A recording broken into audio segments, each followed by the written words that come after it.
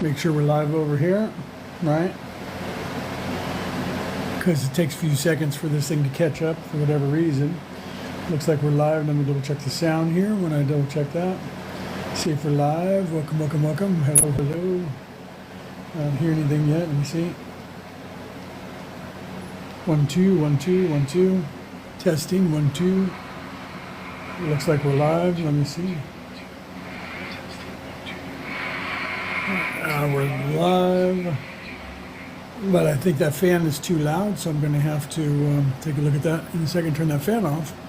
That's on, but right now I'm trying to readjust things here. So let me take a look at this and see if I can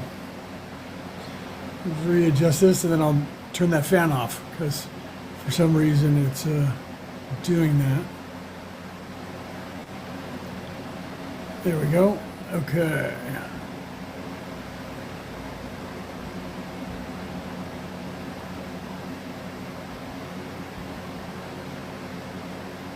Sorry, I'm trying to turn the guest off. Now that fan's too loud, so I'm going to have to get up over here and go and turn that off because it's too loud. So hold on.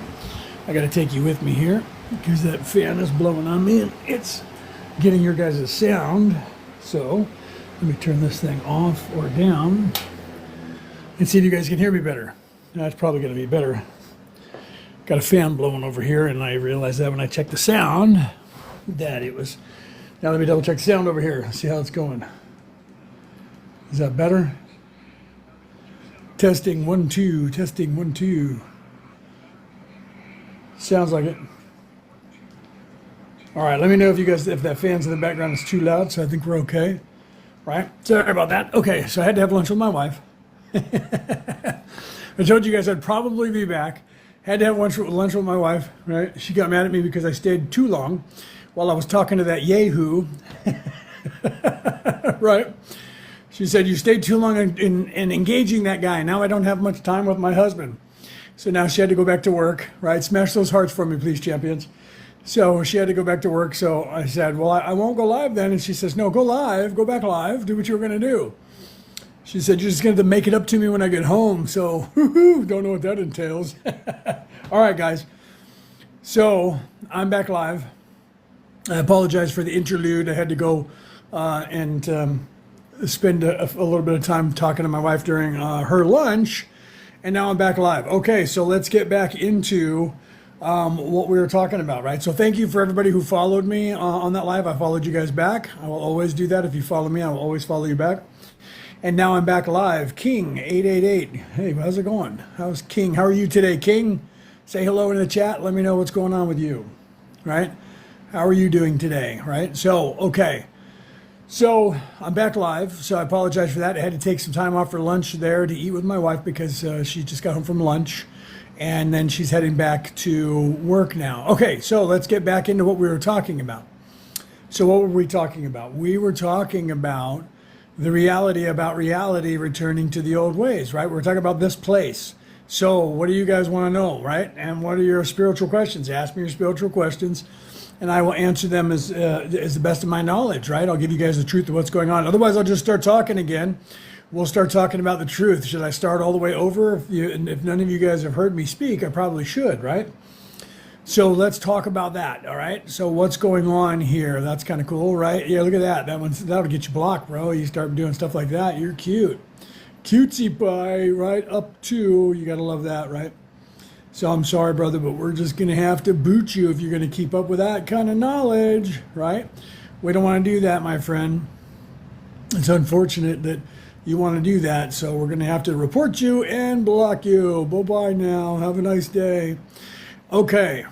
So I apologize for that. Somebody decided to come in here and be a troll, right? So we had to take care of that little troll right there on the screen. Okay, so that's what happens when people get trolled. So you got to love those people who live in their mom's basement and they think they know everything, and then they got to come in and do like that guy just did, and they got to troll. That's their life. They have nothing. They're 3D. They think they know everything, right? They have a big ego, and their big ego is the thing that gets in the way. And they think that they know everything, right? Like that guy that was in here before. He's like, I have a degree in psychology, therefore I know more about religion than you do. stay in your lane, bro. That would be like me trying to say that because I'm a lawyer that I could operate on somebody's brain, right? And then he said, no, I don't have an ego. Anyway, let's continue what we were talking about, all right? So where were we at? Let's go to 3D again. Let's start there. So when you come into third dimensional life, okay, you literally, thank you guys for coming back, those of you who did. I tried not to be gone very long, and of course, because I spent more time when my wife was off lunch, she got annoyed with me, but she went back to work now. So normally I would have spent about 45 minutes with him, and I probably got about 45. No, I'm not. I'm just saying that would be like me if I said I was a lawyer, right? Or worse, because I'm a theologian, therefore I could, go and defend somebody in a court of law, right? I mean, that's what he was doing. That's apples and oranges, right? I would never say, that was my point. I would never say that because I'm a theologian, that means I can do brain surgery, right? I have a degree in psychology, and that means I know more about religion than you do, and I know more about theology than you do, right? Okay. So let's continue, but I will say to you guys the same thing I always tell everybody, and I've told everybody this. If you go listen to my podcast for the last 10 years, you'll hear me say this at least one time during the podcast, most of the time in the beginning and in the end. Don't believe a word I've said. Look that stuff up for yourself and question everything. Start asking questions, right? I tell people that. When people see something like that guy and they say, that guy says talking, smack about you. And I'm like, okay, people have a choice. You're not going to defend yourself? No. I'm just going to continue being me and let people sort themselves out, right? I say what I say and I post what I post and I let my friends list sort themselves out. I just do what I do and I just talk about what I talk about. And if you don't like me, swipe up or, block me or not, don't listen to me and move on. Because eventually you will be me. One day you will be me. And in that moment, when you have that realization, then you'll look back and go, wow, okay, so now I sound like that guy. Here's an example of that. My first wife, I would talk like this and she thought I was, a little cuckoo, right? So did one of my sisters. I have 4 sisters. And I think 2 of them are okay. The other 2 I just haven't talked to and talk like this to them. So who knows? They might think I'm cuckoo, right? But one of my sisters, the youngest one, the one that's just above me, she thought I was crazy for a long time. Right. Then one day she was like, what if he's not crazy? And then she started paying attention and listening and looking things up. And now she finds herself saying the things that I say. And now her own daughter says, you've been talking to Uncle too long because you're saying all that crazy stuff. And she's like, yeah, you should listen to him more because he's not actually crazy. Right. So that's why I tell people that I can't make you believe anything. The only thing I can do is help you to get thinking. I hope that you start thinking for yourself. Okay, that's a quote from Socrates back in 4,000 years ago, 4,500 years ago. He said, I cannot convince anyone of anything. The only thing I can hope to do is to get you to start thinking for yourself. And that is what I do. If you choose to listen to what somebody else says, that's why I never defend myself. If you choose to listen to what someone else says, then that's your choice. You have a choice. We all do, right? So if you go, okay, that guy, who I know about as much as I know that guy, or I know that guy less, or even if you know that guy more, pardon me, right? I'm not going to defend that. I'm going to tell you to go and look it up, right? Go and look that stuff up. Don't believe me. Don't believe anything anyone says. Listen to what everybody says and then make up your own mind, right? Because ultimately that's what it's about. Ultimately, you're supposed to wander out into the wilderness. You're supposed to get lost. And then you're supposed to find your way home. That is what this endeavor is about, okay? How you get there is completely up to you, and you shouldn't allow anyone to tell you anything different, okay? Because that's the truth of it. You have Orthodox people, Tanisha, welcome. You have Orthodox religion who will tell you a certain semantical way to worship. Anyone who tells you that you're worshiping something, you should look that word up. That comes from a standpoint of aggression, right? You are commanded to worship me. You are commanded to give me fealty, right? Make sure you smash those hearts, champions, and share this out, okay? Especially since I took off 30 minutes there for lunch. So anybody that says worship me or you should worship the Lord, worship God, you shouldn't have to worship someone. You should venerate them. You're supposed to strive to become one with the Creator, not worship. Okay? So they use that term now like it's we're here to worship God. We're all here to worship God, right? So what you guys should look up that word worship and see what it means. It's a little more aggressive than you think it is. Okay? But what they do is they change the definition. So look up the etymology of that word and what it meant, where it came from, how we got it in English, what language it came from, and what that word meant. And you'll see that it'll be a little bit different. That's the problem, right? If you take philosophy, you take a philosophy class, Philosophy 101 is going to teach you immediately that if you want to understand, or understand, more importantly, philosophers and philosophy, you have to actually look at the history of that person. Who is this person? When did they live? Where did they live in the world? And what was happening to them at the time that motivated them to write what they're writing as a thought process? That's the only way. You have to get into their head. That's the only way that you're going to truly understand what motivated them and why. The problem with that is that if you get into that too far, then you assume different things that will get you stuck. It's the same thing with theology, history majors, same thing. For instance, you can look at in Rome, you had Nero. Nero played the fiddle while Rome burned. Okay? And then because of that, people said he was crazy because he stood there playing the violin while he was watching Rome burn because he was cuckoo. Okay? Or you could see that Rome burned and it was what they considered the slums of Rome.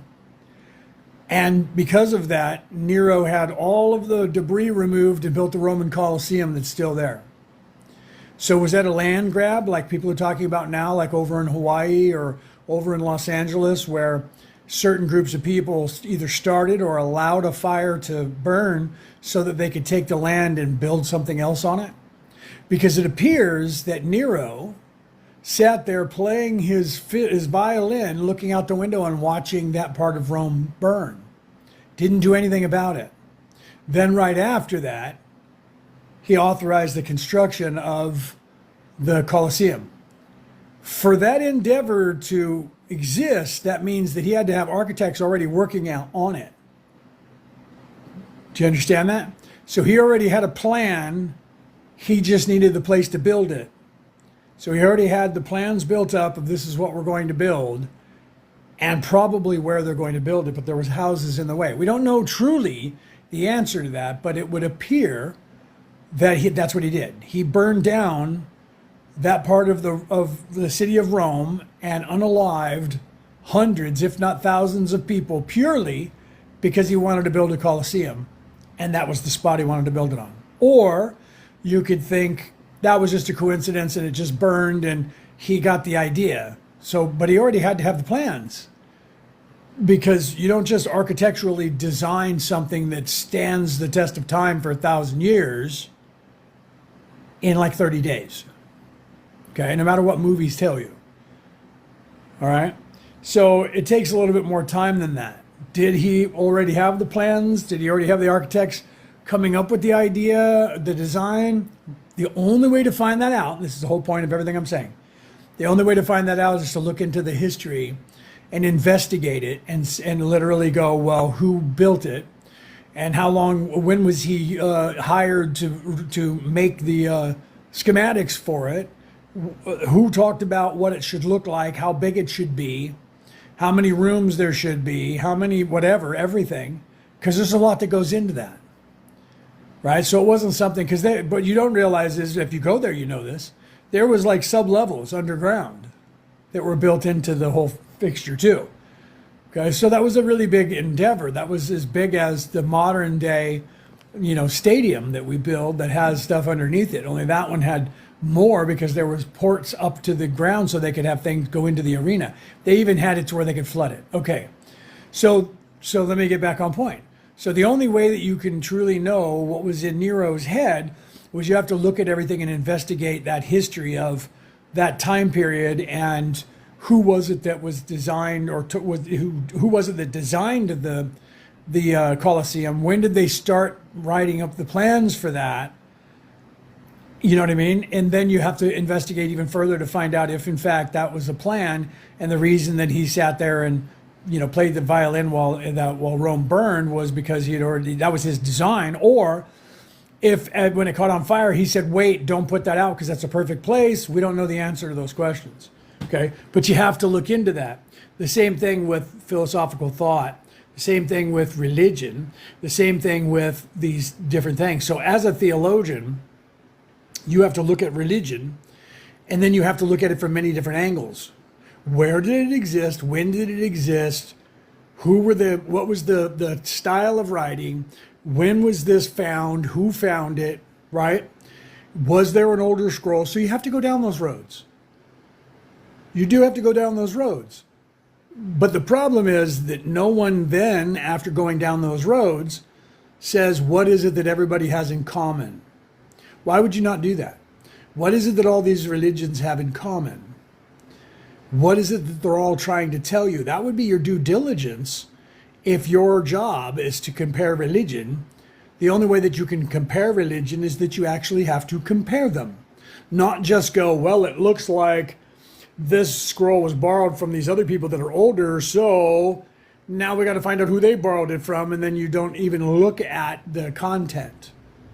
You have to look at the content so they know. Theologians know because they're looking at the content. So they know the stories, they know where they change, they know when they change. But more importantly, they have to know the story. They have to know the meat. Why is it that there's so few people talking about what these things represent and the archetypes? Okay? Why is that? That's being done on purpose. It has to be being done on purpose. Who's doing that? Who's pulling those strings, and who's stopping people? Well, we know that if you look at anthropologists trying to dig up sites with cities, we know that they complain, some of them complain about not being able to get information out to the people. Then you know that there's people who are trying to do that. If you're in the industry, you know that.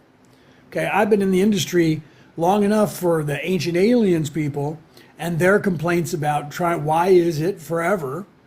Why is it that they won't let us look at these elongated skulls that we keep finding around the world? Why do they keep taking them from us?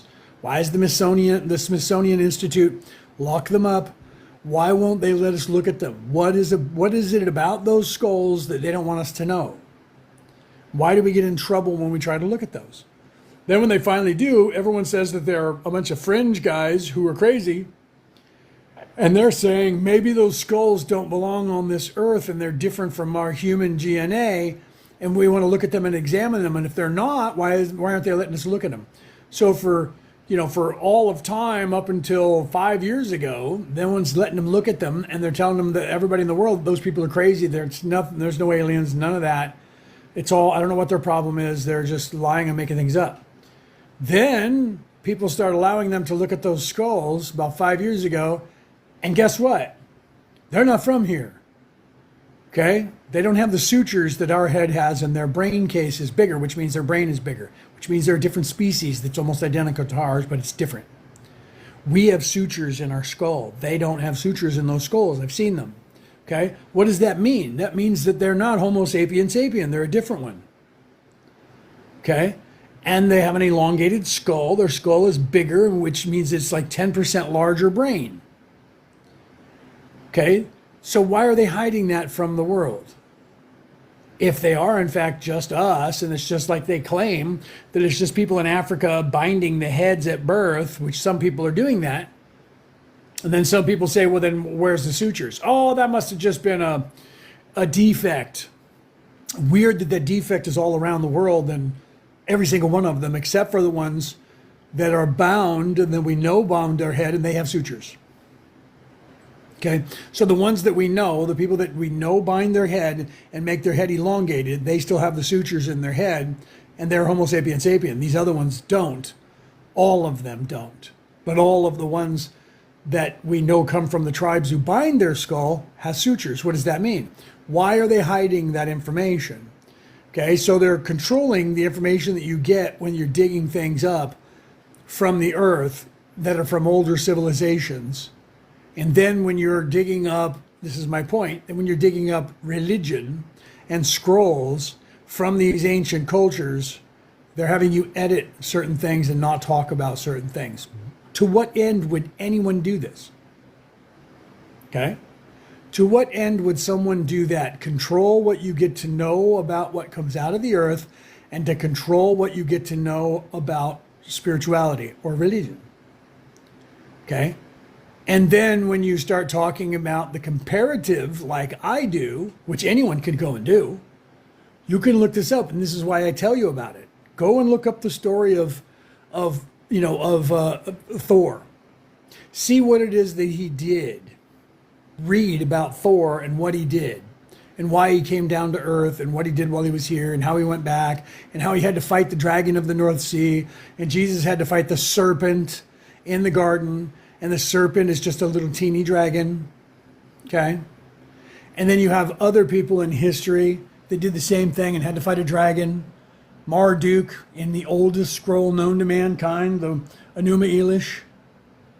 Okay, and what did he have to do? He had to fight Tiamat, the dragon, who was a goddess. Okay, and he did the same thing, and he had to sacrifice himself and then resurrect and become the god, the light of the world. Same story.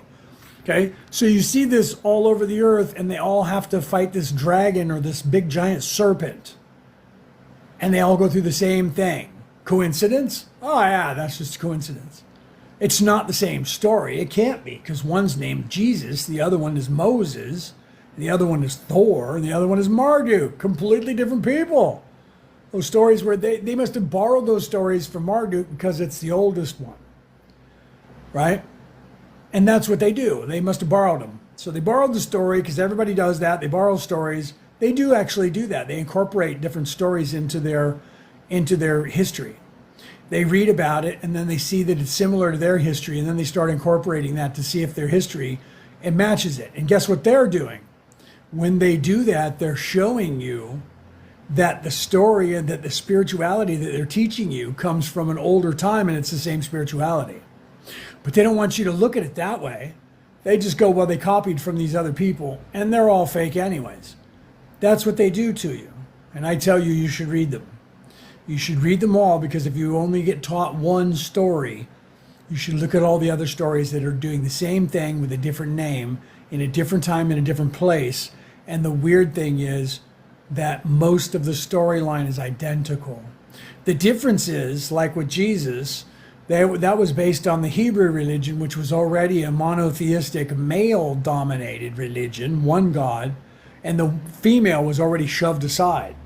So because of that, it was already being controlled, and everybody was being controlled in that way, just like Sharia law with the other religion that was spawned from the Hebrew religion. People don't realize that either, right? They're like, well, I'm a Muslim. You do realize that Muhammad was Jewish, right? No, he wasn't. No, he wasn't. Actually, he was. And he actually, his religion, your religion, came from the one that Moses brought.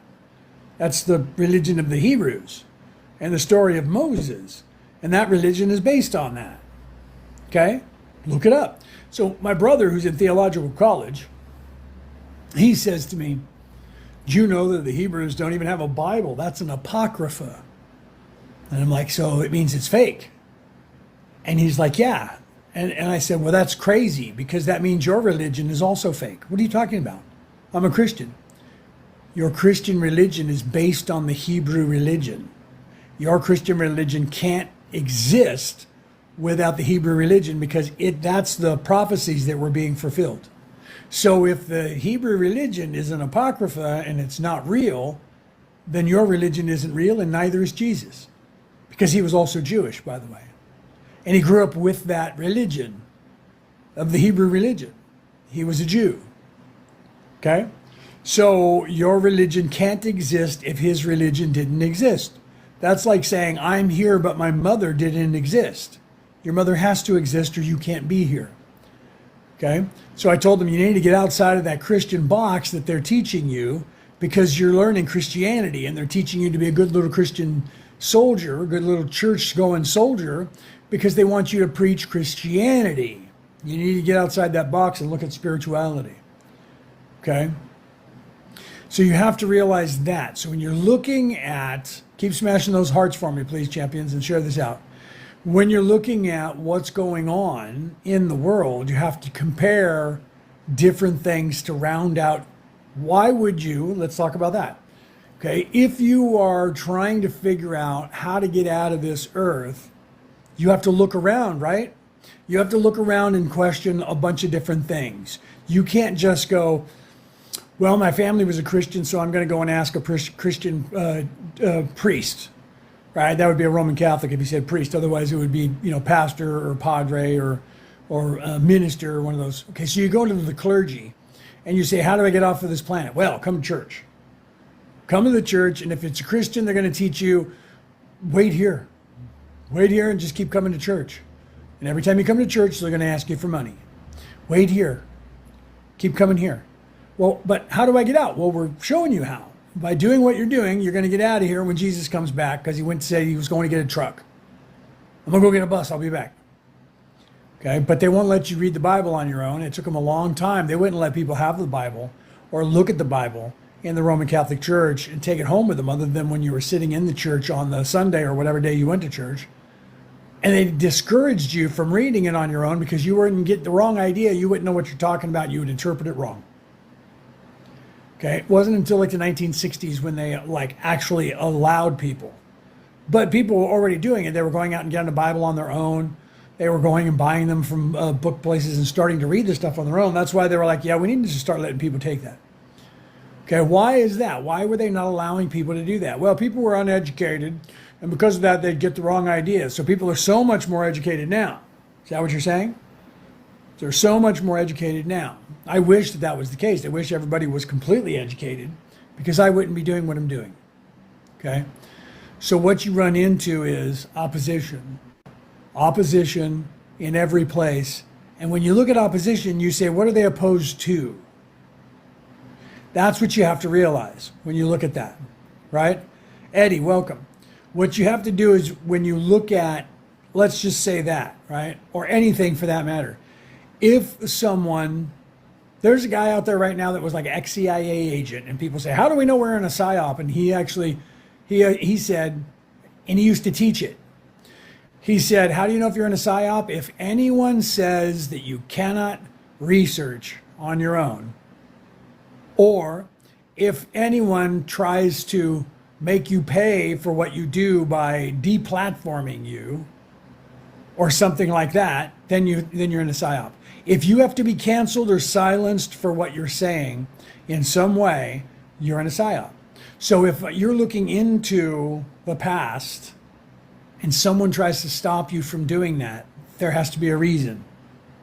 Do you see? If you're looking into spirituality and people are discouraging you, there has to be a reason.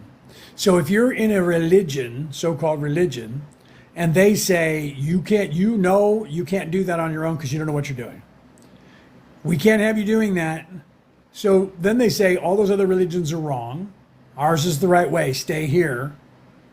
Well, I want to go and learn that. No, you don't. No, you don't. That's the devil. You don't want to learn that. Everything you need to know is right here. Don't go over there. Right? That's what they do. They tell you our religion is right, their religion is wrong. Don't listen to them. They don't know what they're talking about. That means their religion is wrong. Welcome, Bleeze. How you doing, brother? Welcome, welcome. So if they're stifling you in some way or not allowing you to do something, you need to ask whatever that is. Whatever that is. Okay? If you say, why, like in Star Trek, there was an old movie from Star Trek, the first series, not the Next Generation, but they were making the movies going into the 90s and into the 2000s, and one of them was Spock's brother. You guys probably don't know the Pantheon. If you do, you're going to, probably the movie. Spock's brother goes to the edge of the universe, and he comes back and he says, I've met God, and God's there. And they were like, wait, what? And he was like, seriously, it's God. You got to see this. So they fly out there and they're talking to this being, this entity, big, giant, booming voice entity in the middle of, on this planet with this, big, giant energy talking to them, right? And God says, you came here in a starship, and they're like, yeah. And he says, okay, good. Then we can use that to fly out of here. And Captain Kirk says, wait, hold on. Why does God need a starship? And the very first thing that God did was try to electrocute with lightning Kirk. Knocked him back 30 feet, almost killed him. Okay, so that told him and the viewer, if you're paying attention, that why was that happening, right? Yeah, I saw that. I saw that it said that I haven't seen the message, but it popped up on my screen just before you got here, brother, and it said you left a message in the inbox. So I'll take a look at that when I get off air here today, right? And then we'll figure out it's just probably a message about everything that's going on to get you into the course, right, at a certain time or something. I'm hoping that's what you looked at the different times, and you got it figured out as to when we can get you in the course. Hopefully that's what's going on. And why do I keep hitting buttons here that I'm not trying to hit on the phone? Okay. So yeah, I'll take a look at that, and we'll figure that out. Okay. So if somebody is trying to stifle you in some way, you should probably go and do whatever it is they're telling you not to do, unless they're going, look, you're going to get hurt. Don't do that because you're going to get hurt. Then you can still look into it. You can look into it on your phone and things, right? So you have to realize that when it comes to everything. Why is that? Just like I said before, because the evil people that are on this earth know about it. They know about this place and how it works. They know that this is a matrix, and they know that you have free will. So they're usurping your free will by not allowing you to see it and discouraging you from looking elsewhere, by making you look elsewhere. Look over here. Look, we have sports for you. You don't like sports? We got sports cars. You don't like sports cars? We got this algorithm that'll give you whatever you want. You can look it up yourself. It's called TikTok. Another one's called Instagram and Facebook and YouTube, right? And all these other things. Okay? So, right? Yeah. Oh, that dude. Welcome in. Welcome back. Smash those hearts, champions, so that we can get some more people in the live, right? We were up to 40 people at one point on the last live, which I had to end because my wife was here when you needed to have lunch, and now I'm back. Okay. So otherwise I would have kept going, and then I felt bad, and she made me feel bad because she was like, you didn't get off right away, and now I didn't get to spend time with you. And I'm like, I'm really sorry. And she's like, well, go back live when I leave. I was like, I can wait. And she's like, no, go back live, and I'll talk to you when I get home. So she's off in a couple more hours. Okay. Probably about 3 or 4 hours, probably about 5 or 6. It's 1:40. She's probably off at 5:40 or 6:40, something like that. I don't even know exactly what time. I'd have to look at when she started. Okay. So literally you have to realize that if people are trying to stop you from looking at something, you need to look at it. Okay. That's what they're doing to you. They're distracting you away from only one thing. They'll let you believe that there's aliens, even though they'll tell you there's not aliens. They don't try to distract you away from it. Okay? They'll let you believe there's a God, even though they'll tell you there is no God. Okay? But they don't distract you away from that. Why? Because they want you going to the churches, because the churches aren't telling you what the person was actually teaching you. They're claiming that they are, but they don't. They handpick what they give you. Okay, they handpick and they have you walking through Jesus's life. Well, here's where Jesus was in his Sermon on the Mount and this and that. Well, what was he talking about? They don't spend time to tell you. They tell you this, well, here's the Sermon on the Mount and this is what he was talking about, but they're not really telling you what he's talking about. If you read the Sermon on the Mount, you'll hear a different story. Okay, he's telling allegories about different characters. In fact, you might want to listen to the allegories that he's talking about, because he's talking about the different archetypes of the different chakras. Again, okay? And you can look that up. Go in there and look at those things and listen to what he's saying. What are the archetypes that he's talking about? If you watched The Chosen when he was at the Sermon on the Mount, you saw that he was talking about each of the people, his followers. That's what they showed you in there. They showed you that he was talking about his followers and their archetypes, their personality types. Okay, so what were their personality types, right? So if that's the case and their personality types, let's get back to the guy who was in here just before I went to lunch who claimed he had a psychology degree.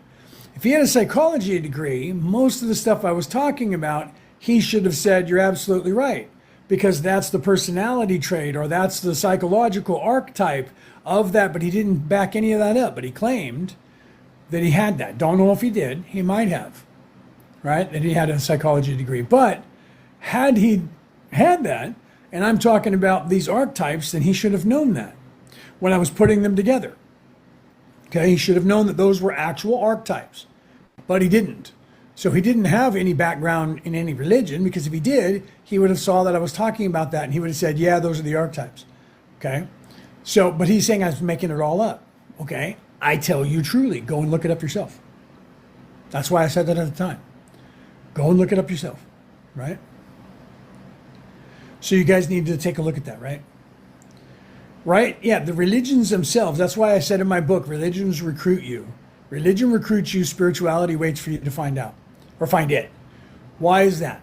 Because they do. They're a control mechanism, and they have been morphed from the way that they are, or way that they were, which was a way to ascend back to the Creator, and then they're morphed into a control mechanism. And then there's that zealot, that little 1% or 10% of each religion that want to put a gun in your hand or a bomb strapped on you and have you do stuff like that. And they've been doing that for thousands of years. And they want you to fight everybody. You see? And then they want to tell you that they're the number one and that everyone else is wrong.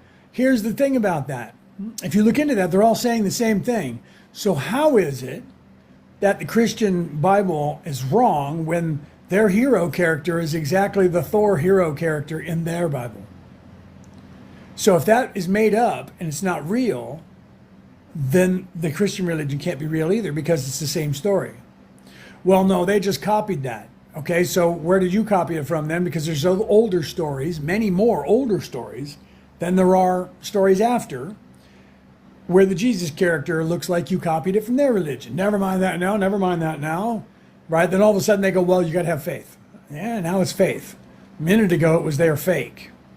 And now when I put the pedal to the metal and I go, well, then your story was borrowed from another religion because it happened before you. And I can point out like 18 different ones. Okay? So, where did this story come from? It's the same story. That story hasn't changed much in all of the thousands, tens of thousands of years. Why? Because the story was an allegory that you're supposed to learn and live. They all knew about it, and they were all telling you what you're supposed to be doing, right? Hit those hearts, champions. Keep hitting those hearts for me and share this out. So all of the spiritual practices around the world, people say, oh, well, they were all made up. And that's why it's convenient for them to say Anunnaki, right? And the Anunnaki isn't even what they think it is. And the scholars have proven that. They say Anunnaki is a species. Well, the actual translation where they got that from being a species was Giorgio Tsoukalos on History Channel's Ancient Aliens. And he said that it meant those from the heavens came. Right after he said that, well, it was because of Zachariah Sitchin in 1948, and he said that the god Anu came to Earth. So how do we get to an entire species from the word Anu came? How is that possible? Well, they needed more ratings and they needed to make more money. So they needed to say it was an entire species because it sells their product. And their product was aliens have been here before. And aliens have created us. There's still a lot of people making a lot of money on that. And they keep saying Anunnaki, and they keep saying the Anunnaki's real. And the Anunnaki is a group of people. And they're just adding that Anunnaki onto the Mesopotamian god pantheon. Okay? And they're just saying Anunnaki, Anunnaki, Anunnaki. And that's not even what the words meant. People translated that. Actual scholars. And there was just no such word Anunnaki. Okay? Doesn't mean aliens came here either. Okay? Doesn't mean that at all. It was about the story of creation and how this place got created and who was in it. Not third dimensional construct of aliens coming down to Earth. And now they're telling you that the Archons, when they created the Ajiji and then created the Anunnaki, that the Anunnaki, when they flew here, already found people on Earth. So they went from trying to tell you that the Anunnaki created the human race. Now the Anunnaki didn't create the human race. They were already here. And they just started using them as slaves. And now they're saying they came here for gold and water. So it's evolving now out there in the world. Okay? And that's what happened 2012. Giorgio Tsoukalos quoted and said Anunnaki means those from, it means the god Anu came, because that's what Zechariah Sitchin. Anu came. Skipped over the word na, threw it out. Didn't even say it. Silent word, na. Anu, the god Anu. Why? Because there was a god next door in the next door neighbors from Mesopotamia, which was the Akkadians, and they had a god called Anu. So they obviously must have been talking about Anu. So Anu came. Okay, and it doesn't mean that. I talked about that with Eddie the other day, right? Because the word ki, what is ki? The word ki and chi means energy. Okay, so Anuna doesn't mean the god Anu came. The words that were translated by the scholars were Anuna, ki, two different words. Not Anu, ki, like Zechariah Sitchin said. Okay, not Anunnaki, total all three words together, like Giorgio Tsoukalos said. And he said the god Anu came. Then he said those from the heavens came. So now people are saying that's the name of that species. Those from the heavens came. Okay, you can look that up. That name, Anunnaki, that name means those from the heavens came. It does not. It means Anunnaki, because the archons created the Anunnaki. Okay, and that is the new angels, God's energy, ki. Okay, so you should look that stuff up. So the same thing goes for when you're looking at all the different parts of the rest of that. That's an allegory telling you that the creator created this place, needed somebody to manage it and fill it.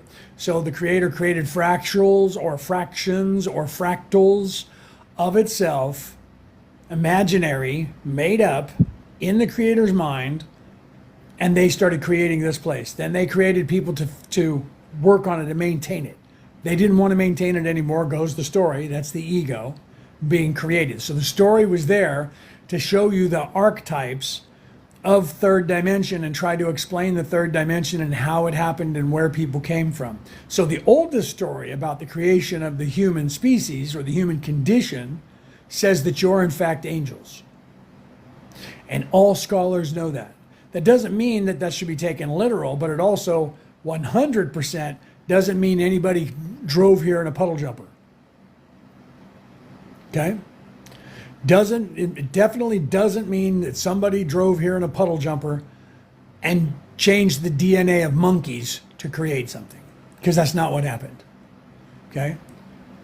So you can look that stuff up. If you don't want to go down that due diligence path, if you ask the AI, what you're going to get is, and this is the problem with AI now, is a problem with you guys looking things up on the internet now. The problem with looking things up on the internet now is that people are defaulting because they don't want to look things up for themselves. And when they say, what's the creation story, or what are the Anunnaki? The AI is going to take the most popular things on that search engine, the ones at the top 10 most searched things on the search engine. That doesn't mean they're right. Okay? And Google, with Chrome and Google, the search engine, because they own both of those, one's an app and the other one's the search engine, they sell that to the highest bidder. So I or you or anyone else that has a .com and you have it on their website to look up, if it comes up like 137,000 on that list, you can pay them money to bump that up higher. And if you pay them enough money, they'll have it become the number one. That doesn't mean you could say whatever you want to say. Doesn't mean it's true. And it could be number one because you paid them to get it number one. Why is that important? Because when you ask AI about something like that, maybe, are the Anunnaki real? They're going to look up on the AI bots are going to look up exactly what is the most said things about AI in that reference. And then they're going to give you a little reference, 13 websites referenced, and they're going to show you the little icon for each website. And then they're going to give you the synopsis of that. And if the 13 most looked at websites all say the Anunnaki are aliens, AI is going to tell you the Anunnaki are aliens. And it's not true.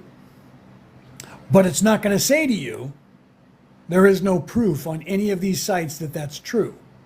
It's just going to give you what you asked for because that's what you asked for. And then you're going to go, well, I looked it up and AI and the search engine said that the Anunnaki are aliens. No, that's just the top 10 sites who say that, who paid money to have their website be the top one. And people kept looking at it over and over because it was the top one. But you're not aware of that if you don't understand how it works. And so you go by that. Well, I looked it up. These days, you can't trust what you look up because AI is not telling you, there's no proof from what we're telling you. This is just the top 10 sites. They're showing it to you, just like they do with everything else to distract you. They put it in front of your face to let you know this information was gathered from these websites. And you don't go to the websites to read the information, you read the synopsis. Okay? And what does that do? That gives you the illusion of that you just got actual fact when you did not. You got 10 people's opinions on it who paid money to have their opinion be the number one opinion when you search for it. Okay? That's what's going on. It's not, before it used to be, people would know when they first started looking things up online, people would read more than one thing. They would read the top one and the next one and the next one and the next one. And you'd read down through there to find out what everybody's saying about it. And then you would start realizing some of them were saying, well, here's the pros and the cons, and here's what people think, and this is what we know. And that's when you got the real truth, because people started saying, yes, no, maybe so, we're not quite sure. Okay? What about if I ask AI, is this true or just most common? See, you might want to try that. Because AI will say, ask AI, what do you base your searches on and how accurate it is? How accurate is it? Okay? These are the opinions of these websites. So then if you would have to then retool AI, there's my wife again. Hi, baby. Are you on a break? Hi, baby. I love you. There's my wife, Brooke O'Neill, right there in the audience. So you would have to then be specific and say to AI, look through the internet and find only things that you can find empirical proof that this is an actual answer. And please answer to the best of the world's knowledge, not the most common things on the internet about that subject. And then AI is going to have to actually do some searching and find out and go, these are the things, or say to AI, list the opinions, because they put it there for you. Hi, Peter. Welcome, brother. They put it there for you. I've done it. You look up on an AI and it'll show you these, 5 sites were got from this, and then they'll give you the synopsis of what is the collective knowledge from those 5 sites. Okay? But they don't always have to tell you that. And even if they do, most people go, okay, so all those sites said that this was true. Now you're making assumptions and you're trusting that what they're saying. Okay? Look up, ask AI, can people go on Google? Can people pay Google to have their website higher up on the list when you search something? And you're going to find that, yeah, it's true. Sorry, I don't understand. I started talking, and the AI bot over here started trying to answer me. That's funny. That's hilarious right there. If you ask an AI, if you ask Croc, what was that? I'm sorry, Pete, you had that posted up there. You ask Croc will give you the right answer. Croc is always on the mind of, okay, so Croc, I guess that's a different AI bot. I've never used that, Pete, so Peter says Croc's usually pretty good, so you guys might want to take a look at that. I don't even know if we have that. He's over in Ireland. I don't know if you guys have that in, actually you could probably access it, right? So the problem that we have is that they're not telling you. Soon there's laws that are being passed, okay, in every country. I'm no longer in the United States. That one will probably take longer because most of the AI bots that you guys are using are from there, from companies from there. So it'll take longer before they start force them to tell you that, okay? Because the AI is being used so much, right, in creating things, that in some countries you have to actually list on your thing, AI assisted for this or AI created this. Because people are having AI write books for them, write songs for them, right? And they're taking credit for it like they wrote it. And it's AI that's doing this stuff, all right? So you're going to have people that are, I mean, I don't see there's anything wrong with it if they can make money off of it before it's banned. They should make a lot of money off of it, have, write a bunch of songs, and then you put the songs out there and people will pay you for them. And they were written by AI, and, who knows what will happen in the future, though. Eventually they might put an asterisk by everything or make you pay them back. I don't know how that's going to work, but people are doing it. So I don't know how it's going to come out. But my point of this is to make you start thinking for yourself. Look into this stuff when you're asking things on these different search engines. Look up the actual places. People aren't doing that anymore. They're taking that little synopsis as the gospel. And that little synopsis as the gospel is only going to motivate more people, because it would motivate me to make sure that my information was at the top of the list. That's the way they were doing it before anyways. So that when you did a search engine, you searched it, most people wouldn't go past the top 2 or 3. Most people look at the top number 1 thing and read it as the gospel on a search engine. When you ask them something like, what is the 3-eye atlas? And they're going to bring it up. Then who's going to be talking about it? Okay? It's going to bring up the most popular sites searched. Now, if that means that NASA's number 1, all the flat earthers are going to go, I don't trust NASA because they're lying, because nothing that they say is true anyways. So now they're going to discount all the scientists who are looking at it, and they're going to look for something else. Then they're going to find somebody on Snapchat or somebody on Reddit or somebody else, then they're going to read that, which is somebody's opinion. Well, this says 3-eye atlas is a drone. It's got to be a drone. See my point? So you have to do your due diligence when you're searching things, because right now, in this time in your life, these bad guys are orchestrating what you learn everywhere, and you're just blindly listening to it. Okay? You have to learn how to defend against this stuff. How do you do that? Okay? We actually teach a course in that. Nobody is teaching you that. Or let's look at other angles for that. Okay? Right? Are you an empath? Are you a psychic worker? Are you a healer? Do you pick up on other people's emotions as an empath? Can you sense, narcissists? Can you sense, energy vampires? Can you sense negative spirits? Does that affect you? Does that ruin your day if somebody near you is evil and you feel the ickiness off of them? Do you know how to clean that? Do you know how to let that go? Okay? So it affects us. These things affects us in many different ways, right? If you're watching legacy news media, how much of that legacy news media is true, right? Right? No, that's a good thing, right? Donna says, I believe that everything that we've ever been taught is a lie. Most of it has been. Okay? You have got to have a conscience, right? Is that what you're saying? Yeah, you have to. Because if you don't, then you're going to be in trouble. If all you have is ego, you're going to think you're the best in the world. Okay? If all you have is conscience, then you're going to always be paranoid, because the conscience is always going to be telling you, no, don't do it, don't, and you're not going to learn as much. But you have to have both. But here's the thing. You have to have common knowledge, right? So we always say common sense. It's only common if everyone has it. Not everyone has it, or it would be common. Truth is, it should just be called sense, because common sense, it's common sense. No, it's not. If it were common, they'd have it too. Everyone would. We'd all know what it is if it was common. Because people who are negative don't have common sense. You know why? Because their sense and what's common to them is power, money, fame, control. Okay?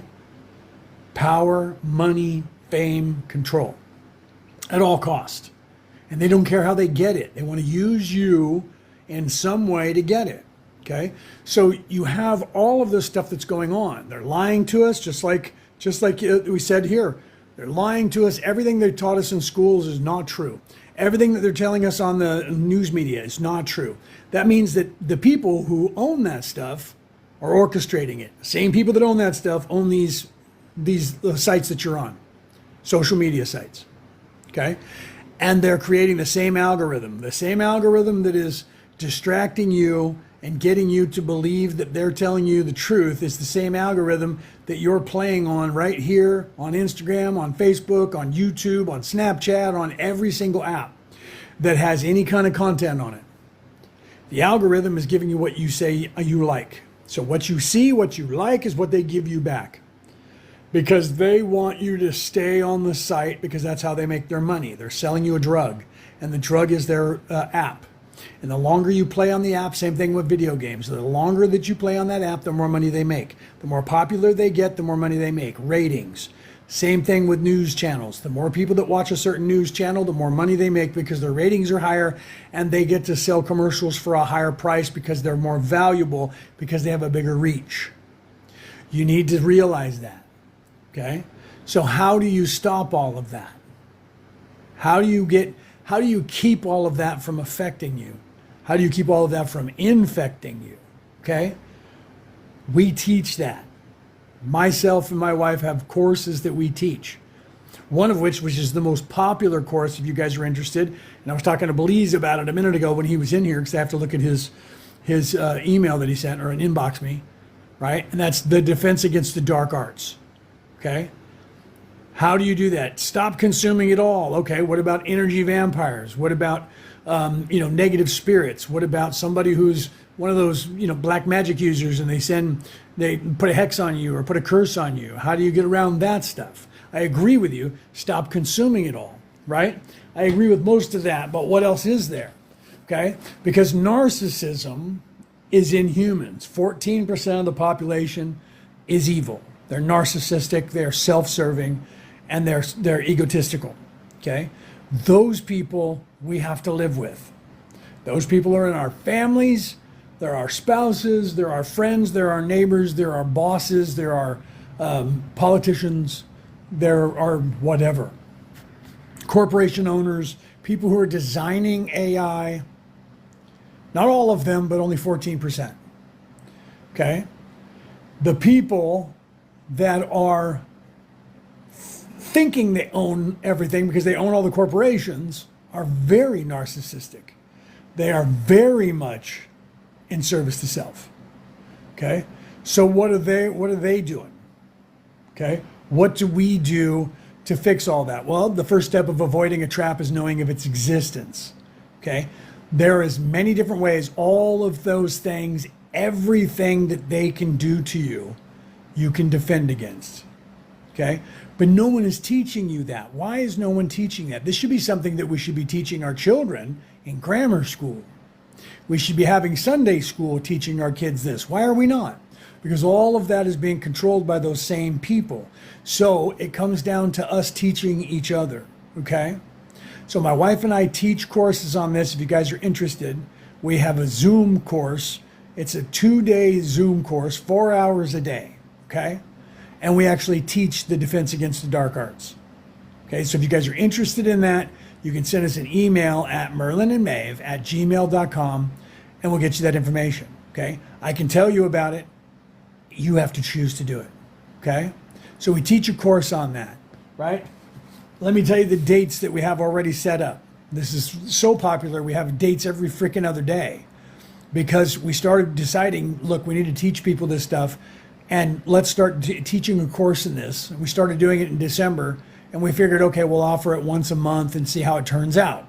It was so big that we did it 5 times in December, 5 times in January, and now we're on to 5 times in February. Okay? So the ones that are still available, right, today's the 5th already, right? So that one's gone. So we actually had it on the 1st and the 2nd and on the 4th and the 5th, but those are already done. So we have the 15th and the 16th, the 17th and the 18th, the 19th and the 20th. Okay, so they're 2-day courses. So the one like the 15th and the 16th, that's the 2-day course. 17th, 18th, another 2-day course, and 19th and 20th. So we have 3 more courses coming up here that in next week for the defense against the dark arts. If you guys are interested in learning that, we will tell you all of this stuff that we just talked about here, plus even more. The entire first day, 4 hours on the first day, is completely learning about all that stuff. Okay? So depending on where you are in the world, you're going to get a good discount unless you're over here in Australia. Okay, it's 88 Australian dollars. If you're in America, England, or Europe, it's about half of that, right? Or not half of that, but it's about another $20 off of that.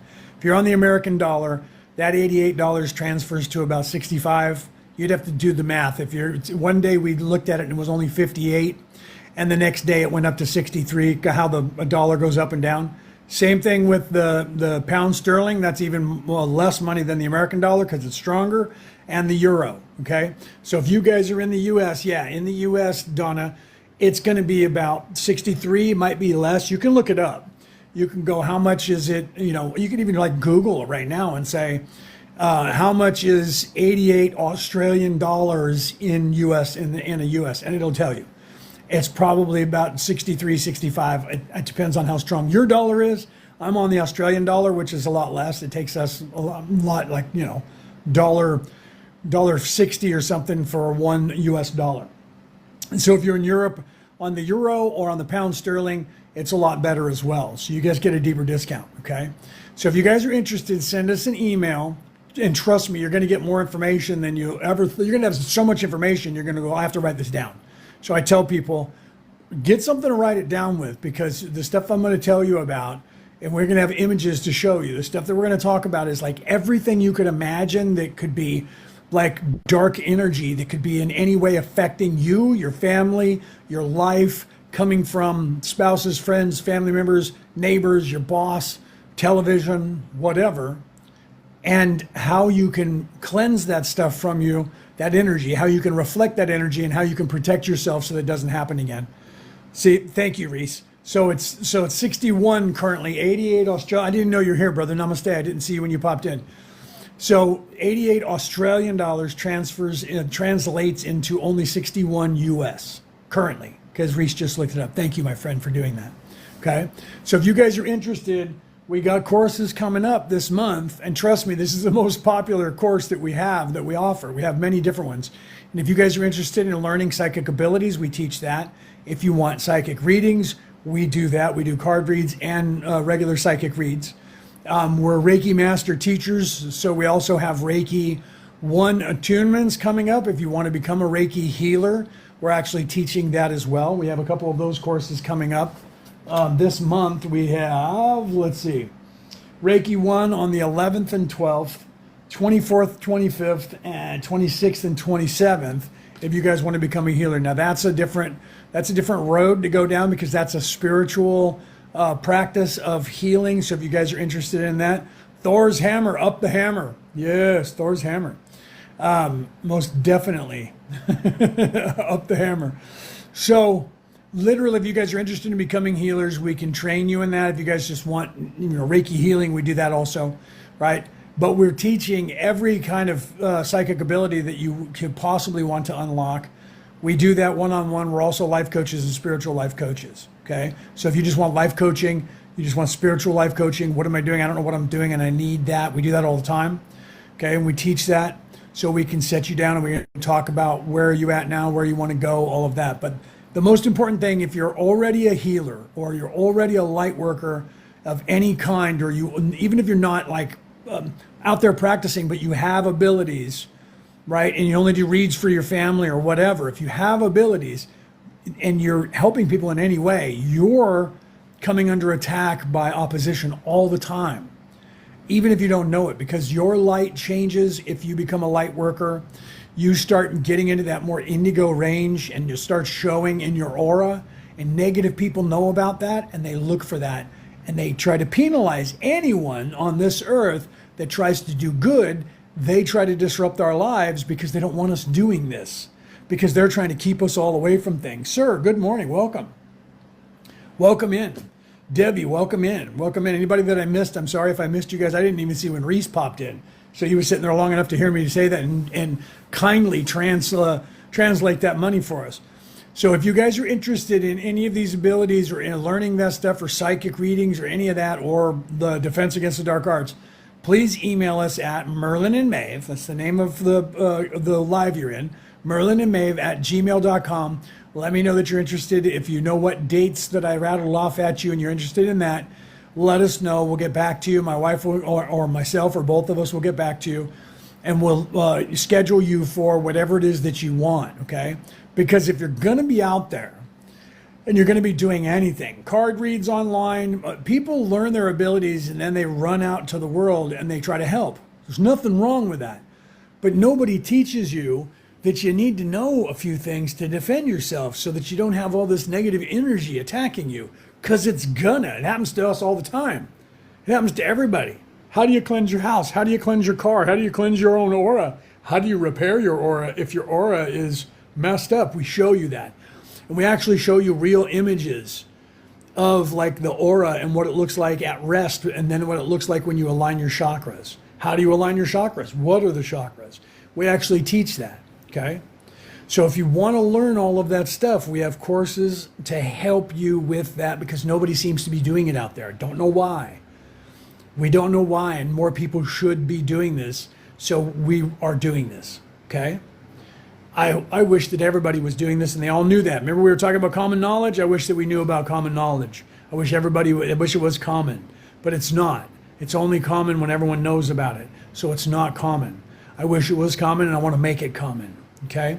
So that's why I always encourage people, if you actually want to go down the spiritual path, you should become a Reiki practitioner, a Reiki healer, okay? If you don't know what Reiki is, there's two Japanese words, Rei, Ki. Rei means light or energy, right, of God. So Ki means energy. So light source energy is what Reiki means, source energy, energy of God, okay? And you actually get tuned to actually pull that energy into yourself. And in Reiki 1, you learn how to heal yourself with that and expand the possibility of that energy going through your body by what? Realigning your chakras and what? Using the Kundalini fire to rebalance your body and expand the amount of energy that you can push through it. And you learn to be able to channel that energy from source through your body back into your own body to tune yourself up. And then when you become a Reiki 2 practitioner, Reiki 2 healer, then we teach you how to unlock some of your abilities, whatever natural abilities you have, you unlock that, and then you start Reikiing people. Start pulling that energy from source and pushing it through your body and then sending it into other people's body and healing people. And people were like, so like, what does that mean? Okay, so the things that Jesus was teaching his disciples, the ability that they had when he said, you have this ability, you just have to believe that you have this ability from God. It is that ability. You have the ability to heal people, okay? And heal them in many different ways. All right? So then you can go out to the world and be a healer, but you need to learn how to defend yourself. You have to do that, okay? So that's why we tell people, no matter what you're going to do, if you're in any way utilizing your abilities to help people in the world and people find out about it, you're going to come under attack. And even if you don't know it, it happens to you, and we can show you that. And then we show you how to keep all that at bay, how to cleanse that. And this is stuff that you're going to use for the rest of your life. This is stuff that is going to keep you and giving you the ability to go and identify it. Oh, I know what that is. So whenever a friend says, I have this dark energy that's attached to me and I don't know what to do about it, I actually know how to fix that. That's what you'll be able to tell them. I actually know how to fix that. I actually took a class in this and learned how to do it, and it works. And you're going to learn how to do that, okay? So that's one of the important things that everyone is supposed to learn before they run out to the world, is how to identify and defend against all this dark energy from whoever it is in the world that is wanting you to fail at what you do or control you in some way. You should be able to reflect all of that and keep it away from you at all times, okay? So you need to figure that out. How do you do that? We teach that so that you can then feel more confident in your own power, in your own abilities, because anybody that comes up against you, you go, I am. That's where you get that talk to the hand. Talk to the hand. Okay, you'll know what that actually means. Okay? But other than just stifle. Okay? But that was an actual spell that was being used for generations. That's why we still have it. We go talk to the hand. That's an actual spell, a barrier spell that you don't know that you're doing. And because you don't know that you're doing it, you're not actually putting it up fully. But you are stifling people. There's many other things that you're unaware of that everyone in every religion is aware of, okay? You guys want to learn how to do that, to take care of yourself. We teach that. We also then teach you beyond that what you want to do. So then if you become a Reiki healer, and then you're out healing people, you can actually start charging people to heal them all over the world. And then if you want to take that further and become a Reiki master, we also teach that. Brooke, my wife, who was in the audience a little minute ago, some of you saw her if you were on the live earlier, and she stuck her head in and kissed me, right? Some of you know who my wife is. She's a Reiki master teacher, okay? She's also a medium, also a life coach, and a spiritual life coach, okay? We do this. This is what we do. This is who Merlin and Maeve are, okay? So if you want to become a Reiki master, we will give you the master attunement. That's another course, right? Those are only 2-day courses, but you can't take them back to back to back to back to back. You have to take the first 2-day course, and then you have to wait at least 2 months, sometimes longer. You'll know it when you get there if you're ready for it or not, okay? Then you can take your Reiki 2 course, and then that's a 2-day course. But there's also a lot of follow-up, and we work with you because there's a lot of knowledge that you need to know. Defense Against the Dark Arts, if you're going to be a Reiki healer, that's a spiritual path that's going to unlock everything, including your veiling.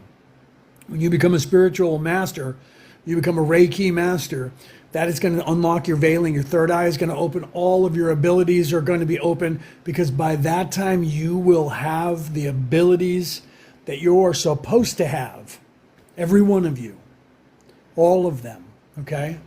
And we teach that. So if you guys are interested in that, send us an email at merlinandmaeve@gmail.com.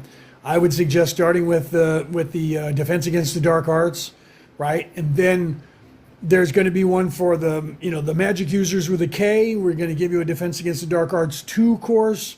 We just haven't scheduled one right now, but there's going to be a Defense Against the Dark Arts 2 for those people who are advanced magic users, advanced ESP users, people who do like exorcisms, ghost hunting, things like that. If you're doing that kind of stuff, house clearings, things like that, we do that, we teach it. Spirit walking, we do that, we teach it.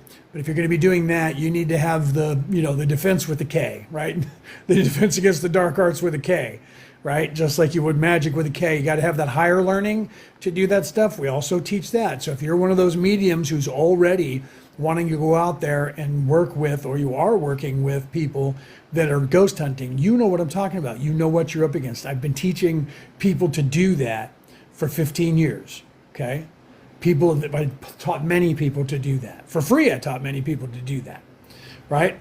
A lot of people for free, okay? But we're teaching that. We have courses on that. So if you guys are interested in learning that, right? I would like to learn how to decalcify my pineal gland.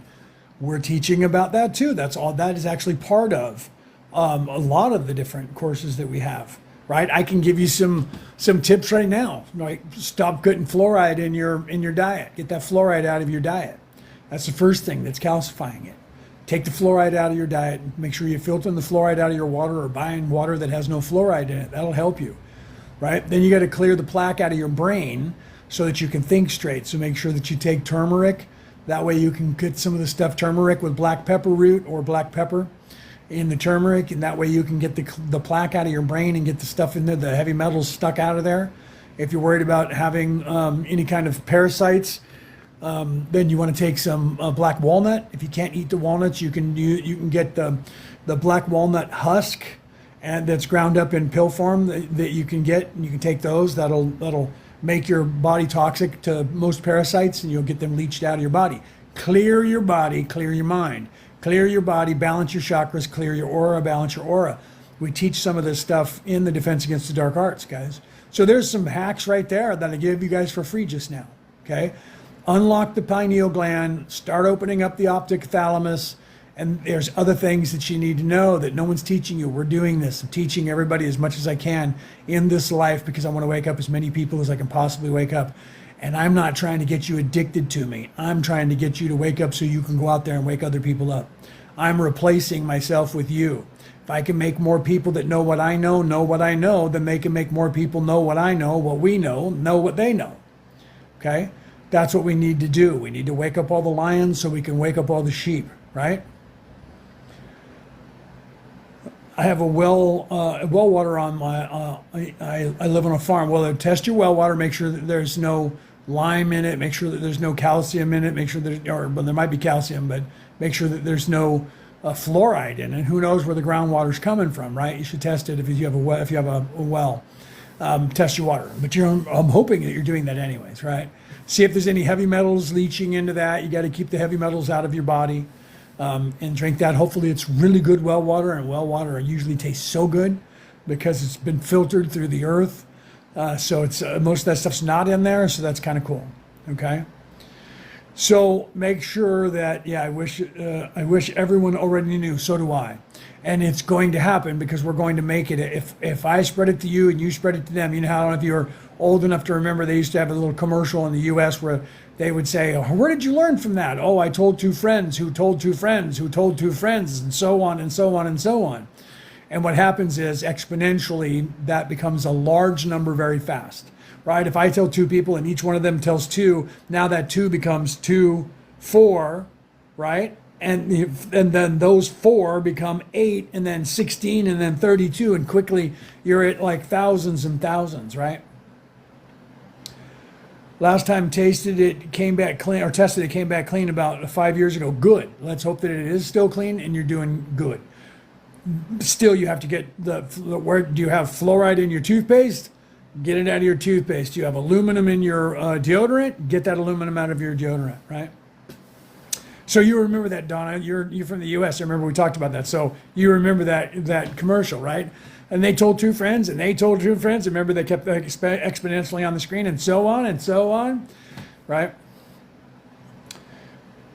Yeah, but it tastes so much better, right? Way better than bottled water. I love that stuff. I haven't had well water for a long time, but man, well water is usually good, especially when you test it, you know it's good. Okay, so defense against the dark arts, if you guys are interested. Why is all this important? Why is all this important? Let's talk about why all this is important. Not just for the third dimensional bad guys coming at me and evil people coming at me, right? Why are all those people coming at you? Because all of them are a distraction. Because whether they know it or not, the negative energy of the people, they're trying to get you to be distracted away from what you're supposed to be doing here, so they can keep you in a lower vibration and keep you diminished in your mental faculties, so that you're living in fear because that's what they're doing, or your body is having problems because of the food that they're feeding you, and you got inflation or inflammation in your body. You have too much sugar in your system, and your blood is thick, and your heart has to work faster, and your heart rate is up, and your blood pressure is up, or you have too much salt, and sugar, and then your body, it hurts. Your joints are hurting, they're swelled up, everything's swelled up, you're swelling up with water, you're gaining weight, you have all this, right? You're not eating the right proper foods, you're not balanced. Guess what all that creates? All that creates a scenario where you're distracted, you don't feel good, you don't have any energy.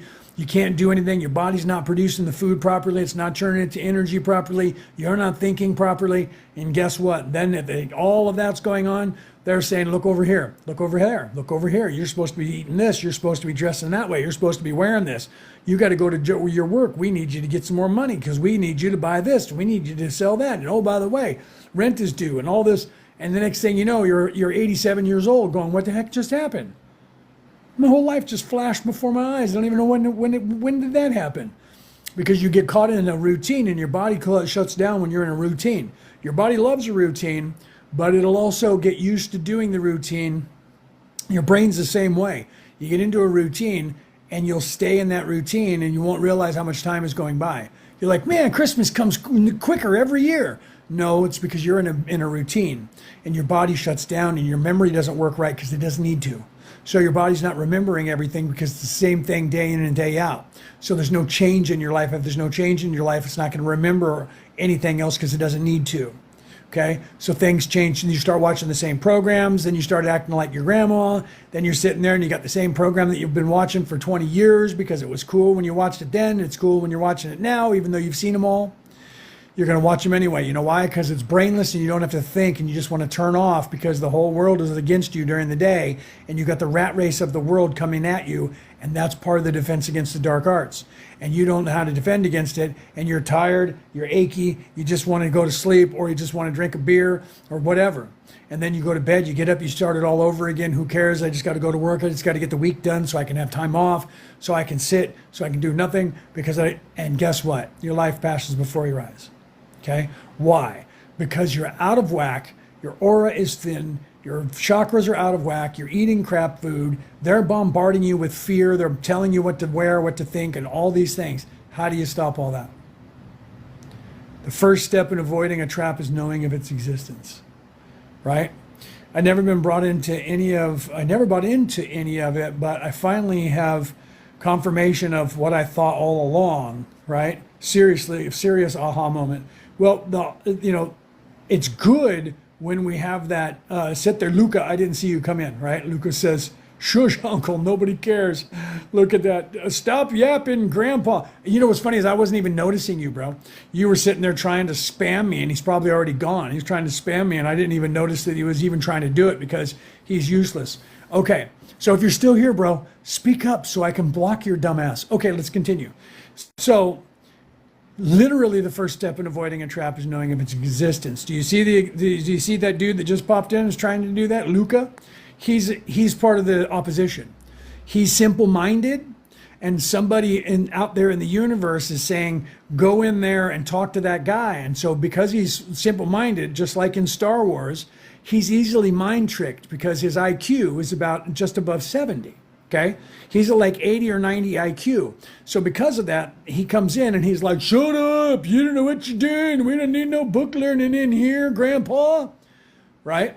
And he's a troll. And that's all he's ever going to be until he gets out of his mom's basement, until he starts to grow up and starts thinking like an adult. Here's the thing that I'll tell you that is another thing that's crazy, okay?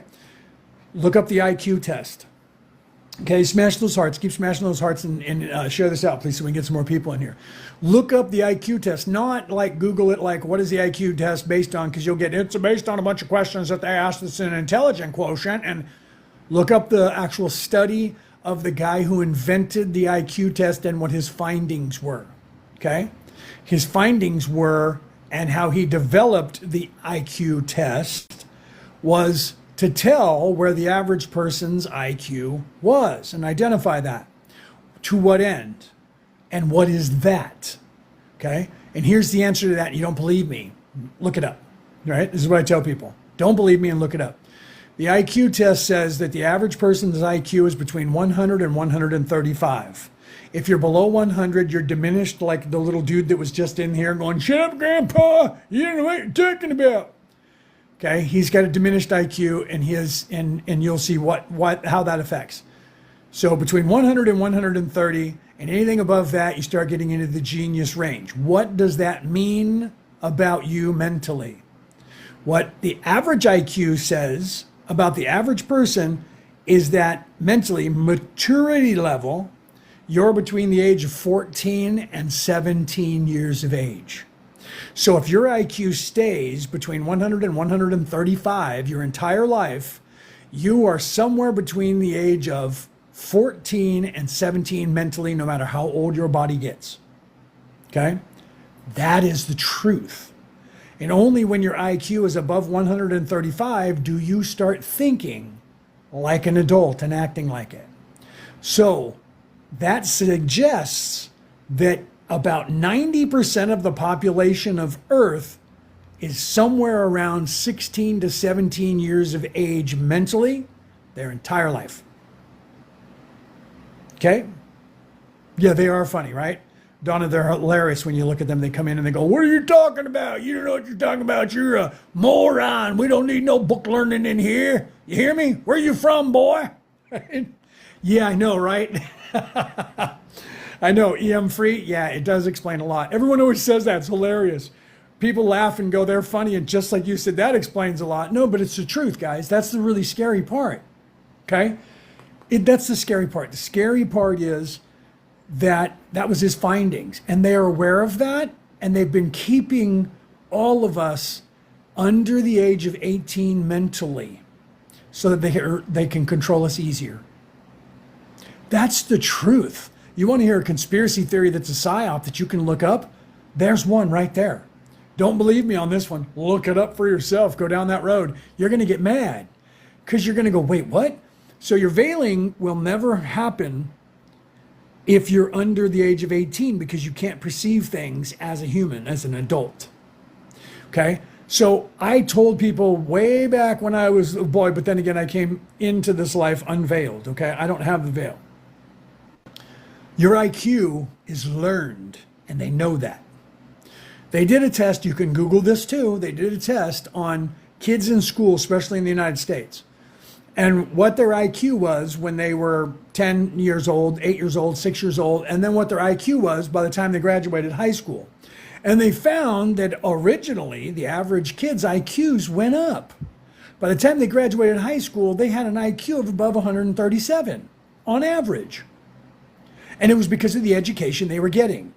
So in the United States, they dumbed down that education to lower the IQ of children. Okay, and if you don't believe this, look it up, especially if you're my age, right? One of you said you were 50, right? You said you were 50. Anybody that's in that age group, look up things like, what was the education that my grandmother needed to graduate high school compared to what I had to graduate high school, okay? When I was graduating high school, I am 58. When I was graduating high school, the answers to that test that we had to test to graduate high school was what my grandmother needed to graduate the 3rd grade. Let me say that again, okay? In the United States of America, right? Remember the GATE program in the United States. Todd's thinking, right? Todd's paying attention. Points for Todd. Todd gets a star. He's paying attention. Yeah, baby. Remember all these programs that they had? What did they do? That's why they had the television program, Are You Smarter Than a 7th Grader? And most people were not, yeah, right?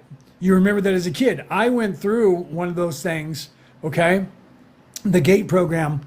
You remember that, okay? When I was 11, I'm 58. When I was 11 years of age, one day, I've told this story before, and some of you are going to go, oh, here he goes, he's telling the same story again, right? But some of you haven't heard this story. I'm going to tell you the story, and some of you might remember this.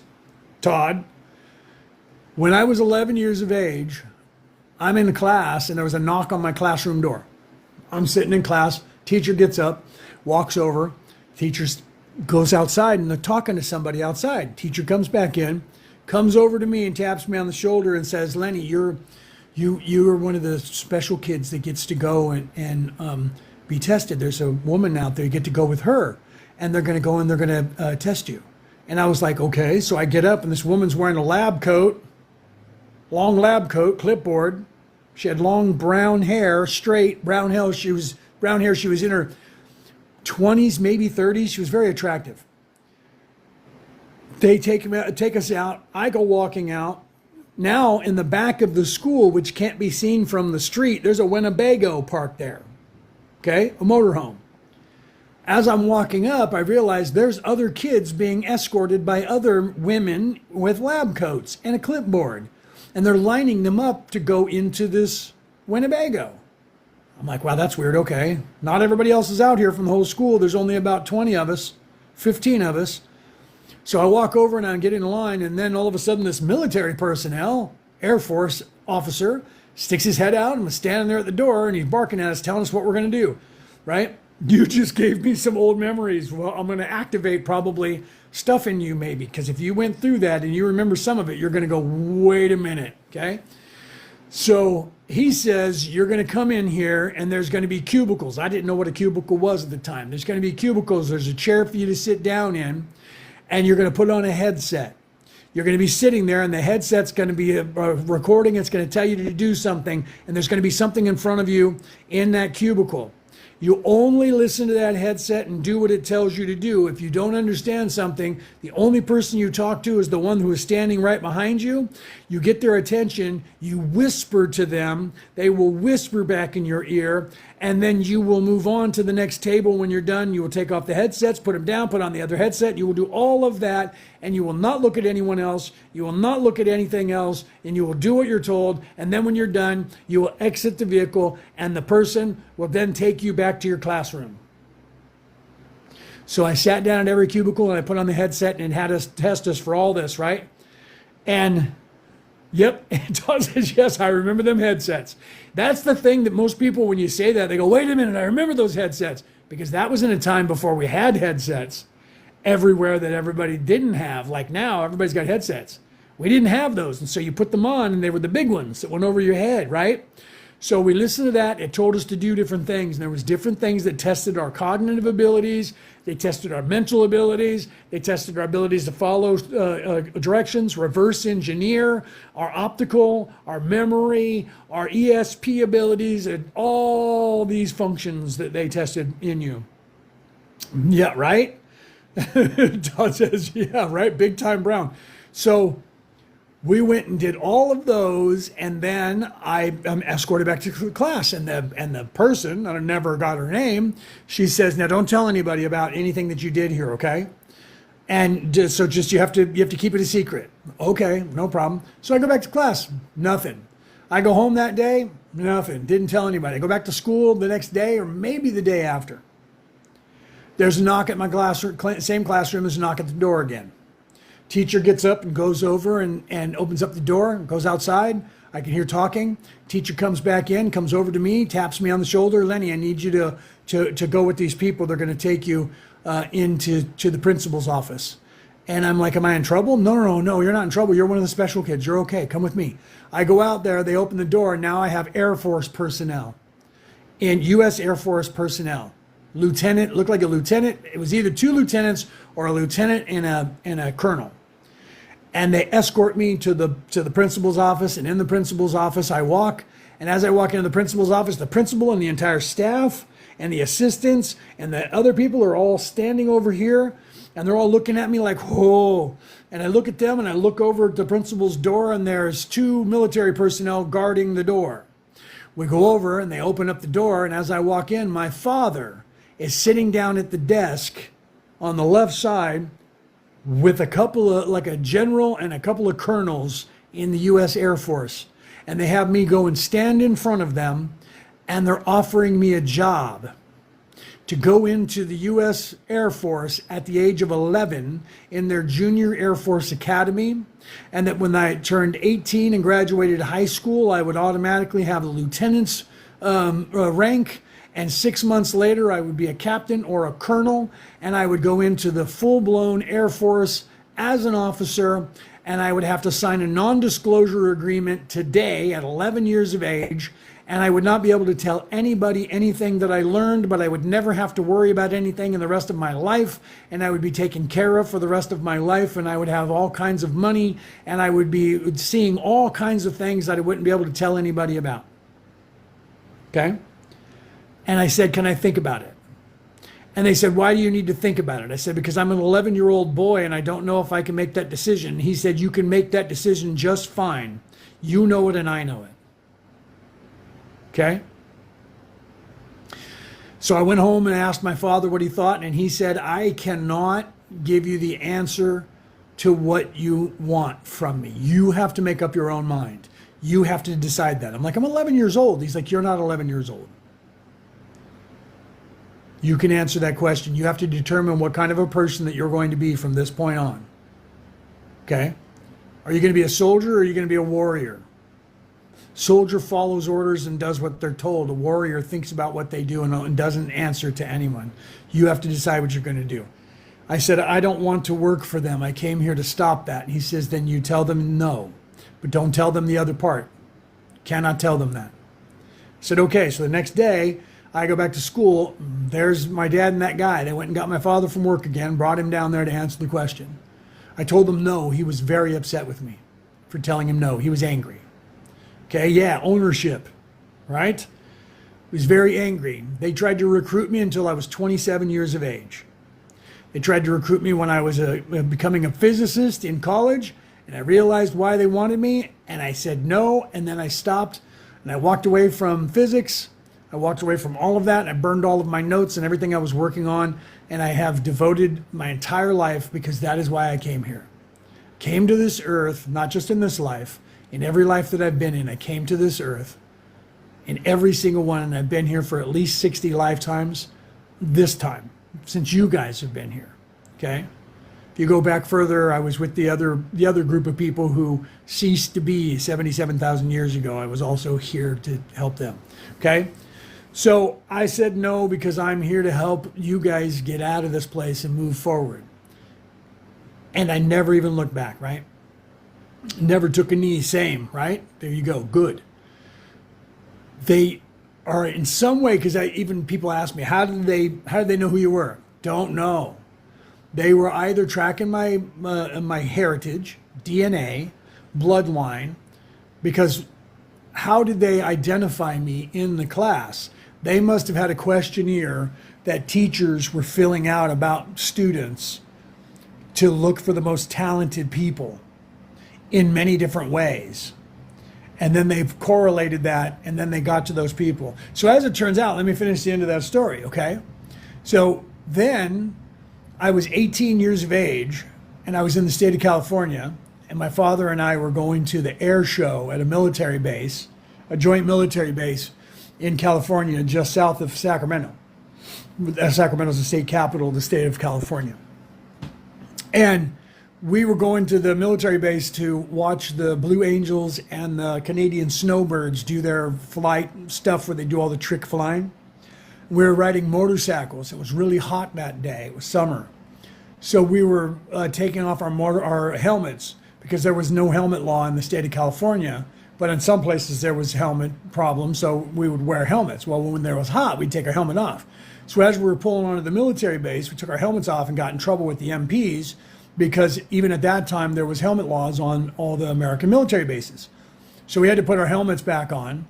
Then we drove around the corner and we took our helmets off and kept driving, and another military police jumped out in front of us and yelled at us and made us put our helmets back on. So we were, trying not to get into trouble, and we kept having to put our helmets back on. So then we're driving along. Todd says, wow, I never made it that far.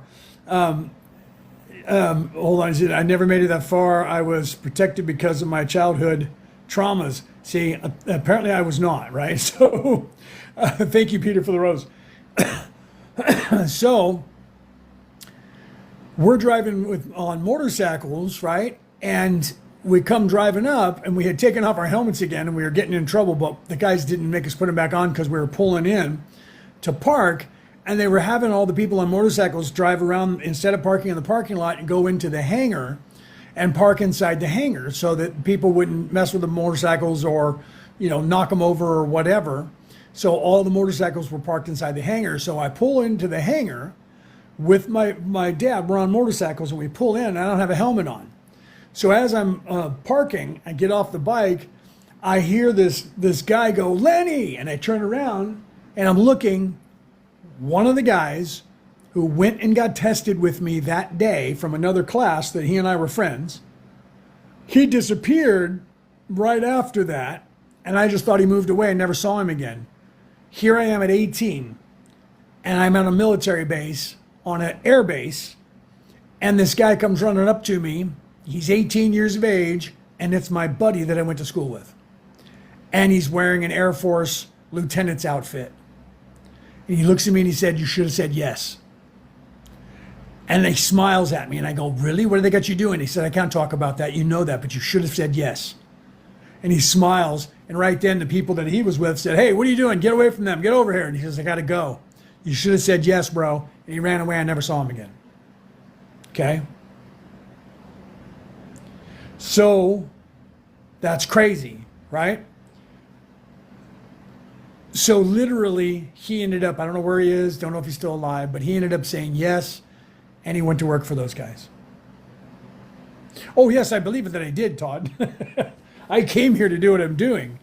Although here's you want to hear there, and I'll give you some details that I probably shouldn't talk about, because as we're talking, I had to send in my details to the Federal Bureau of Investigation, the FBI over there in the United States, because I'm over here in Australia, and I'm on a partner visa over here, and I'm trying to stay in this country. And I did a background check with their State Department over here, and now I have to have the FBI do a background check on me in America and then send that information over here to the Australian government, showing that I'm not some terrorist or something crazy, right? But I did go to work for governments under aliases and ended up working for the Department of the Navy under a different name back in the 90s, right?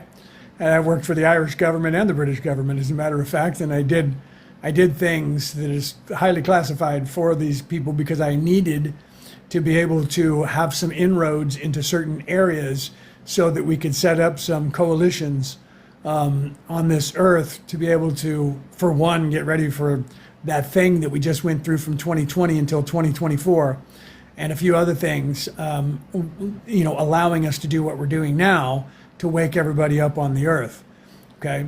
But not under this name, right?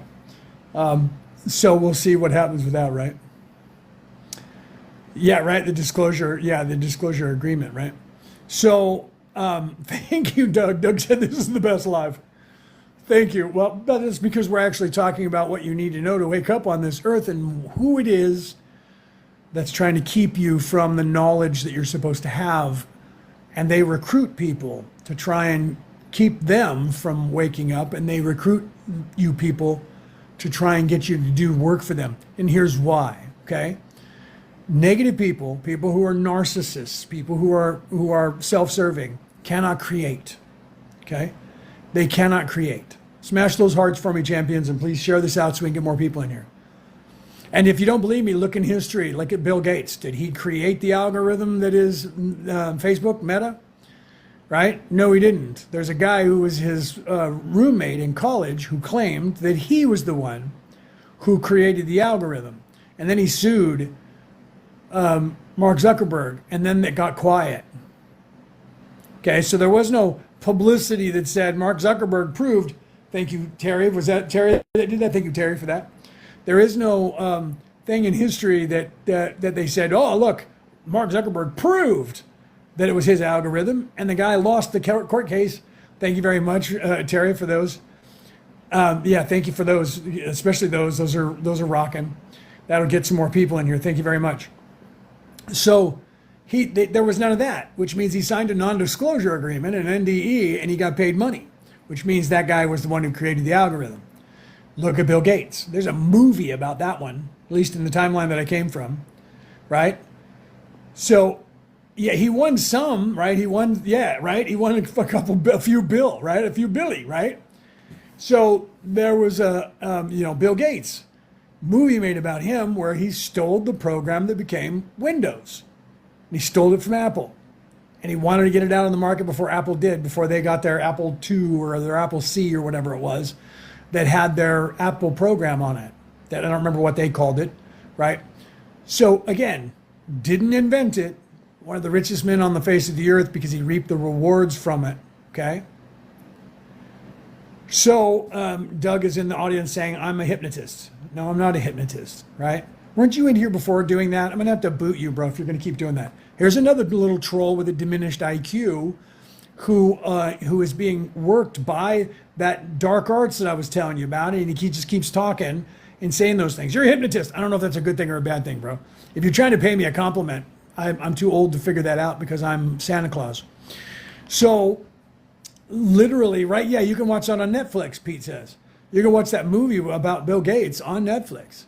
What's his name? Anthony Michael Hall played him, starred in it as him in that movie. So they made a movie about it, and it wasn't like Bill Gates sued him to try and stop the movie, right? So think about that. That's crazy enough, right? Okay, so why is that? Opposition trying to distract you, or me in this case, trying to distract you away from what it is that you're supposed to be doing here, okay? You're supposed to be, it's a tool for stealing from non-members. What is that? What are you talking about the distractions of these people? Don't know, right? Thank you for that. Thank you, Hummer. Bang! That was good. Thank you for that. So, like I said, keep hitting those hearts and share this out so we can get more people in here, right? What's the name of the movie? I don't remember the name of the movie. Maybe Pete can look it up, right? Why didn't he stop the movies? Yeah, why didn't he stop the movies? Isn't that, I mean, think about that. He let that be known. He let it get out there. So did he not care? You see my point? I don't know. I don't know why he didn't stop the movies. That's just like, I say the same thing about like the ancient aliens stuff and some of the people that are in the ancient aliens groups, where people are like, oh, we're getting this information out to the world and the government can't stop. They don't know anything about it. The dude, you're all over the television. The government knows everything you're doing. Right? So what are you talking about? You guys obviously have their blessing. Otherwise you would not be doing what you're doing. Because when the US government, or any government for that matter, wants you gone, you're gone. Okay? So why are they allowing it? Well, there's some rules that they have to allow that have to do with free will. Some things they can't do anything about and they have to allow. And it's weird how it applies. So it's hard for people to understand that. Right? They can't tell you certain things, but they can tell you others to make you think that certain things are wrong. So they can allow you to get the wrong idea about stuff, but they can't come right out and do that, right? Negative dark energy. That's right, Todd. So you have to look at that. I don't know what the name of the movie is, and I don't know why the governments didn't do anything about it, okay? But what I do know is that it is true. And if it's not true, did they benefit from it in some way? Did they get all kinds of money because the movie became popular? Were they one of the ones behind the whole thing? Well, I don't know the answer to that because I never really looked that up. Okay. But what I do know is they're controlling everything that they can to keep all of us away from waking up, becoming smarter, because your IQ goes up. IQ is learned. Okay. So when you start defending against that stuff, when you start waking up and you start piercing the veiling, you start realizing what's going on, and then you become immune to it. First step of avoiding a trap is knowing of its existence, right?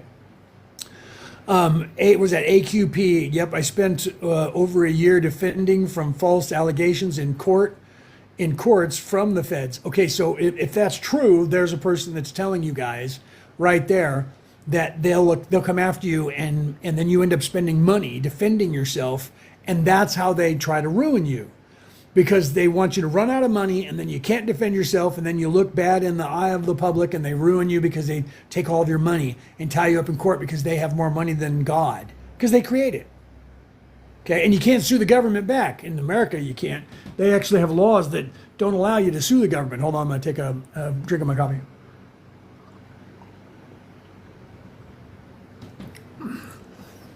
So all they have to do is just put you in court. I mean, look what they did. Okay, let's look at the orange guy. I don't want to say his name. I'm afraid of the communist algorithm. Okay, look what they did with him. The same thing. They tried to tie him up in court and extort hundreds of millions of dollars from him as penalties, and that ended up going to the Supreme Court. And the Supreme Court said, you can't do that. That's just, we're rescinding that, right? So then what did they do? Then they went on television and said, he's been convicted of 100 million offenses. He's a felon, because they were what? It was the election year. And then they kept doing that so much that so many people looked at that and went, wow, at first I thought he might have been, what they're saying, but the fact is they keep coming at him and coming at him and coming at him and coming at him. It looks like what he's saying might be true, because these people seem to be ravenous, right? And then every one of those cases got thrown out by the Supreme Court. Oh, it was his Supreme Court, and he owned it. That's what they'll tell you, okay? Those guys, now I'm sounding Italian, right? Let me tell you something about those guys, okay?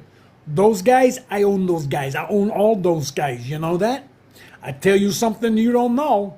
I tell you that those guys working for me, that's what's going on, because I sent Vinny over there, and he said, you would sit down and shut up and listen to what I'm telling you. You got me? Capiche? Okay? So you can look at it, and I'll tell you, oligarchs, people who have a lot of skrilla, a lot of money, big people with a lot of money are behind those people, and they do just that. You're going to sit down, and if you don't believe me, right, just the other day I was talking with Eddie Hinesley. He was on here or we were on his show. I don't remember if we were on his podcast or we were on here. But he remembers it. We were talking about a time when Ronald Reagan, the president of the United States, was up in front of a crowd speaking. I don't know if it was at the UN or where it was. I don't remember that, but I just remember this. And he had some of these corporate heads behind him. And he was standing there talking. And this white dude, oligarch with all kinds of money, is standing around with his hands in his pocket looking annoyed, and he leans forward while Ronald Reagan's talking and says, under his breath, but you could hear him on the microphone, "Hurry up, I've got things to do."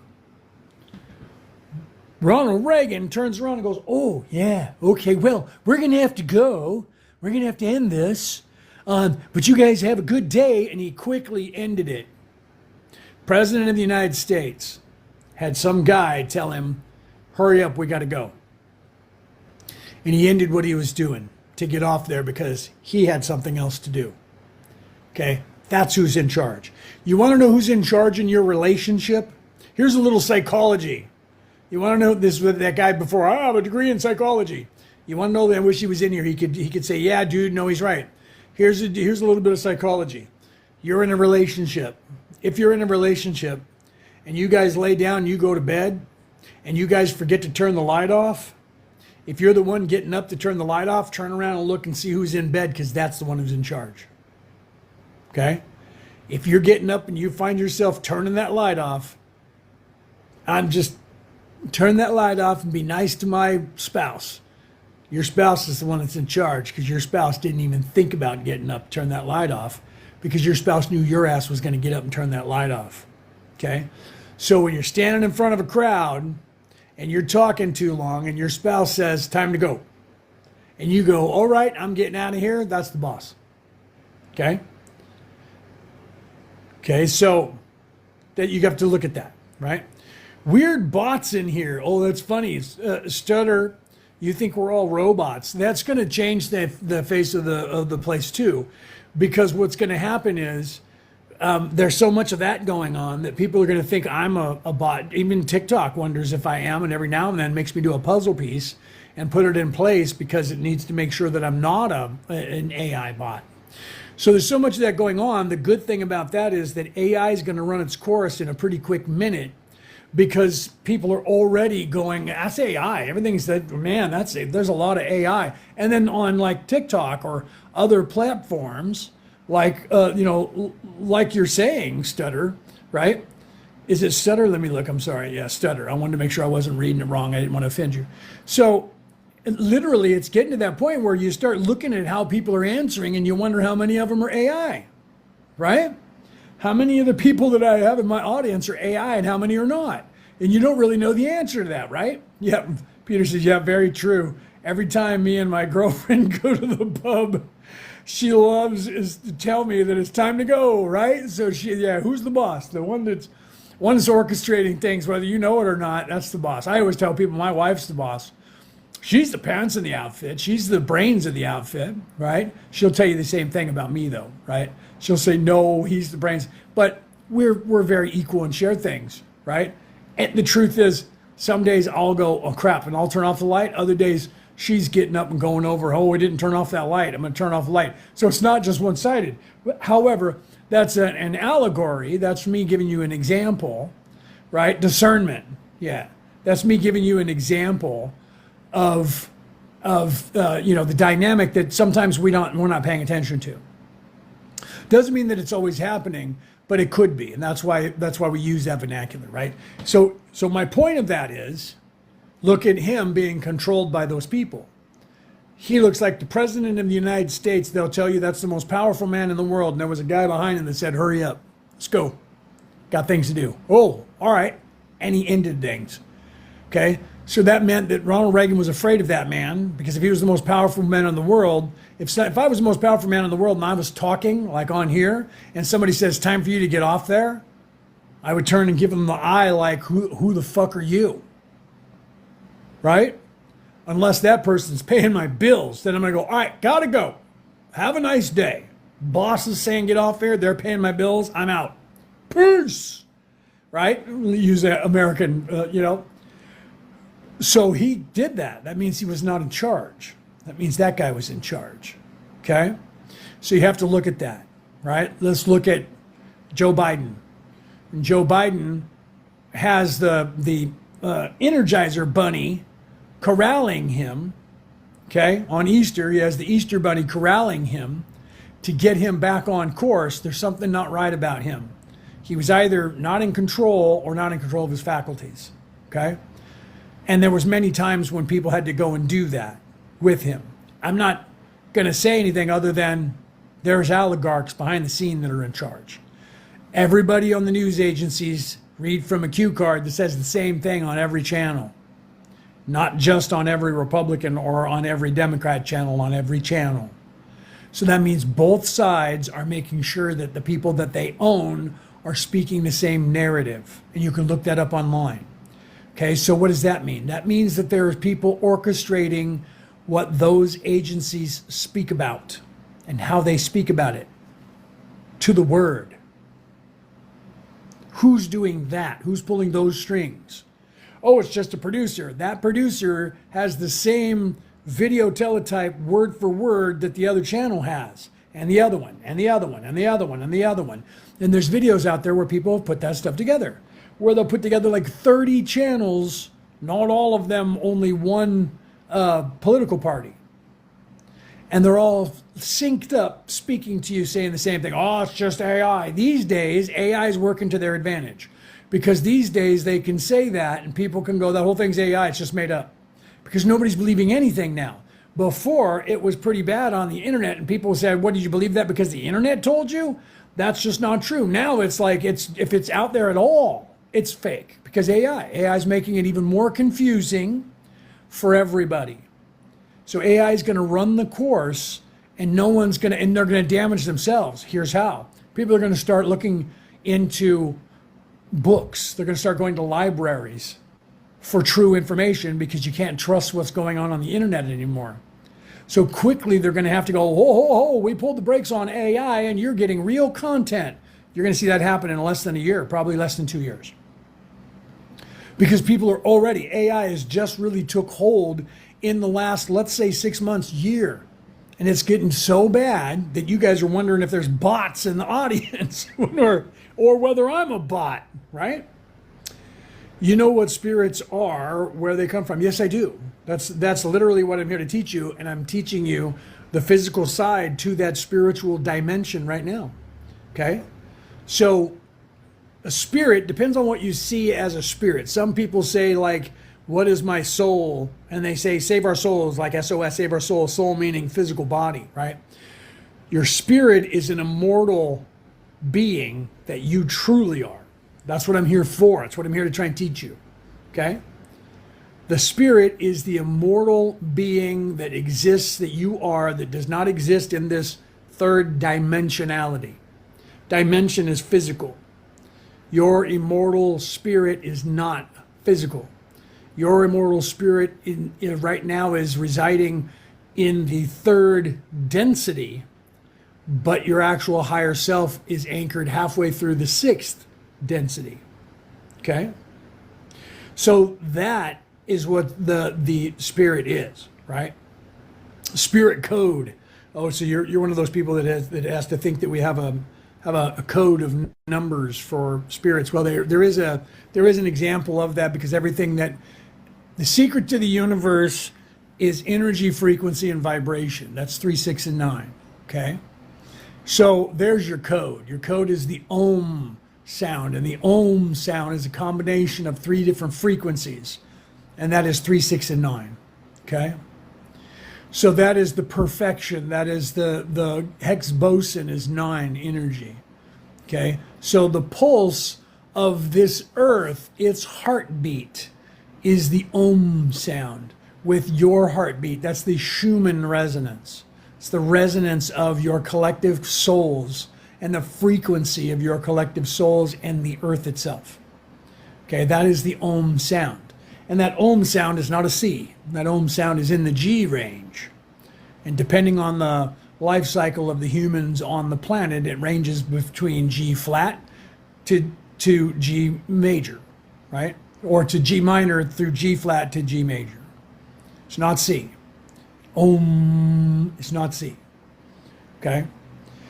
So you have to look at that. You have to understand that. So what is the immortal soul? What is the spirit? The spirit is a energy being that you actually are. That is your consciousness. That is what is called those people who Anunnaki, right? Everything that isn't soul is code. Oh, so you're thinking that everything is a computer program now, right? So what you're saying. You're thinking code like computer code that we have, like what's running my phone. That's not accurate, right? So it's not code the way you're thinking it, but the thinking of that, because of the holographic universe, because of Michael Talbot's book, is getting you guys to start using. I've noticed that a lot of people are saying that, starting to say a lot of those words that have to do with computer language to describe the reality that you're in. That's a good expansion of your consciousness. It's not accurate. It's closer, though. It's closer than religion, because religion doesn't have that spiritual way in it anymore. Okay? It's there. You just have to know where to look at. They're not teaching it. So talking about binary code and you probably don't even know what binary code is unless you're old enough. You probably don't know what that binary code is. So it's not a bad way to expand your consciousness. But all you're going to do with that is you're going to be like the AI, and you're going to end up getting yourself more confused, because you're already saying that if it's not spirit, then it's all binary code. It's all computer program. The truth is, it's not a computer program. That's the problem that you have. You're not expanding your consciousness organically.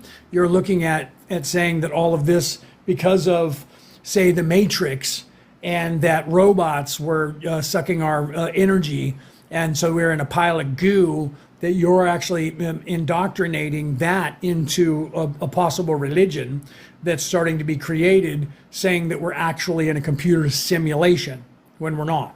Okay? So there he goes. It's a simulation. It is a simulation, but it's not what you think it is. Okay? It is a simulation, but it's not what you think it is. We're not inside of a computer. We're inside the mind of the creator. Okay? You don't exist and I don't exist because this is a daydream. It's not an outside external hard drive that is in something that's a box or metal. It's not a program that some third dimensional construct constructed for us. It's not what it is. You can think that, but it just isn't. Okay?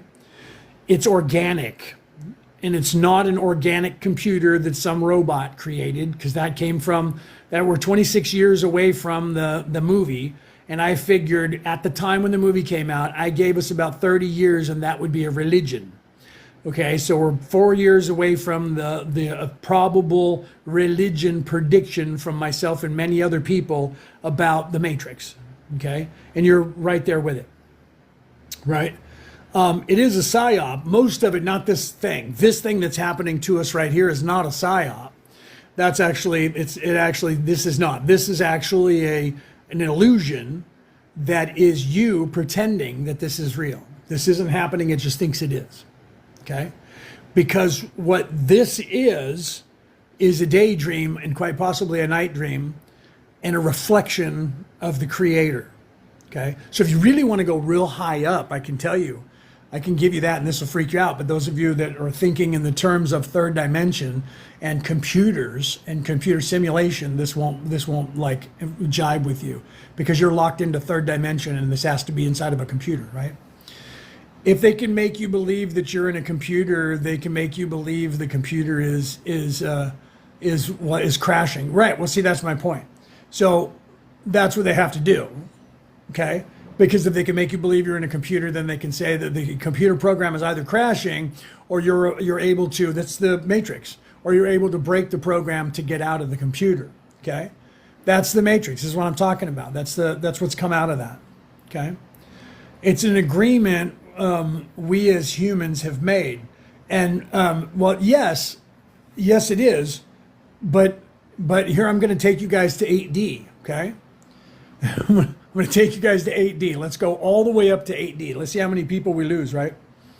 this is a dumb question, but do we just keep going on, along with it? Are you talking about this computer program? No, you're actually supposed to actually figure it out. So here, let me answer that, right? Does consciousness exist after the body ceases? Yes. Does it exit? Yes. Okay, so hold on, let me get back here and answer this question, and then I'll fire at you other guys. So Casey said, right, this is a dumb question, but do we just keep going along with it? No. What you're supposed to do in third dimension is you're actually supposed to you become self-aware, so you become the third dimension. I think, therefore I am. You're here and you're veiled. You don't remember. You don't remember that you're the creator. Okay? You don't remember that you're a part of the creator, so that you can have organic experiences of this. Because the creator, we up there, are trying to learn, and we're trying to expand our consciousness and become something. Okay? What that is, we can't talk about here, because I can't talk about that on this live because it's too far advanced for the general population of the earth. But what I can talk to you about, I will. Okay?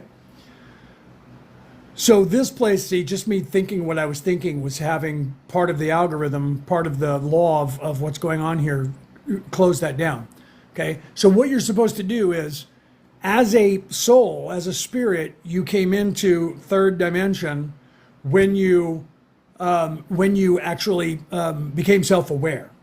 Then whatever you were before that, a cat, a dog, a bird, a tree, whatever you were before that, when that life ended, you're born into a human body and you're self-aware. So you're in the place of, I think, therefore I am. And then it takes you 7 to 10 lifetimes normally for you to learn this general education, like going through grade 1 through 12 before you go to college, to learn all of the things that you're supposed to learn here organically. That's why you were mind wiped. That's why you don't remember. Your third eye is closed and you have no memory of who you are. So you have organic life here and you learn these different things, okay? And then at some point, you start going, I'm tired of being here. There's got to be something more than this. Okay, for however you get to that point, whether it's, whether you're religious or you're spiritual or you don't believe in any of that, none of that matters. Your path will take you to a place where you start questioning this reality. There's got to be something more than this, and you will ponder that. Okay, once you do that, you're critically thinking for yourself. You're asking questions about the reality that you're in. Okay, I wrote a book about it. It's called The Reality About Reality, Returning to the Old Ways. So you literally start doing that, right?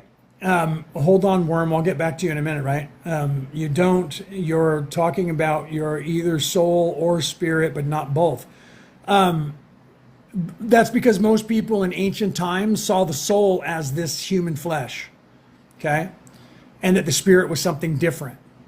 And because of that, there's confusion now in life, whether your soul is your spirit. And so some people don't know that because they thought that you have a soul, and they're like, I have a soul, but then my spirit is something different. It's not.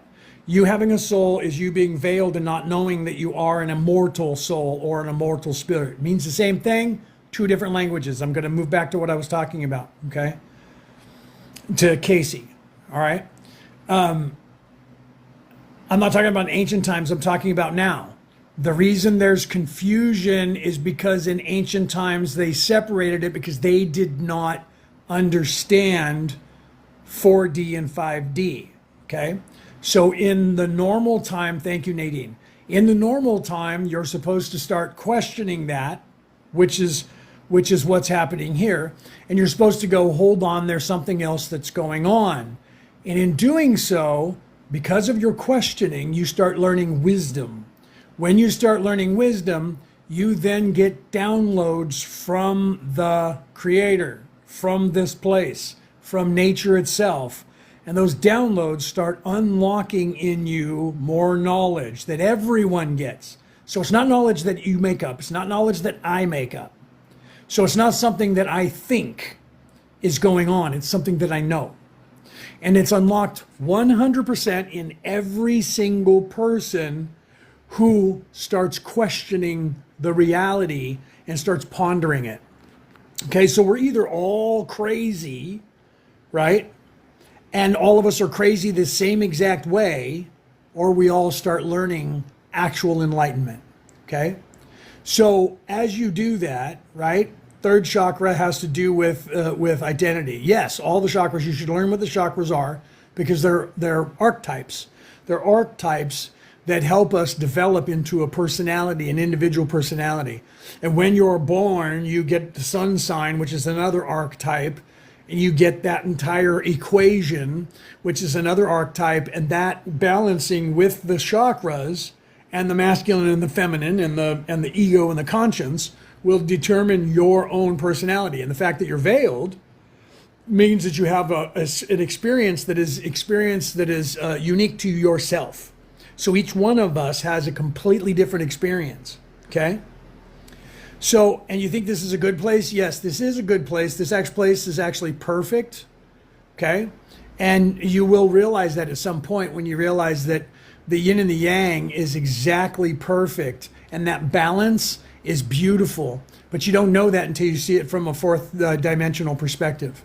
Once you get out of your own way and fighting in 3D and going, you're asleep and you're asleep and you're asleep, and you get away from that and the politics and they're lying and they're stealing, the development, there are 33 levels of development for each level. So when you first get here in 3D, you're at the level 1 of third dimension. And over the course of the 7 to 10 lifetimes, you will progress up through 33 levels. The problem with that is that you don't start piercing the veil until you get to level 27 or 28. That's why it takes 7 to 10 lifetimes. Okay? You start piercing the veil at about a level 27 or 28, and you start being able to see through it. You start seeing with your third eye. You're able to see through that veiling. Okay, so by the time you're at 28 out of 33, 29, you're wide awake. And then you have the last things that happen. So when you first start piercing the veil, you see things the way they are, and they can't Jedi mind trick you anymore, and you start seeing the lies. Then you start, why the number 33? It's that, we'll get into that in a second, Casey. Let me finish this, right? Because there's 33 vertebrae in your spine. Jesus was alive for 33 years. There's 33 runs to the Jacob's ladder. I'll get into that in just a second. And seriously, right? So do you know what level you're on? I do. I'm unveiled. I've come from the 11th density. Not that, we're in the third dimension, third density right here. I've come from the 11th density and I've come down into this body and was born here. I've been on this planet for over 60 lifetimes, and I've been hiding, helping you guys along with a lot of other people. There's millions of you out there that are doing the same thing. Okay. So how do you know what level you're on? You'll know that because what happens is you start waking up, okay? As you start piercing your veil, you get more downloads. Your IQ goes up. You get smarter. You gain more wisdom. If you're in service to others, you get one package of knowledge. If you're in service to self, you get a different package of knowledge. That one's more about control, money, manipulation, and the like. But when you're in service to others, and you can't fool the universe, you can't lie to the universe and pretend because you want to get more knowledge, right? You don't get the knowledge unless you have it. So what happens is, as you start piercing the veil, at that part, when you get to the 27th layer, that actually starts unveiling you, and then you actually start realizing where you are. First, you're angry. This is what I was talking about, and then I'll get back to the 33, okay? First, you get angry, and you're like, oh man, they're doing this to us, and they're lying. They're evil people are controlling everything. Then you want to tell everybody about it. Right? These guys are doing it, man. Then you sound like that crazy guy, right? You sound like Eddie Harrelson, or what's his name? Woody Harrelson. It's the man. They're doing it, man. They got us in control, man. Because you're angry and you want to tell everybody about it, and nobody believes you because they think you sound crazy. Then you move into the place of reflecting that information, and you realize, I'm not going to help anybody by doing this. Okay? Then you go, I need to do something. I need to learn more. And you start looking within yourself a little bit more and start realizing that now you're moving into like level 27, going into 28. you start then going, I have to figure out what's going on, but I can't tell them this because they don't believe me anymore. Then you get to the point of realizing you start seeing things 4D. You start getting real close to being completely awake. And you realize this is an ecosystem. And then you go, I don't even have to do anything. It doesn't matter what I do. Everything's going to happen when it's supposed to happen. Then you go into the hermit phase where you don't want to do anything and you don't care. And you just go, I'm just going to sit down and do my thing, man. There's no reason for me to do this. It's going to happen on their own. And you become the hippie, you become the hermit. And then you don't want to be around people because they're children and they're stupid and they don't know what's happening to them. And I don't even want to talk to them because they drive me crazy because I have to talk to them. And then they say stupid shit and it pisses you off. And you're just like, oh my God, wake up, dude. Wake up, dude. No, just go away from me. Okay? That's the hermit stage. And then eventually you get past the hermit stage. Now you're at level 20, almost 28. You're about to wake up your third eye. You start getting there and you start going, well, you know what? I'm just going to stay here. I want to wake up. I don't know what's going on. Why am I not awake yet? And then you start going, I can't figure out why I'm not awake. I should be awake. I know everything. How come I'm not completely awake? It's driving me crazy. Then you have to get out of your own way and surrender to things. When you get out of your own way, what happens then is you end up waking up and realizing you were awake a lot longer than you thought you were. Okay? Then you hit level 28 and your third eye opens because you get out of your way. Once you do that, at that point, it's really fast. Then you go, oh, I have to help them because it's not just for them, it's also for me. And we're kind of obligated. Well, why do I have to help them? What's going on? Then you realize, you get the downloads, you realize what's going on. You realize that these people are stuck and they're not actually graduating the way they're supposed to. Normally, you would at this point be able to start considering graduating when this life ends that you're in, and you would move up to 4D, okay?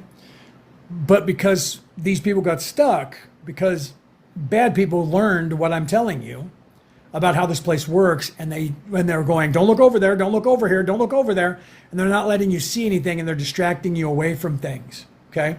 So because of that, that is keeping you from learning the rest of the stuff that you need to learn, okay? So then when your third eye opens up, everything moves a lot faster and your abilities open up, and all your abilities open. You can become a healer. All of this stuff just like really quickly opens up, and then you can go further and further and further into the Akashic records, learning about your past lives, learning all the where you came from, what planet am I from, when did I get here, how did I get here, how many lives have I had, and you can explore all of that stuff. And as you're doing that, you're learning more and more wisdom. Then you get up to like level 33, okay? And then at any time you can just bounce, right? And no, Casey, I'm not. Casey, I think, oh, you think you're me? No, I'm actually I'm beyond that, okay? I'm completely unveiled, and I'm here actually trying to help you guys. Okay, there is no angry stage. Here, what I'm trying to do now is I'm trying to convince you guys to wake yourselves up by giving you all the knowledge that I can possibly give you, so that you guys can figure it out. Okay, so I also am missing what you guys are saying too. So I apologize if I'm missing things. Right. So yeah, I can't see if you guys are like probably yeah. You could be a comedian. You're talking about me. I've actually thought about it when I was younger to be a comedian. I was trying to ponder how can I best help people, and I thought about joking around and doing spirituality while I was laughing and joking with people. Right?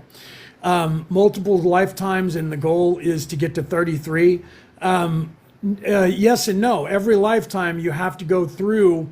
Everything is a level. Just like let's look at this: as above, so below. Okay. So as without, so within. As what we're doing down here, everything in the physical is a representation of everything in the non-physical. Okay? So we have grade school down here. You have to go to grade school 1 through 12 before you can go to college. 1 through 12 is general education that you have to learn. Okay? So you have to be able to pass first grade, second grade, third grade, fourth grade, fifth grade. And what do you learn there? You're learning math and history and all these different little bits about all these different things. Then you graduate from high school and you should go to college. And in college, you get to pick what you want to learn now more specifically. Okay? And then you can go on that course. Here, you're supposed to do the same thing. You're supposed to determine for yourself what you're going to learn next that you can focus on. Which one of these things that you're doing down here can you continue on that path first? And then you're supposed to be expanding your consciousness beyond the physical. First of all, right out of the gate, you're supposed to expand your consciousness past the physical. There just happens to be layers like an onion. People usually use that, right? People usually use that and tell you that you're an onion and you have all these layers and you have to learn yourself layer by layer by layer by layer. A lot of that is true, because most of what you have to do is internalize. For you to wake up, you have to look at yourself and you have to balance everything about yourself and realize that. And you hear that being foretold and told as examples in all these religions, that you have to look within yourself and you have to fix yourself, and then you can fix the rest of the world, okay? So you keep coming back with your memory wiped. Yeah, that's the kind of screwed up thing. The reason for that is because when the Creator created this place, the Creator said, we need somebody in this place because we have this place and there's nobody here to see it, right? So the Creator said, we got to have people here to create this place and to move forward. The Creator's trying to figure out, who am I? Creator's trying to figure that out. Who and what am I? So I am, how did I get here? How is it possible that I got here? So the Creator is now creating scenarios to figure out all the different probabilities, just like a computer would, of how did I get here? The problem was, in the beginning, we all knew we were the Creator. So we were just lazy going, yeah, man, I'm going to get to heaven, bro. You're hang ten, dude. You're God. I'm God. Love you, man. Love you, man. And everybody's just sitting around. So the Creator said, this has got to move faster than this. I can't do this. I'm lazy. So then the veiling happened so that everyone didn't know who they were. And that forces us to move faster. And then we have the ego and the conscience. So now we have evil people trying to do all this harm to us and cause all these problems. And that's causing us to move forward faster.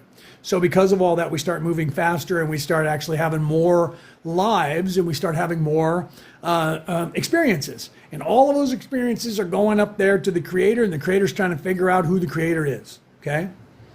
I don't remember any other lives. That's okay, because most of us don't until we do. Okay? Do you ever know what you looked like in a past life or what you did? Yes. I know exactly who I was every single lifetime on this earth and when I lived and where. Okay? I even know who I was before I came here, all the way back to source. That's how awake I am. I was blue once, I had gills once, I swam in water once, I flew, I had wings, I was a dragon, I was a gargoyle on another plane of existence in another galaxy a long ways away from here. You have access to that. The more awake you become, you start getting access to your Akashic record. So the first thing you'll do is you'll see yourself in past lives on this earth, and you'll see yourself as whatever sex you are now. So if you're a woman now, you will have memories of past lives unlock for you being a female first, because it's confusing if you see yourself as a male and you're a female in this life, or the other way around. So eventually, once you expand your consciousness to the realization that physicality is where you have masculine and feminine, you have male and female, and when you get into your spirit body, you realize you're light and there is no sexuality, there is no feminine or masculine, there's just energy. So once you get to that, then you start to realize, and that's 5D thinking. 4D, 5D thinking, when you start realizing I am an immortal spirit and I'm light, I'm energy, I'm not physicality, okay? And once you start getting into that mindset, you start accessing the Akashic records of first your past, and then your past as opposite sex, and then you can actually access your future. But that's very high, high 4D going into 5D. And you have to be completely unveiled for that. So that's when you hit like level 33. Most people don't actually hit level 33 before they ascend to the next level because of that's a lot, right? No, dude, the Creator is asleep and the substance of his mind came alive and evolved. So you can see that, you can think that, it's okay. Because that's very similar to what the possibility of what's going on is going on. The Creator came into being and doesn't know how the Creator got there. The Creator's trying to figure that out. Okay, so you can say the Creator's asleep because the truth is we are the Creator and we're trying to figure out that answer. So is the Creator asleep or is the Creator daydreaming? Is this a dream? it is just as likely science is looking into the idea at this point, and the theory, because if you look at I have a picture on my podcast, and it's all over the internet. You can look this up. A single brain cell, a radial image of the single brain cell and then a radial image of the universe are identical, except for the universe has more neural pathways. As above, so below. So by that token, if that's true, our one little brain cell is identical to the universe itself. That would suggest that we, my friends, are one little atom. Weird, Adam and Eve. We're one little atom in a cell, which is a brain cell or a cell inside of something that is alive. Okay? Do you get to choose where and when you come back as, yes, you do. When this life is ended that you're in now, you will be collected and taken to the place of healing to see if you need to heal your immortal soul. Then you will be there so that you can reacclimate to your higher self, so that you realize that these memories were an illusion and that this is the real place. Once you're back there clear-headed, usually takes people sometimes about a month, sometimes a couple weeks by our standards. It's just now up there because there's no time there. Time is a construct that's in first, second, and third dimension. Fourth dimension time is a little bit different. Fifth dimension time is less. Sixth dimension time goes away by halfway through the sixth dimension. You're just a light being. You're outside of a body. You don't even have one. Okay. So you're taken in your spirit, your soul, your spirit is taken to the place of, once you're done with the place of reacclimation to who I am, you then go to the place of reflection, where you, as your higher self and your guides, reflect on all the lives that you've had so far in third dimension, and whether you've learned what you were wanting to learn and finished what you wanted. If you didn't, you then start designing your next life. And then when your life is designed and you've signed the soul contracts with who and when and where, then you literally go down and get inserted into a human fetus and develop as that fetus. Then you have the mind wipe again, unless you're coming through awake. You'll be veiled again, not knowing who you are, and you start the process over again. Okay? This is not a real place. This is not home for souls. Are you talking about this reality? And you don't have to yell at me, bro. I will look up and see what you guys are saying, and I try to go backwards and find out what you're saying, right? All Nag Hammadi nonsense. The Nag Hammadi, just so you know, okay, let me give you a little bit of actual fact. What you're calling the Nag Hammadi is the texts that were taken out of the Bible by Constantine in the year 293 or whatever that was, 329 or whatever that was, in the first and second century, or the first and second council of Nicaea. Those books were supposed to be in the Bible, so they're not actually Gnostic texts, okay? So you're claiming that, which means that you probably have a religion that you have decided is the right religion because it was the first one that was taught to you. And that's what happens with everybody. As you learn a religion, whatever that one is, you believe that one is the right one and all other religions are the wrong one. And anything that's not told in your Bible is wrong. And that's what you're taught. That's a control mechanism. It's not your fault. It's a control mechanism, okay? So let's see, you're not to take or add to the Bible. Yeah, that's what it says, but that's what they did, okay? They tell you you're not supposed to take anything from the Bible or change anything from the Bible, and they've done it. Look it up, okay? There's stuff that they've taken out of Matthew. There's stuff that there was 68 books they removed from the Bible. And people go, no, those were just lies that weren't supposed to be in there. Weird. Then you should tell the Ethiopian church that, and the Eastern Orthodox church, because they both walked away from that council and did not let Constantine change the Bible. And they still have their copies individually, and weirdly, they both have the exact same books.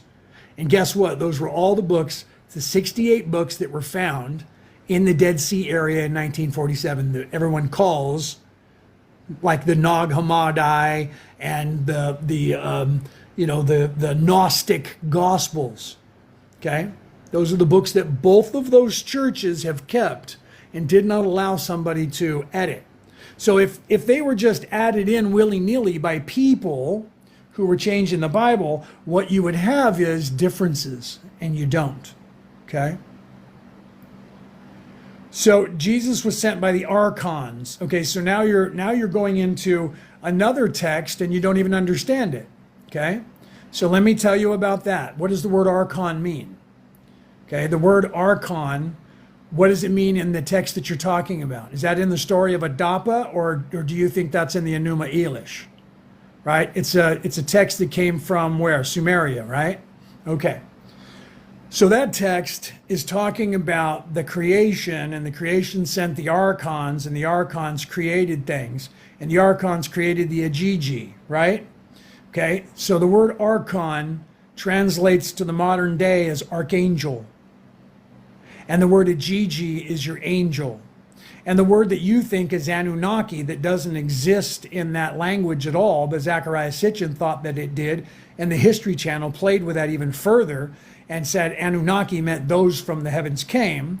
The actual people who translated that, I am a theologian. I've spent my entire life researching religion, and I have 4 religious titles and 5 spiritual titles. Okay?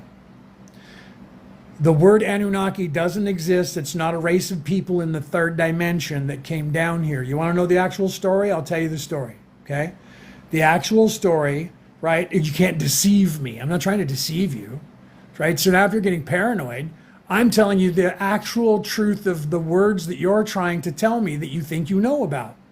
And if you don't agree with me, look them up. Okay? So here's how it went. The archons were in charge of creating the creation for the creator. And they needed help with people who were going to run the place. So they created the Agigi. And the Agigi got tired and lazy and didn't want to do this stuff anymore. So they said to the archons, we need new people to do this. So the archons created the Anunna. Okay? The Anunnaki, not the Anunnaki, the Anunna. Next word, ki, is the actual translation of that scroll, my friend. The Anunna means the new ones. Ki is energy. The new angels were created. And the Agigi got jealous because the new ones were perfect. And the new ones could create better than they could. So they veiled the Anunna and they put them down into human form so they wouldn't remember who they were, so they couldn't be better than them. That's the fall of the angels and the war that you hear about in other religions, my friend. Okay? So that entire endeavor was an allegory to explain to the children at the time how we ended up in human form. It's also not true, but it's very close to, well, God created the universe and then created angels to be in it and then needed people to populate it. The ego was created by the Creator so that we could have this organic experience, and the veiling was created so we could have this organic experience. That is the entire same story being told slightly different. Okay? That's not even the way that the freaking story goes. There you go. Okay. So you should look up where you heard this story from and how it's written, because that's the actual story that is translated by the real people who actually translated the scrolls. Not somebody on History Channel, not somebody trying to convince people for some documentary. Look it up. There are 3 people on the face of the earth who actually translated the entire scrolls from the Mesopotamian people properly, and that's the actual story. Okay, so you should look that up, my friend. I say that you don't believe me and you go and look it up. Because when you go and look it up, you're going to see that unless you get some translation by somebody who has an agenda, just like Zechariah Sitchin, and then later on Giorgio Tsoukalos, you're going to see that people are just making stuff up willy-nilly and adding things like the Anunnaki to the pantheon of Marduk and that storyline. Now Marduk's last name is Anunnaki somehow. And Anunnaki means those from the heaven came. Okay. So, yeah, right? There's my wife. It is a true story. You can look it up. You can say no, bro. You can say no all you want, but you're also saying that the story in the Bible were also not true. And you also were saying that what I was talking about was Nag Hammadi junk, and it's not. I've compared that and did a podcast on it. So I'm not going to argue with you anymore, okay? You can look it up, and anybody that's in here in this audience who doesn't believe me, you can look it up too, right? What exactly happened at the Library of Alexandria? The same thing that's going on now. You had people who were trying to not allow you to know what your information is from where you came, to not let you know exactly what's going on down here, so that you would keep living a third dimensional life and believe the stories that they're telling you in these religions. So they burned all of the knowledge that was there. Some people claim that they didn't, and they stole the knowledge that was the real knowledge and took it to the Vatican archives. I don't know that because I don't have access to that. And the people that are telling you that don't know that either, because they also don't have access to it, but they have a theory, and it's possible because it was burned by Julius Caesar, right? So it's possible that they took all of the information that was there in that library and put it to Rome and then burned the place down. We don't know. They also did the same thing back in the, by the Dark Ages time period, where they were burning all the books to take all that knowledge and get rid of it, right? Can you talk more about what you know about Jesus? Yeah, I can. What do you want to know, Casey, about that? What I know about Jesus is that Jesus walked the earth. He was a real human. There's empirical proof. I'm waiting for dude to say that there's not. Did Jesus die in southern France? No, but Mary did. It's weird that you know that. Jesus was, he passed over there and then was resurrected and then left. Mary was supposed to carry on the church, and Peter took the church from her. So she left and went to the south of France, okay? Took the kids. Mary was married to Jesus, took their children and went to the south of France. You can look that up in the south of France. They have her skull there. They created the spiritual way that Jesus was teaching, and Peter changed the church and didn't do the same thing and created the Roman Catholic Church. And then, of course, it was usurped by Constantine in 329, and they really rewrote everything and pulled out 68 books and turned the Roman Catholic Church into the Christian church that you have today. So Mary continued teaching, not then because she was already gone, right? Because at that time it was about probably about 35, 36 when she got to the south of France, okay? So her descendants, she taught, and her descendants taught, and they created that as a religion. So when Constantine, 300 years later, changed the religion even more, the people, I don't remember exactly when it was a few hundred years later, said, those people over there in the Church of Rome, that's not the real true Christianity, and they have changed things, and it's not right. This is actual in history. You can look it up. You can go to the south of France and ask anybody who lives there, and they'll tell you the story. So then the Pope in Rome sent his knights up there, and they unalived about 2 million people to shut them up.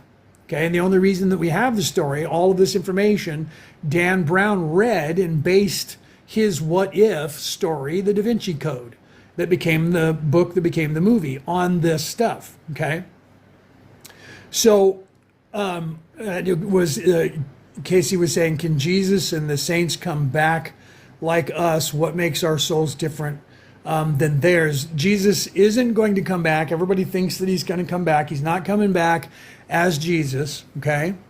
Nowhere did he ever say that. That's information that some of the Gnostic people are now trying to say, that Jesus lied to everybody else and told a couple of guys, John and James, the truth about the stuff, and they're trying to teach that now. That was just the Nag Hammadi and the other gospels that were taken out of the Bible, the 68 gospels. Jesus has moved on. Jesus never said, I'm coming back. So Jesus is moved on, and you're supposed to follow, okay? And Jesus was teaching you that way. You're supposed to follow Jesus' way. The way to heaven is through me. The way to heaven is through yourself. You're supposed to look within yourself. This is why I'm here now, okay? I'm here now to continue what Jesus was teaching, and the other people, Lao Tzu and the Buddha and Thor and Marduk and all these other people throughout all of time that were these hero savior characters that are still in our history, in your history, in religions, in fables about what you're supposed to be doing here and how you're supposed to be getting out of here, because it's in everything that created, that became the religions. Okay, so Jesus is a light being, sir's telling you, Casey. I think it's Cassie or Casey, I'm not sure which it is, but literally, Jesus is a light being. Oh, so Worm, you're still here, right? Yeah, we're going to have to, I'm sorry, Worm, I'm going to have to get rid of you because all you're doing now is trolling. You're not playing nice with people and you're closed-minded. That's very egoic, and you're not willing to look at things, and now you're starting to make fun of other people. It's one thing to talk smack about me when I'm talking, but now you're talking to people that are here in the audience. So I'm afraid I'm going to have to mute you or delete you, buddy. So please play nice, or otherwise I'm going to have to boot you, and I don't want to do that. Okay, so literally, you're welcome. Nadine said, "Thank you for teaching us." That's what I'm here to do, right? So literally, white power? No, I don't know what you're talking about. Now we got Texas. I don't know what you're talking about. White power, bro. Where did racism come into this?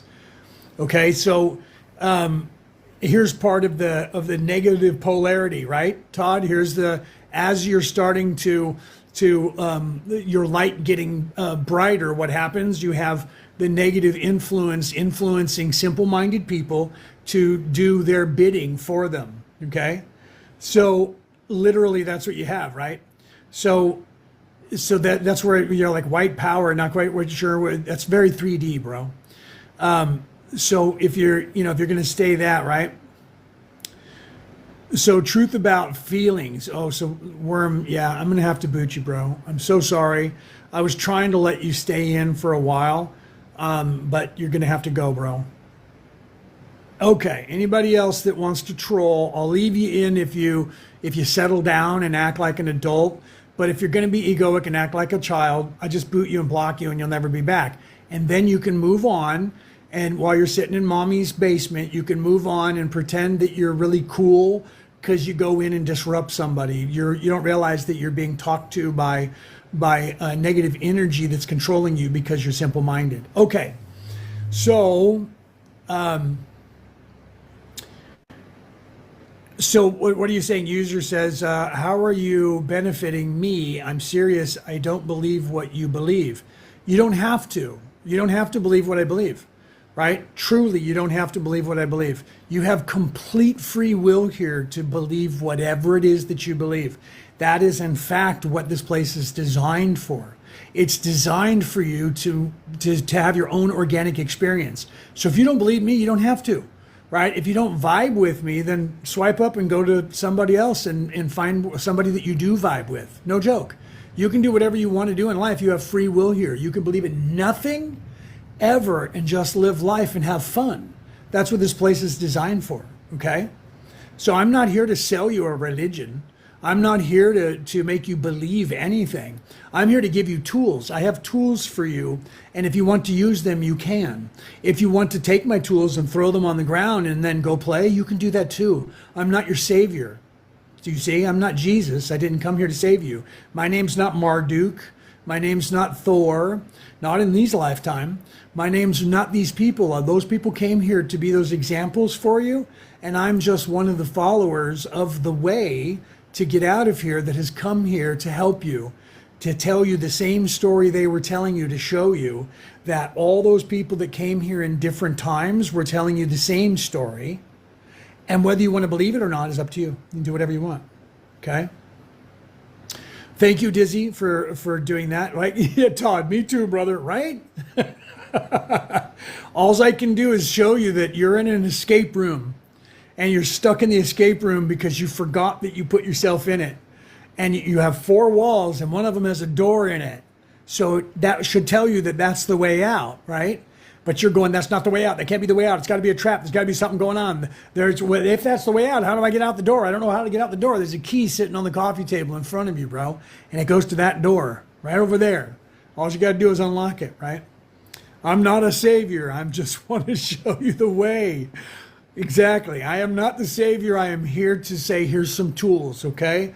Here's the tools that they've been trying to leave behind for you in every religion that you've ever heard of. And they're all trying to tell you the same thing, okay? Black power is doom. Oh, so Texas, you're the racist. That's what's going on. Come on, buddy. Wake up, become an adult, and have an adult conversation, or I'll have to boot you too, bro. This is not about race. This is not about creed. This is not about color. This is not about politics. That's third dimension, where they're trying to keep your brain diminished into the little teeny lizard brain so that you don't think for yourself, so that you stay here, okay? So if you think I'm cuckoo, swipe up and go play with somebody else. If you're interested in learning how to get out of here, hang out for a bit. But if you insist on talking about race, I'm going to have to boot you, bro, because that's not what we're about here. Okay? That's three-dimensional people with ego are concerned with race. Okay? And the politicians will have you concerned with race because they need you to be, so that way you fight with other people.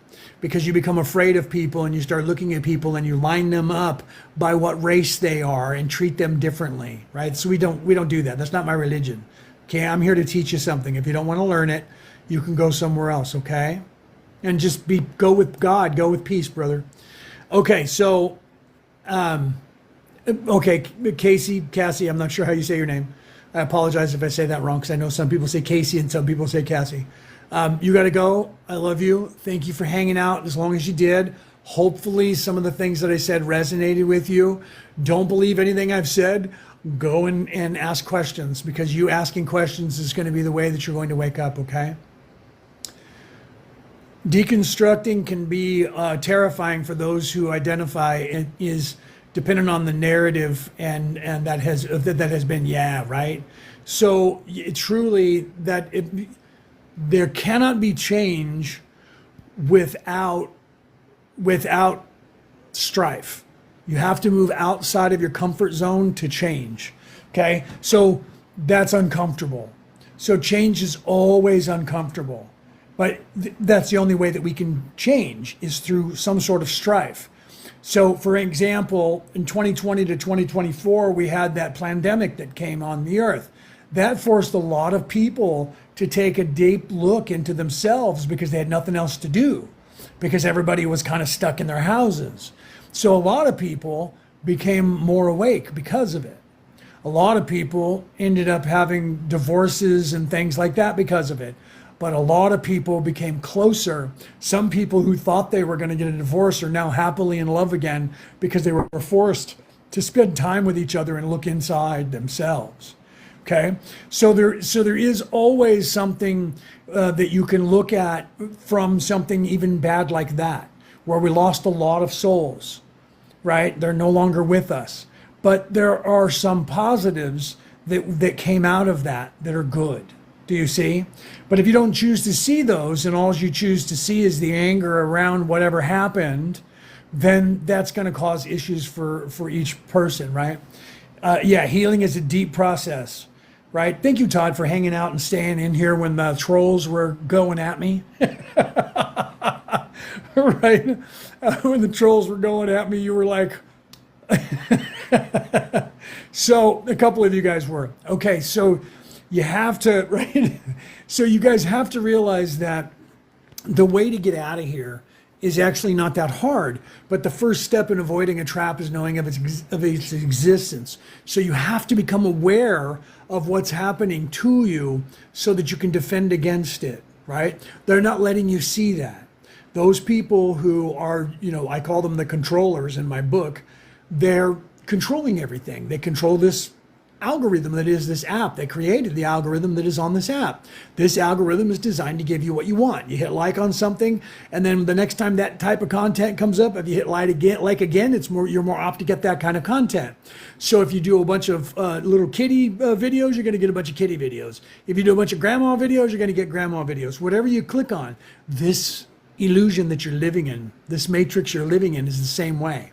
Whatever you focus on, your focus determines your reality. Whatever you focus on is what's going to happen, right? My book is called Donna. It's called The Reality About Reality: Returning to the Old Ways, and you can get it anywhere online. It's on Amazon. You can just Google it and it'll come up by Leonard O'Neill. That's me. I don't have a copy of it in front of me. I wish my wife was here. She usually grabs one. They're on the other side of the room. You can look, if you look at my personal page, Leonard O'Neill, you can see that. I think we might even have a copy of it in Merlin and Maeve here. But you can. It's not on audio yet. We're going to get that up. My wife and I are talking about doing that ourselves, right? Because it's less money. So we're not, but we are planning to get it this year on audio because I hadn't done it yet. I was going to have another person that I was going to hire to do it on audio, but that fell through. So Brooke and I are talking about doing it ourselves and getting it on the audio out there for you guys. But you can get it on ebook or Kindle on your devices. And then there are apps that will read that to you, okay? So if you can take text and there's apps that you can get where you can put text in it. If you have a computer, you could literally take my entire book on audio and then give it to that and it'll convert it to an audio file. I mean, take that on video, text, and then turn it to an audio file. The only reason I haven't done that yet is my wife doesn't like the AI bots. So if I convert anything to audio, if it's an AI, she doesn't like it. So she doesn't want AI to do it. Okay. So that's funny, right? So Merlin Mason, laugh out loud. So no, I'm not a Mason. I am a knight though. I was knighted by the Roman Catholic Church, but I am a Merlin. Merlin is actually a title, and I do have that title. Okay. So yeah, right.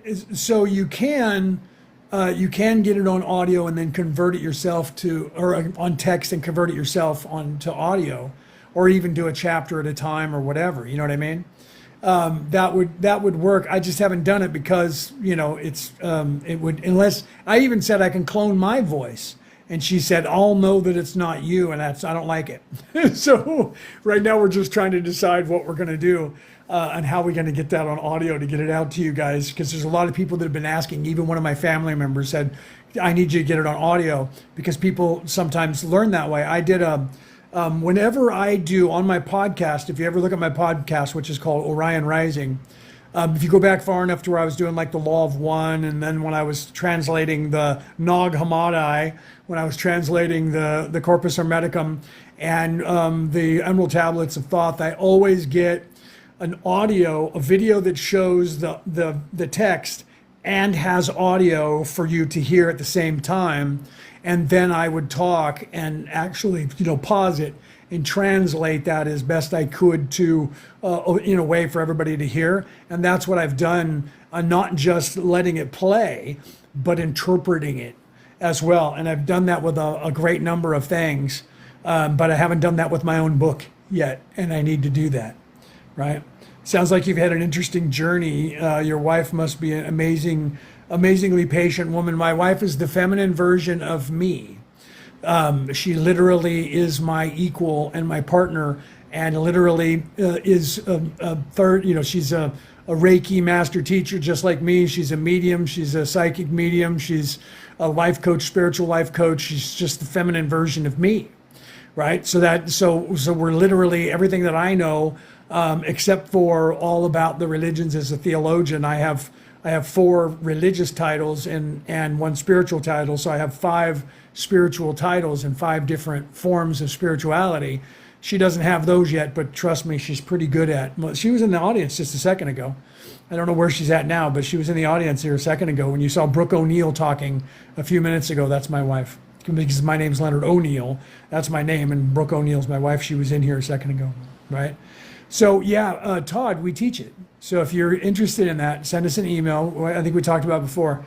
We actually have Zoom courses coming up this month if you want to learn one.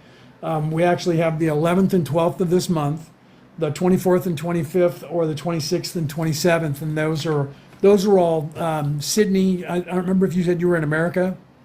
Those are all Australia, because I'm in New South Wales, Australia, which is East Coast Australia, Sydney time.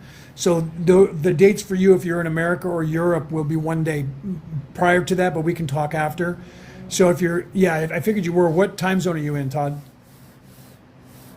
Are you in the West? Are you in Pacific or Eastern or Mountain or Central? Because that's where I'm from, obviously, with my accent. I grew up over there. You're in Florida. Okay, so you're in Eastern time. Okay, unless you're in the Panhandle. If you're in the Panhandle, you might be in Central. But if you're in the rest of the boot of Florida, then you're in the East Coast time. So that would be like the 9 a.m. for me is 2 p.m. West Coast America. So it'd be 5 p.m. your time. And the dates would be one day earlier because I'm so far ahead of you. I'm 19 hours ahead of you right now. So like the Wednesday and Thursday, the 11th and 12th would be the 10th and 11th for you because I'm so far ahead of you. You're on yesterday. Like right now, it's 4:01 p.m. for me on, what am I on, Friday? And you're on Thursday right now? So it should be late in the evening for you or late at night for you right now. I don't know exactly what. I'd have to look at my clock. But it's late for you over there in Florida, right? Yeah. So, yes, so I'm so farther ahead. But if you're interested in learning Reiki, those are 2-day courses. Reiki's, even if you were here sitting in my house, it would take 2 days, okay? Because I teach you, there's a booklet that we have that we can literally send you so you can print it out or just open up the email and read along with it because because you actually get a book if I'm here in person. You actually get a book from me. I mean, it's only got like 20 pages or something, or 40 pages or something, but it's your Reiki Reiki 1 book, and then if you do Reiki 2, you'll get from whoever your master is. If it continues to be myself or my wife or somebody else, you'll get a Reiki 2 that you insert into that, and then eventually if you become a Reiki master, you'll get that book as well, okay? And then you'll end up having that, and so you'll have all of those together, and then you'll get the master book for teaching if you want to teach that, okay? So if you want to do the Reiki 1, just email us, right, or message us here at Merlin and Maeve, or email us at merlinandmaeve@gmail.com. Tell us that you want to learn Reiki 1. We can give you the price points for that. And we tell people that the Defense Against the Dark Arts is a great place to start. And if you're going to be any kind of light worker and learn any kind of abilities and help people, going down the spiritual path of Reiki is the best bang for your buck because it'll take you the same amount of time. You'll actually learn more in a shorter period of time. Because say you wanted to learn all the clairs, there's 8 of those: clairvoyance, clairempathy, right? All those different sight, sound, hearing, taste, smell, all of those ESP abilities. You want to have like the ability of a medium to be able to talk to people over there, or you want to have empathic abilities to heal people in their body. The Reiki path is going to unlock those in yourself. It's going to unlock those in you. You're going to intuitively get that. Also, if you're trying to wake up spiritually, the Reiki path is going to wake you up because when you become a Reiki master, if you're not unveiled, you will become unveiled by becoming a Reiki master. Because you have to be in service to others to go down that path. You can't be self-serving and become a Reiki practitioner, to become a Reiki healer. Because to heal people, you have to love them. And if you're in service to self, or you're a narcissist, you only love yourself. Do you see? So if you want to go down that path and you guys want to learn that, send me an email. We can talk to you. I can give you we have like a whole commercial that tells you about what Reiki is and the steps of what you would learn from that. And that way, if you want to learn that, we can give you that information and we can do it. And the first day is a whole bunch of knowledge. The second day, I hit you with an attunement, and then you get a whole bunch of knowledge on top of that. And then you have a 21-day period of where you're actually activating and upgrading, and you're healing yourself and looking and reflecting within. And then that could end up going for another 21 days past that. So that's why with people trying to become a Reiki master, it takes almost a year before you can get all 3 attunements, because of what the changes are in your body and your energy, and you waking up and the abilities that you wake up. It takes almost that amount of time, right? So yeah, if you're definitely wanting to do that, brother, then contact us there, right? Message me at Merlin and Maeve here, or email us. And because if you message me, I'll just send you the email and say, here, email me so I can send you because there's a whole paragraph of stuff to learn about Reiki to see if you want to definitely do it, right? and then the price points for the attunements, and then we can get you into one of these classes coming up if you want to this month. Otherwise, we'll have them next month as well, and the month after that. We're doing it because we're literally teaching this because we want to make as many healers on this earth, and that's why we're helping people. We don't do the self-serving things, but if people want to astral project, we're teaching that. If people want to spirit walk, we're teaching that. If you want to become a medium, we're teaching that. If you want to learn, card reads, we'll teach that. If you want to learn how to exorcise someone, we'll teach that. But if you want to learn that, you have to learn the Defense Against the Dark Arts 1 and 2, because you need to know what you're messing with, and that's like magic with a K. You need to understand what you're messing with. So if you're also going to be a ghost hunter, a medium with ghost hunters, you got to learn exorcism, and you got to learn or at least the Defense Against the Dark Arts 1 and 2. Okay, so we teach this stuff to you guys if you're interested. And if you just want life coaching and spiritual life coaching, we work with people individually and do that, okay? Because we need to wake as many people up as we want, right? I believe that I definitely have that gift. So if you're already believing that you have some abilities and you already want to be a healer, the spiritual path of Reiki is the way that you want to go, my friend. That's the quickest route, and I tell you it's the best one. And I tell people, because I could teach you, I could make you spend thousands of dollars and teach you individually every single skill that you're going to unlock on your own, okay, by becoming a healer. All right, that's no word of a lie. So I tell people, if you want me, I will become your master, or my wife, right? We'll become your master. We'll tune you, teach you what you need to know, and then allow you to progress. And as you start unlocking this stuff, you'll see that you'll start becoming unveiled, and you'll start getting all these skills, because it comes naturally as you become a healer. You're dedicating yourself, because Reiki literally means God's energy. Okay, so you're literally walking the same path that, say, Matthew, Mark, Luke, John, and all those guys walk, because now you're dedicating yourself to taking source energy and gifting it and healing other people. Okay, the reward for that is you get to heal yourself as well, and you get to be unlocked, and you gain all of this extra knowledge and all of these abilities, because you're dedicating yourself to become one of those healers and for humanity, and then you can teach other people. See, so once you become a Reiki 2, you can heal other people, and you can even go into business for yourself at that point and charge people money to be healed and do distance healing and in-person healing.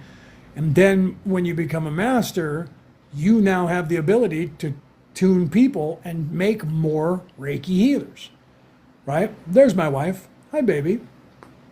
So there's my wife, Brooke. Follow her. That's my wife, Brooke. She's a Reiki master teacher, a spirit guide, a guide. She's a psychic. She's a shaman. She just doesn't know all of the shaman stuff yet, but I'm teaching her that part, spirit walking and those things. Between the two of us, we are Merlin and Maeve, and we are teaching. She has been on this planet. Peter, who's in the audience talking, also came with us. We came to this earth to help teach you guys, to help wake you guys up, so that you can teach each other and wake each other up, so that you guys can restore the balance here at yin and yang.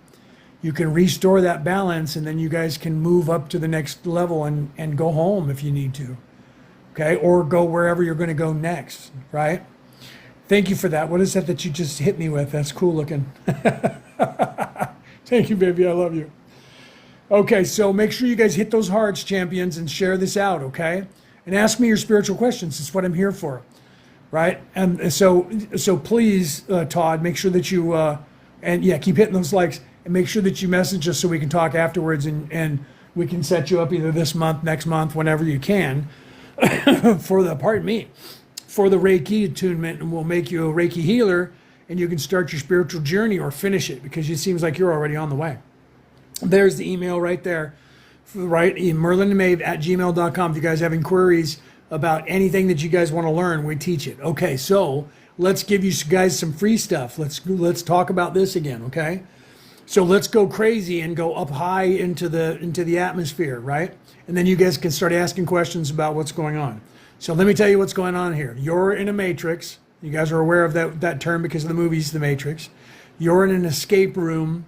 You have veiled yourself, and closed your third eye so you don't remember who you are, and you're sitting in an easily escapable escape room that you refuse to get out of because there's somebody sitting next to you that's going, hey, what are you doing? Hi, how you doing? No, look over here. Don't look at that door. That door's not the way out. Don't go over there to that door. What are you up to? What are you doing? Okay. You have people that are here on this earth that are not nice people, that are self-serving, and they're distracting you so that you can't remember who you are, and they're distracting you so you can't find the door, and they're distracting you so you don't know where to even look. You don't even know that there is a door. You don't even know that you are something. You don't even know that you should be something, and they're keeping that information away from you, okay? And why is that? Because they want legacy money. They're about money, power, fame, and glory. Why? Because they're in third dimension, and they want you to believe that this third dimension is the only place there is, and they want you to believe that they own you. And they want you to believe that they own this place, and that you're their slave, and that all of the money that you have in their status quo in this little matrix goes right uphill to them. And that's where they want to keep you forever, because they want to make sure that their children and their grandchildren still have all of this. So they have to convince you that there is nothing else besides this. And you need to be afraid of each other. You need to be afraid, and you need to look at other people of other races and be afraid of them because of their differences, and that's what they do to you.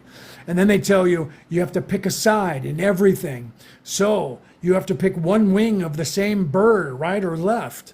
And you have to fight everybody who's on the other side and hate them that are on the other side. Because as long as you're fighting with each other over the things that they're throwing at you, you're going to continue to keep fighting, and you're never going to figure out what's going on, and that is that they're controlling you, okay?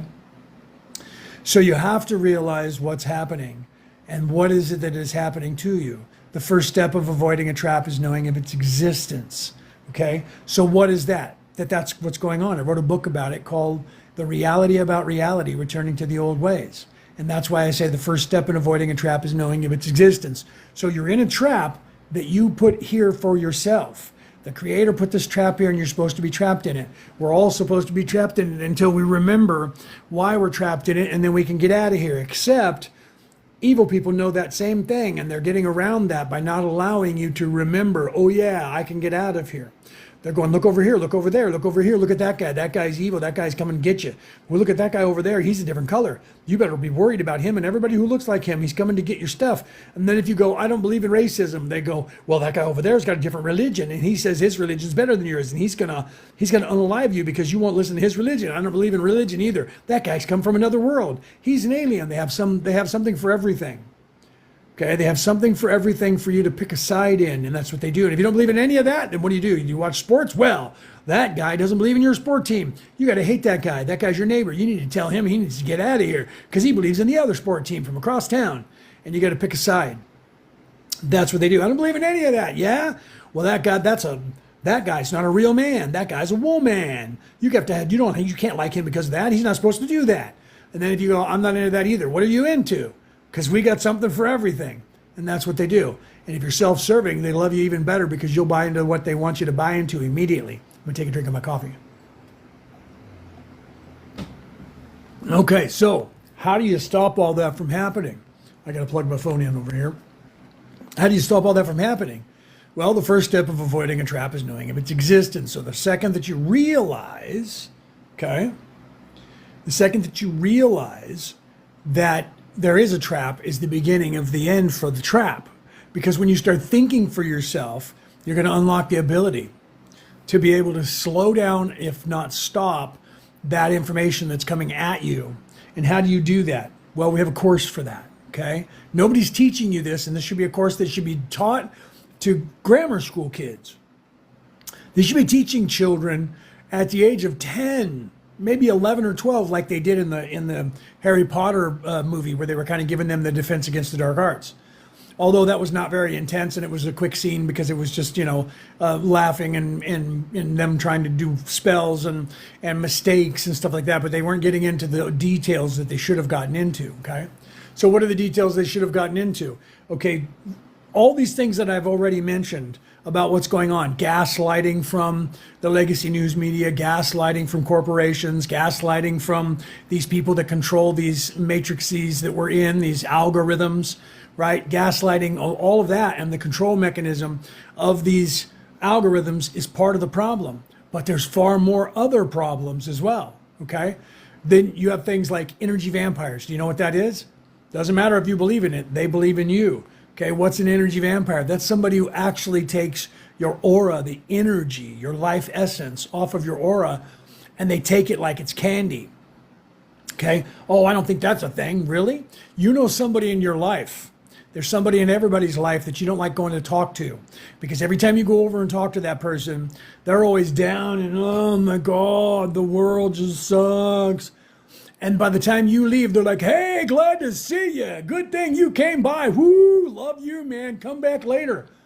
And you leave and you're like, oh my God, I'm worn out. I'm drained. That person, every time we go see them, oh my God, I'm just drained. And I don't know. That's an energy vampire. And they took all of your energy. They took your aura and they took your life essence. And now you're tired and you feel icky because your aura has been stripped off of you and you don't know it.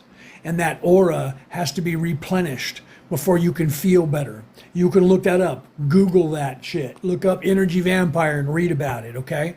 So how do you remove that stuff? How do you learn how to stop that from happening?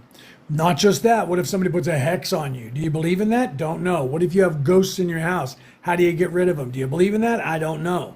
What if you have somebody putting a curse on you or using, whatever, making a voodoo doll? Do you believe in that stuff? I don't know. What if you have a poltergeist in your house? What if you just have negative energy that's attached to you that you picked up from outside in the world? What else is there out there that could possibly be happening?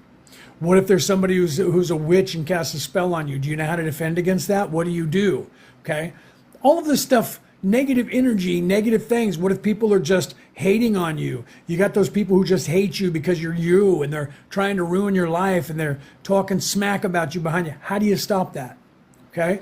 All of those things are things that happen to us every single day. Bad luck, all that stuff.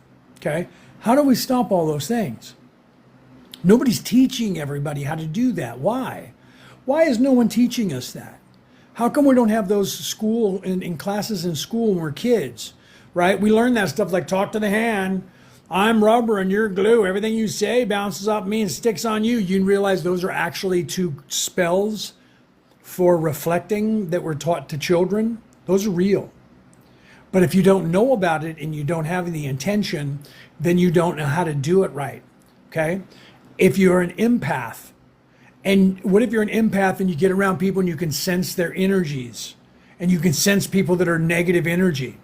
What if somebody's having a bad day and you're an empath and you're picking up on their bad day and you don't know how to stop it? Oh man, I don't like being around people because I pick up on their emotions and then I got their emotions and it's just, I don't know what to do. How do you stop that? How do you fix that? How do you control that? We teach a course on it. It's called The Defense Against the Dark Arts. Okay?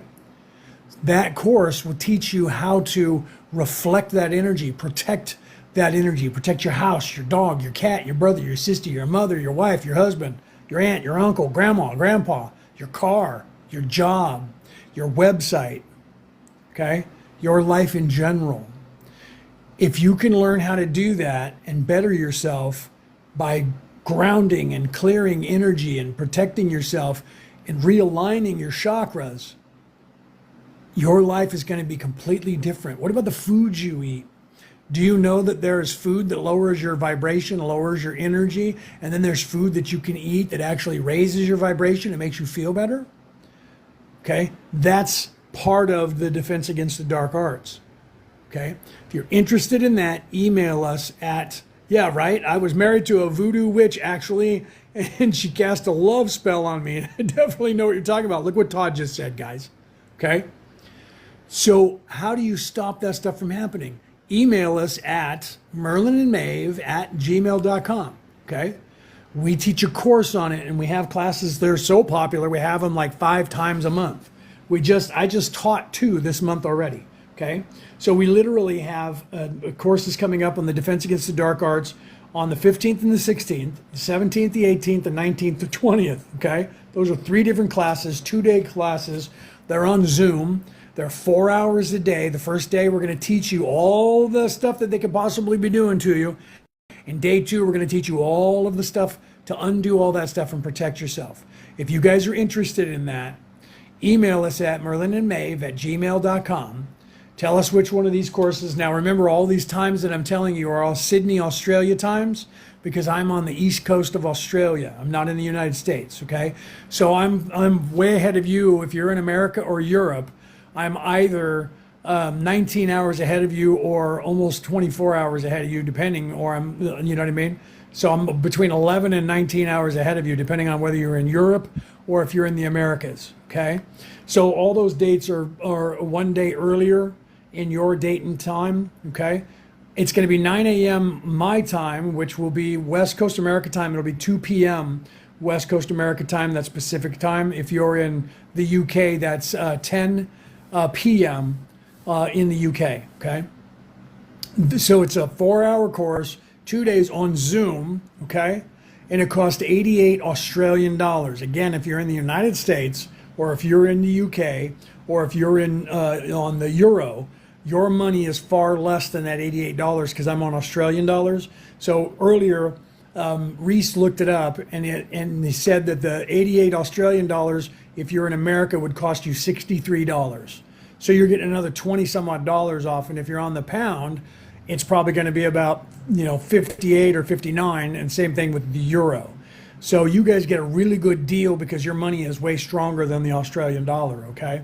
So if you guys are interested in that, email us there at merlinandmaeve@gmail.com and let us know that you're interested in learning the Defense Against the Dark Arts. We'll send you a PayPal invoice, which will automatically translate it for you.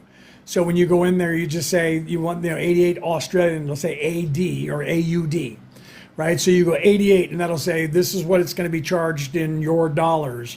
And you'll see that it's only about 63, 64, depending on the stock market, if it goes up or down, okay? And then you guys can figure that out, and then literally just hit that and send it to us, and we'll get you into the class. So we have different classes that are coming up, and if you can't do it this month, we're going to have more classes next month, because trust me, we fill these classes up pretty good because people want to learn this stuff, right? Hi, baby. There's my wife. Hello, everybody. There's Brooke. Hi. She just got home from work. There's my wife. Okay. So I love my wife. I heard the car. I was wondering if that was you. I didn't realize where you were, but she was at work and she was talking, so I knew she was probably driving. Pardon me. Okay. So yeah, 21 minutes past 5 in the morning in Ireland right now. Yeah, because it's 23 minutes past 4 p.m. for me right now in New South Wales, Australia. So the UK is 23 minutes past 5 a.m. And so if you take 8 hours off of that, that's what time it is in New York time. And over there. He's 13 hours behind us, right? I think that's what that is, right? You'd have to do the math. He said it's 5:20 or 5, so it's 5:24 a.m. in UK and Ireland right now. So yeah. So then 8 hours below that, behind that is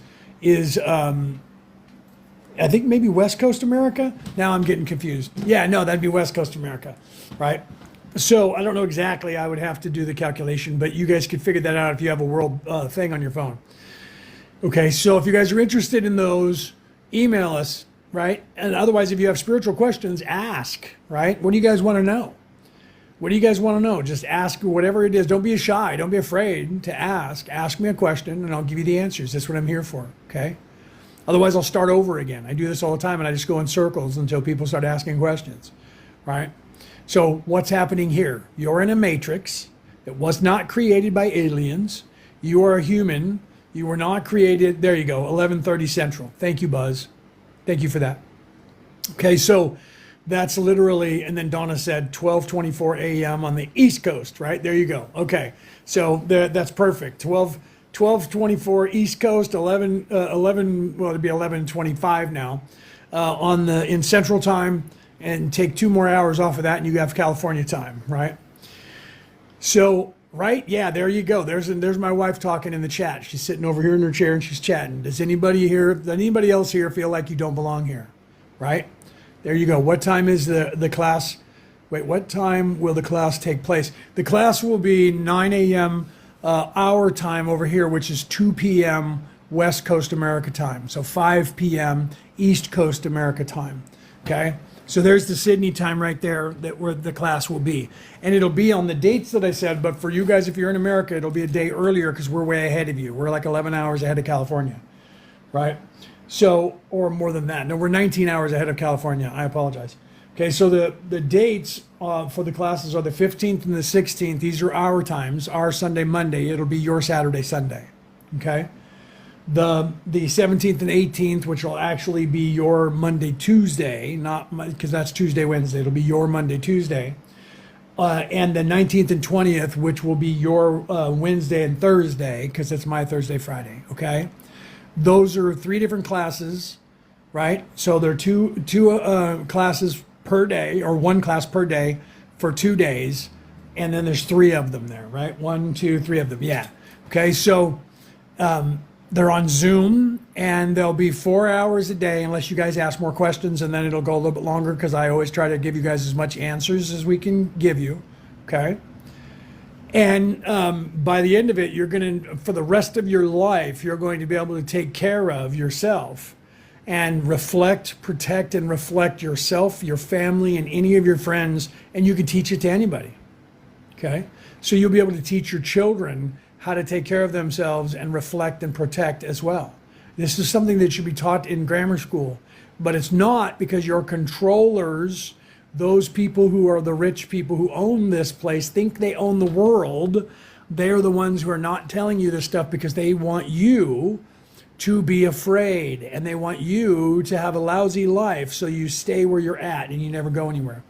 Do you have any information on the indigo children? Yes, the different people that came in at different times, you guys called them different names, right? Star children, indigo children. They're different generations like Gen X and Gen Y and Gen Z. They're different generations that are coming in different stages of awakenedness. Okay, some of them are wanderers, people that came here for higher planes, that came down here to help you guys like myself. I'm Gen X, but I'm completely awake. So I would be considered an indigo kid when I was born. Okay, but I completely am waking up. So I was a star seed and then an indigo, and now I'm completely awake. So I would be a Melchizedek right now. So I don't know if you guys know what that word is, Melchizedek. That's somebody that remembers everything. Okay. So the indigo children, there's another group that's going to be coming in now that'll get a new name soon, right?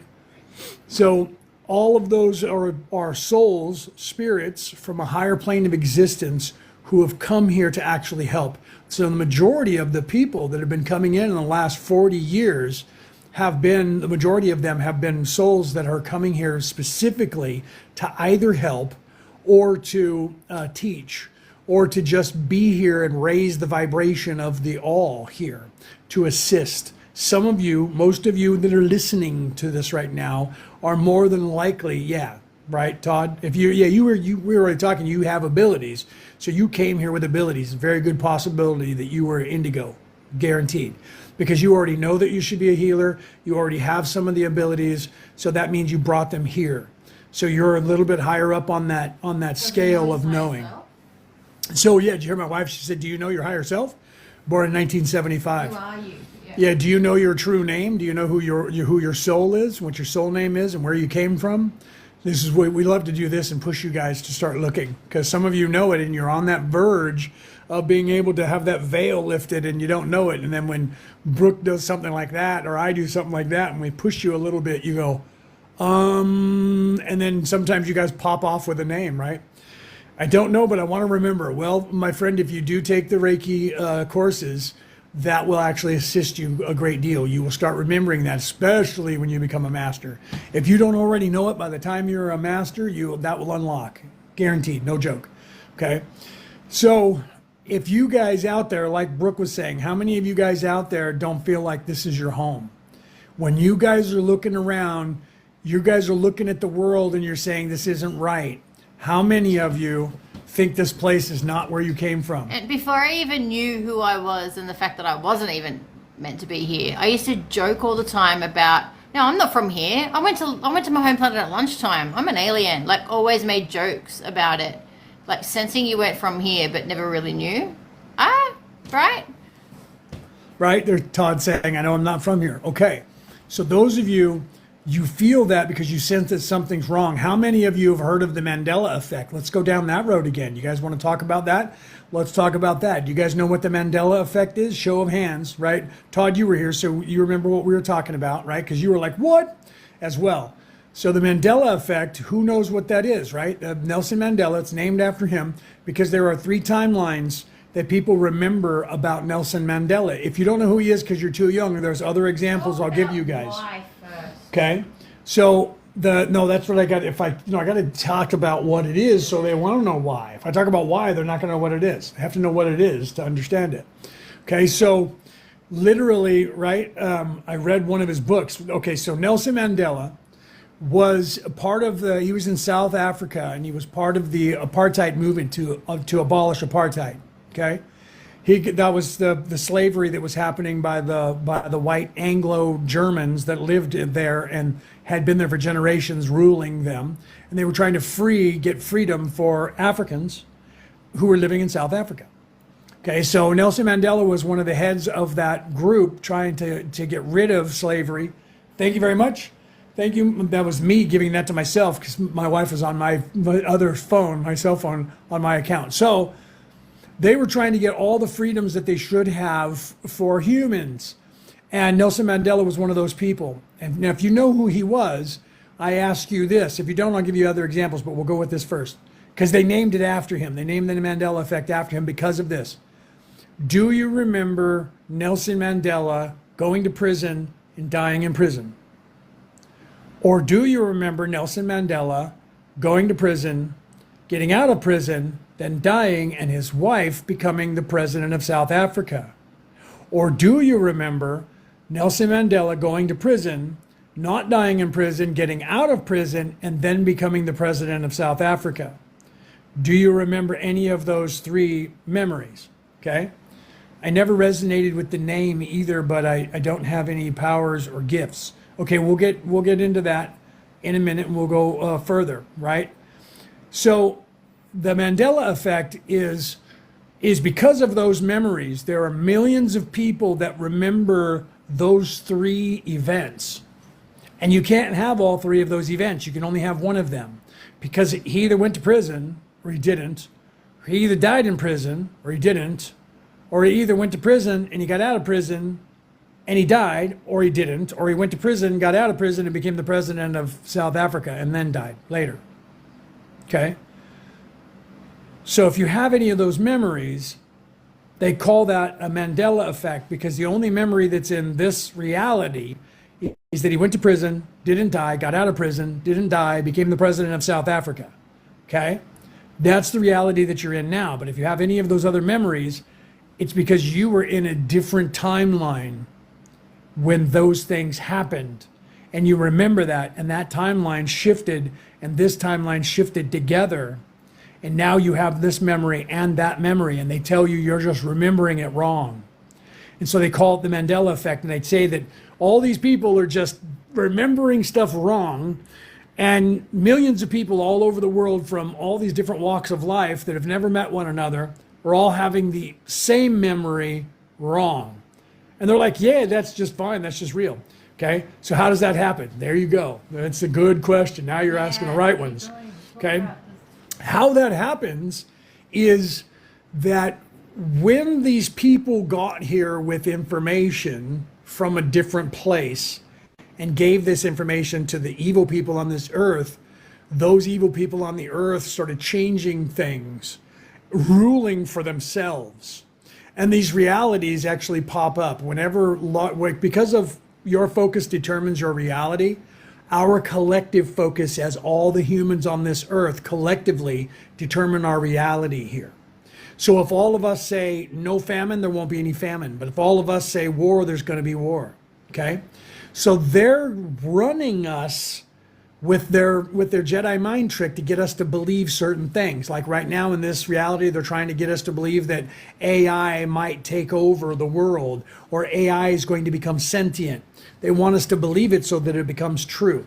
Okay, so these people, when they're trying to take over, they fracture realities and create different realities because of the different people believing different things. That causes all kinds of problems where people don't remember what's happening to them. Some of us come here to help because that's what gets you stuck, is that you actually don't realize it, that you're fractured into multiple timelines, okay? That means a piece of you is existing in different timelines parallel, like this, say 4 timelines. There's actually more than that, but right now we're down to about 4. So parallel timelines, and you're separated into all these timelines with different things happening that you're remembering. And when we merge the timeline into one timeline, they become one timeline, and some people remember the other timeline. And there's a reason for that, okay? There's a reason that you remember the other timeline, because you were actually in that timeline, 1, and 2, your higher self is not going through this scenario for the first time. You have come from a higher plane of existence, and you're one of the people who came down to help. And because of that, you're remembering the other timeline because you're from a higher timeline. People who are in the timeline here, even if they were in that one with you, wouldn't remember that timeline because they're not high enough vibration as an immortal soul to remember that, okay? Do you think someone time traveled to save President Trump?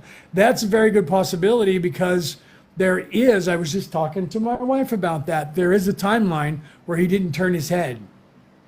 And it did happen, but you don't remember it. And then the timeline merged and he turned his head and it didn't happen, okay?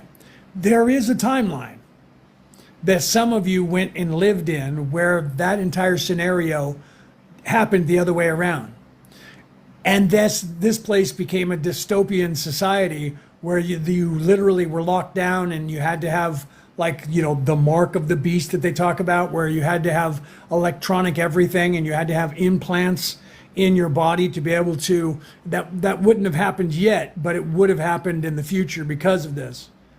But that timeline was shifted, okay? And that timeline and this timeline was pushed together, and those of you that were in that timeline are now in this timeline. Okay? Because we're fixing the timelines to put this place back in order the way it's supposed to be. That's actually referred to as the temporal war. But most people think that the temporal war means past, present, and future. Doesn't just mean that. It means side-by-side timelines. Side-by-side timelines in dimensionality. Okay, so there's other Mandela effects besides just the one that they call the Mandela effect, okay? We talked about this earlier. Kit Kat one. Right? Everyone knows Kit Kat. Okay, so do you guys know the candy bar Kit Kat by Nestle? Ask the question. Right? So the Kit Kat, Does it have a the dash word Kit Kat, is there a dash or not? in between the word kit and the word cat, or is there no dash in between the Kit Kat bar? Poll answer. Okay? Just pause. Let's see So, what they say. yeah, so everybody answer before I answer. You guys answer what you think, right? Yes, and then Donna's saying, the movie Shazam. She knows a little bit more about the Mandela effect. Yeah, the movie Shazam. Okay? That was Sinbad. That was Sinbad, I'm telling you. Okay, so dash. There's a dash, right? No dash for Dee Dee. There's no dash for Dee Dee, right? Dee doesn't remember who No Dee dash for ST1. No dash, right? I remember Dash in the Kit Kat. Donna says dash. Dash. Todd says Fruitable Looms too. Yeah. Right? Okay. Yeah. So there was a dash in the Kit Kat, but in this timeline, there is no dash in the Kit Kat. So those of you who remember the dash from the Kit Kat were in a different timeline and then merged into here. Have a look at Kit Kat now. Have a look at Kit Kat now. There is no dash. Yeah, there is no dash. And All right, hold on.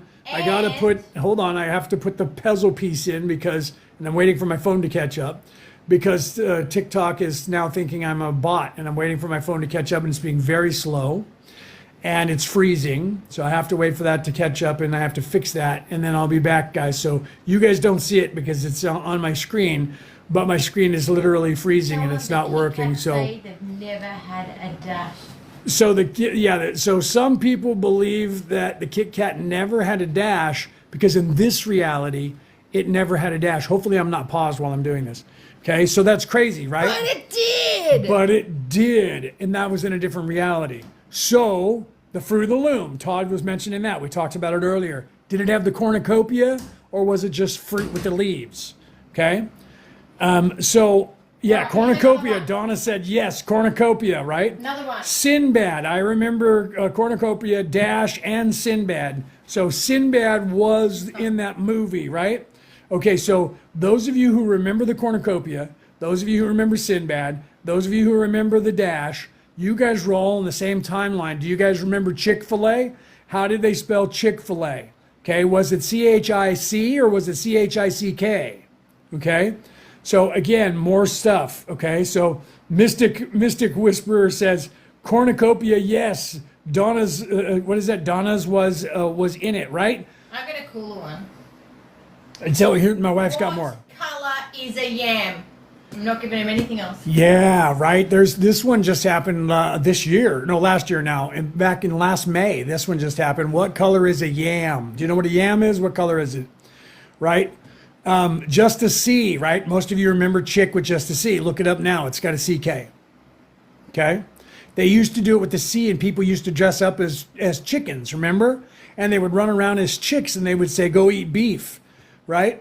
Well, it's now CHICK because that was in a different timeline. Put in the chat. What Okay? color is a yam? So, what color is a yam, right? We need people to make more comments. Donna says orange color on the inside. Right. Okay, Yeah, right? Okay. Okay, that's a start, right? So, what else? What does the outside of a yam look like? Right? So think about that. All right, let me go beyond that, right? So as you guys are thinking of that in the yam, some of you are going to look it up and you're going to get the answers of the way it is in this timeline, not the way it was in the other timeline. Okay? So, tan, right? See, no, there's, so that's tan, orange.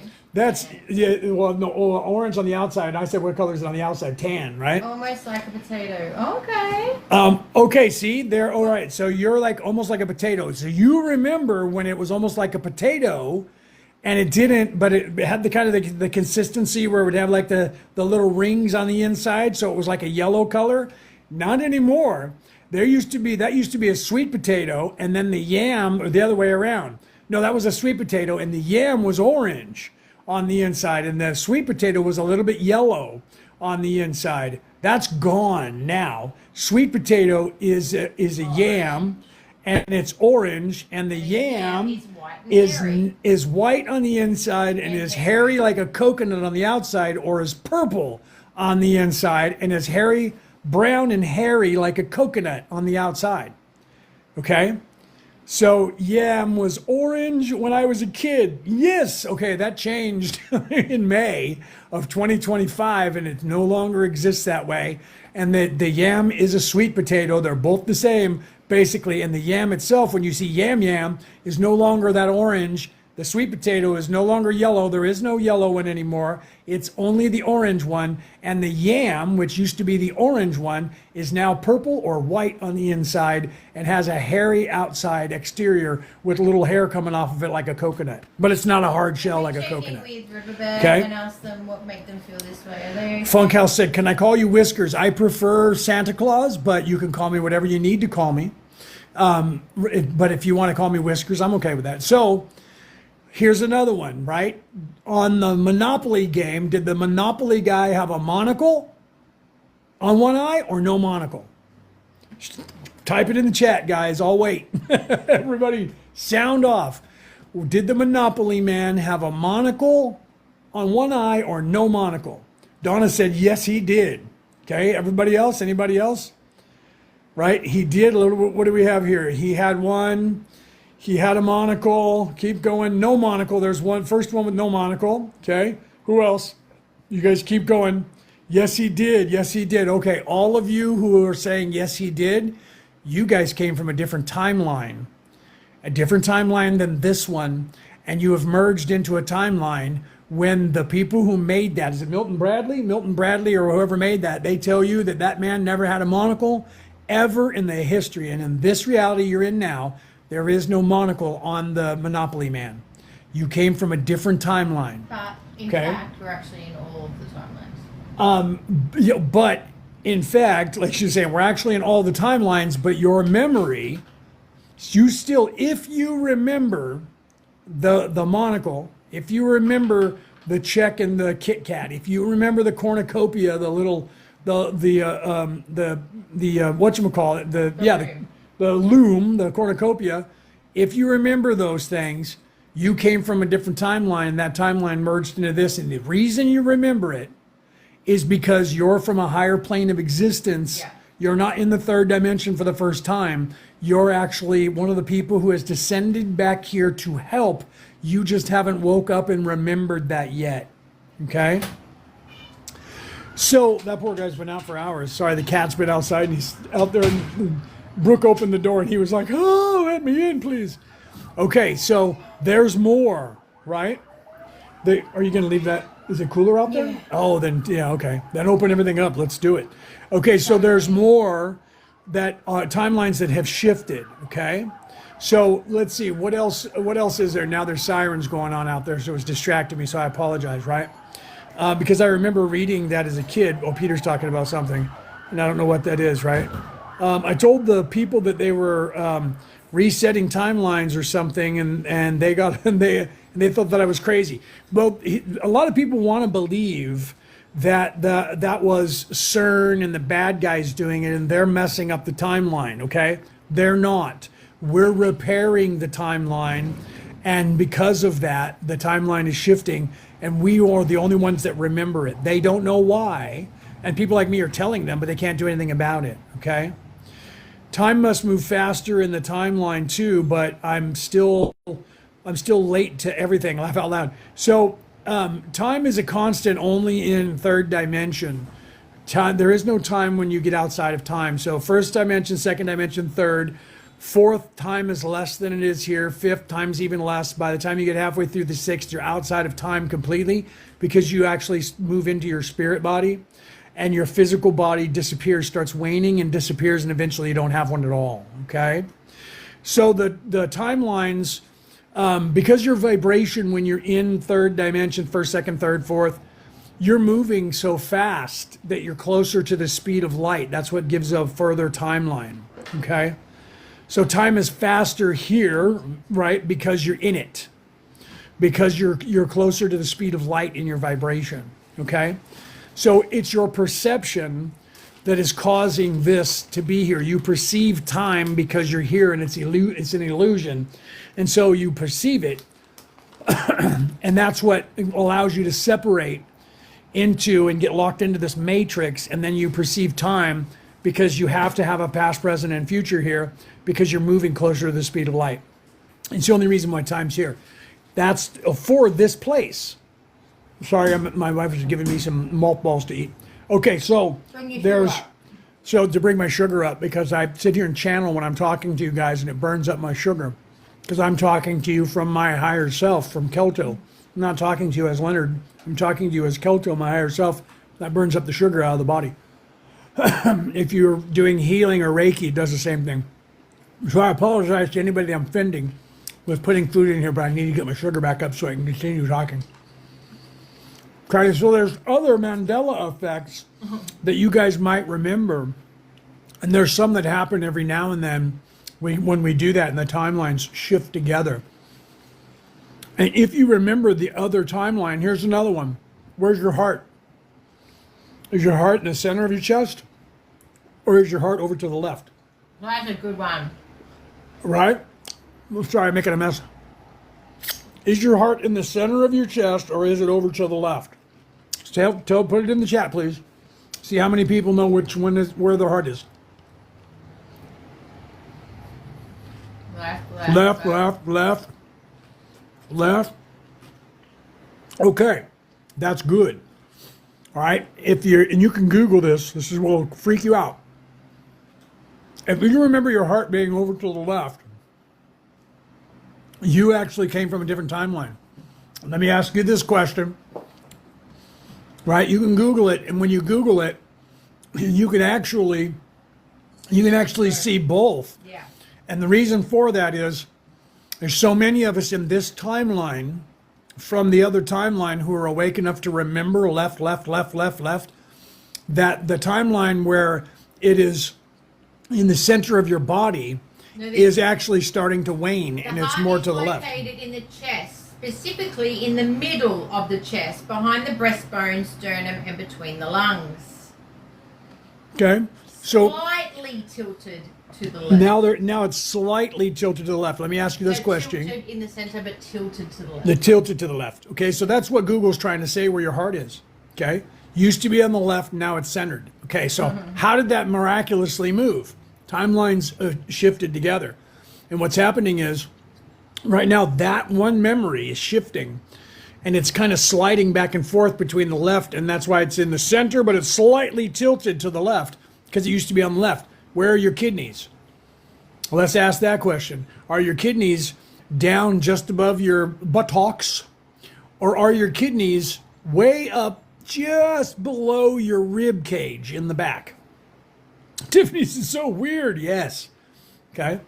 It's on the left side. That's why one lung is slightly smaller. Thank you, right? Donna, thank you. So where are your kidneys? Okay. That's another one. Now, the reason for this, now you can Google that one too, and you can see both.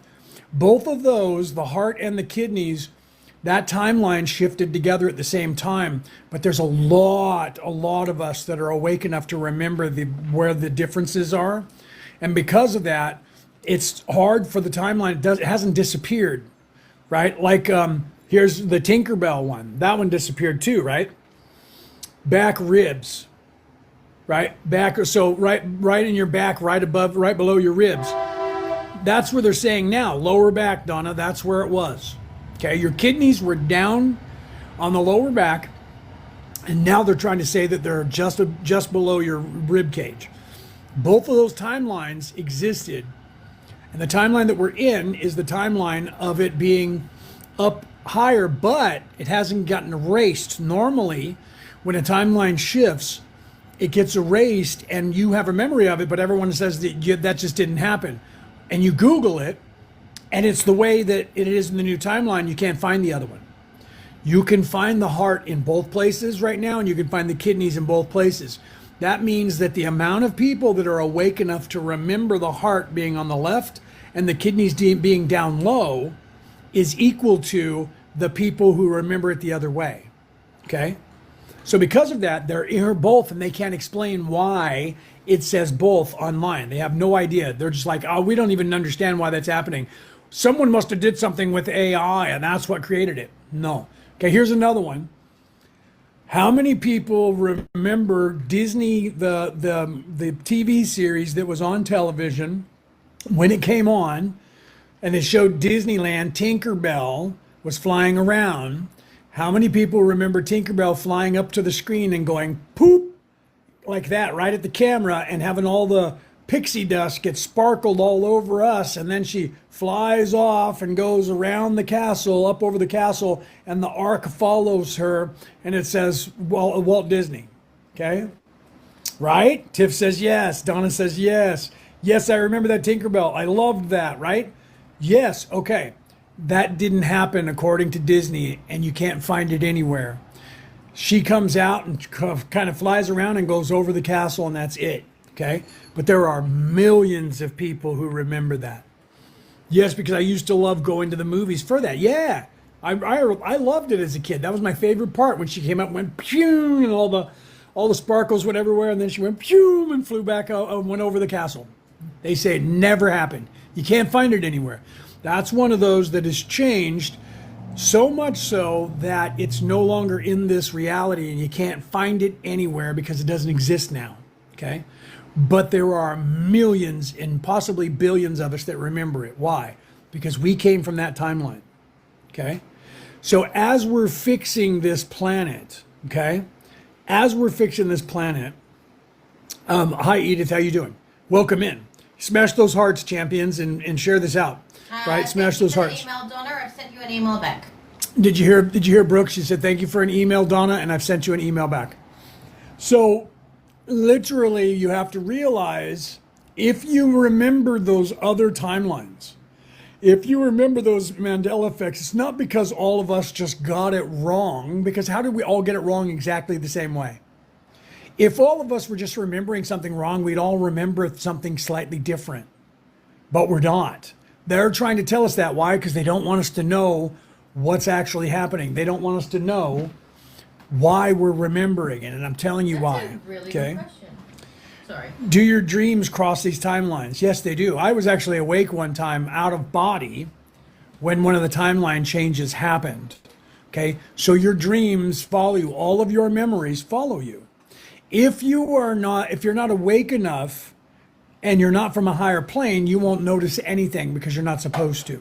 Okay, so for those people who are like here for the first time or a second or third life, and you're in 3D that way, you're not going to remember any of it. But those of you listening here in this crowd are probably people that remember those things, and that's why you're still here. You don't think I'm cuckoo cuckoo already. Okay, so why is that? Sorry, I'm moving from hand to hand here. Someone said, "Is so?" Why are these? Who they are doing these this on that they're purpose? referring to? That you're referring to? So what was the other thing? Are they doing this on purpose? So, So both. Okay. So first, are they doing this on purpose? They are not. The bad people are not. We are doing this on purpose. Okay.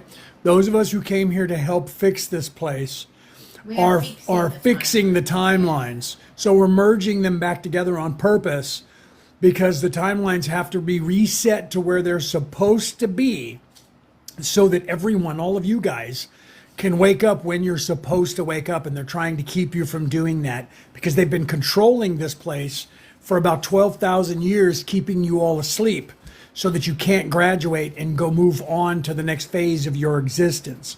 So we're fixing the timelines, and if you're one of the people who remember all of these Mandela effects, you're also one of those people who came here to help fix that. If you don't remember any of these, it's okay. You also still might be one of those people who came here to fix it, but you're so deeply into 3D right now that you're veiled still to the point where, because if you're listening to me and you're actually here in life 1, 2, 3, or 4, you're going to think I'm cuckoo and you're going to split real fast. If you're still listening to me and you're like, but I don't have all those memories, it's okay. You just don't have them yet. Those of you who are remembering the timeline shifts when they happen, you're closer to waking up and becoming unveiled. And the reason that you're having those memories is because you came from a higher plane of existence. You're not here for the first time. You're here to help. You just don't remember it. Okay? So I remember all of those. How am I supposed to help? You have to wake up and realize what you came here to do, or nothing, because even if you're just here, you're helping with just your vibration. What Okay? do they do for work? So, who are they? What is this? Who is the they? Okay, you asked that and I didn't answer that. They, when I refer to they, I'm referring to the powers that should not be. There are people, let me start with the dynamic of good to evil ratio on Earth, okay? On this planet, you're an immortal soul, and out of all the souls that are here, there is two kinds of souls. Those who are in service to others, who love other people and want to help people, and those in service to self. Those who are in service to self only love themselves. They're narcissistic, they're power, money, fame, glory, they're evil people. To what degree? Some people are little teeny narcissists and other people are Genghis Khan or Adolf Hitler, okay? So those people who I'm referring to when I say them, they, those are the oligarchs, the rich families who are self-serving, who think they own this world. They think they own you, they think they own me, they think they own all of us. And because of that, they think they have the right to do whatever they want to all of us.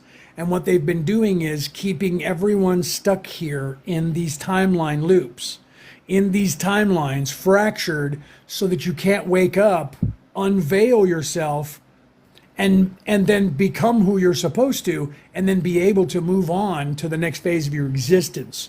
They've done it so long that your immortal soul cried out for help. You just don't remember it. And then some of us from a higher plane of existence came down here and got mind wiped with you, came down here to help. And if you remember those shifts in the timeline, you remember those Mandela effects, you're one of those people who came here to help. You just don't remember it. Should they be Okay? eliminated? So should what be eliminated? The opposite team. No, this is an ecosystem that was set up. So should they be eliminated? No.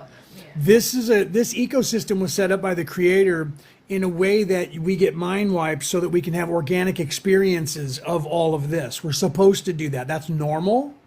So there's supposed to be people that are evil and have the choice to be that, and there's supposed to be people that are good. That's the yin and the yang, right? That's the white and the dark. That's the masculine and the feminine, the war and the peace. Okay? So that's supposed to happen. But what's not supposed to happen is you're not supposed to get extra stuck. So the bad guys learned how to distract you away from you waking up, and they've kept you here for about 10 generations, probably more than that. Because I'm looking at it and going, okay, so for 12,000 years, so that's more than likely about 100 generations. You've been stuck here. You sense that. You're tired. You know that there's something wrong. You want to go home, okay? The reason you're feeling that is because you've been stuck in a loop of reincarnating over and over and not remembering who you are for so long that you're just going, I just want it to end. I need this to end, and I can't be here anymore, and it has to end. So that thought process called out for help, and then there's those of us who heard that call, and we came down here, but the only way that we can help you is we have to come down here with you, because we're not supposed to usurp your freedom of will. We're not supposed to take away your freedom of will. We have to come down here, become one of you, get stuck with you, and then hang out with you and try to change things to get you to change things. The only reason I can tell you this stuff now is because the collective consciousness of this earth is so close to waking up that I can say these things out loud to the world on a platform like this, because the collective consciousness of this planet is literally right at that edge to be able to wake up. Okay, so because of that, I can tell you these things, but I couldn't tell you these things 50 years ago. I would have to tell individuals, like as if we met in person and you were awake enough, then I could look at you and say, this is what's really going on. As we've gotten closer to the awakening stage as an entire global society, I've been able to speak to bigger and bigger audiences until today. You're hearing me and millions of other people just like me around the world that are saying that, okay? That by ending his life, because he's been talking about how he's feeling unheard, unloved, and everything, and then he tried to use a shotgun to end this loop, he's only going to cause himself to come back and repeat the process. Yeah, right. River Bear 70, my wife is pointing out what you were saying right there. Because you were so distraught about this life, you were thinking about ending it, okay? If you do that, the only thing that happens is that you recycle and you come back again, my friend. And you have to start all over and you don't remember it. Then you're going to sit there and eventually you're going to go, oh my God, I've been here for so long and I want to end this. And you keep doing it. And you keep doing it. And that's a loop that they want you in. You just keep going around in circles in that. What you need to do, and this is actually, it's kind of hard, but it's not as hard as what you've been going through already. What you need to do is look within yourself and realize, I am not this pain body. I am not this place. I am an immortal soul who doesn't have to be here. Okay? And then when you start looking within yourself and you start going, I am something different than this, and I'm going to prove it to myself, and you start looking into that, that is going to raise your vibration while you're asking questions. And while doing that, it's going to start unlocking your third eye, okay? When you allow that process to happen and you start asking questions about everything and looking around and focus on that, your focus determines your reality. They're having you focus on, I hate this place, I hate my life. Change it. Okay, hashtag be the change. Change your life. If you don't like being here, you can get out of here. How do I get out of here? Now you're asking the right questions. Do you see? How do I get out of here? I am not a victim. I'm a survivor and I'm still alive, and I'm going to leave this place without having to keep going back. How do I do that? Now you're asking the right questions again. Do you see? So if you end it, it just comes back and you just get reborn. You get born somewhere else. You don't even remember that you did it, right? You could have been stuck in a loop where you've done that to yourself 20 times and it didn't do anything for you, but you don't remember it. So you have to break that loop and say, okay, I'm going to fix things, because if I fix it, I can leave and not have to come back again. Okay, Yeah, but that so backfired, didn't it? I feel like they put us through the pandemic to keep us from awakening. that's That what they was were a trying to do. massive backfire. That's what they were trying to If do, and it anything, was a massive Yeah, backfire. it ended up speeding shit up. It ended up speeding things up. This is one of those things where we teach you that everything serves the all, okay? Yes, Even totally. when people do bad things, it serves the all. They're desperate to try and get back their control and their status quo. So they're desperate for all of us to have something happen to us so that we're unalived, and then we can get what? Reincarnated, all brand new, veiled again, and then they can control us. So that was one of their attempts. They're desperate, and they're like an alligator in their death roll, and they're desperate to keep us from waking up, because the second that you wake up, They're not in power anymore. they have no power over you. Okay? The second you start piercing that veil and that starts to lift, you start seeing them for who they are, and everyone around the earth is starting to see them for who they are, and they're losing their grip over all of us, and they're desperate to keep it. So they're trying to do everything they can do, and that was one of the plans. They wanted to see how many people would comply and how quickly, or how many people would rebel, and who they were, because they're going to try it again, my friends. They're going to try it again around 2030 if things go the way they had them planned. Okay, and it's too close, so they're going to have to push it out further.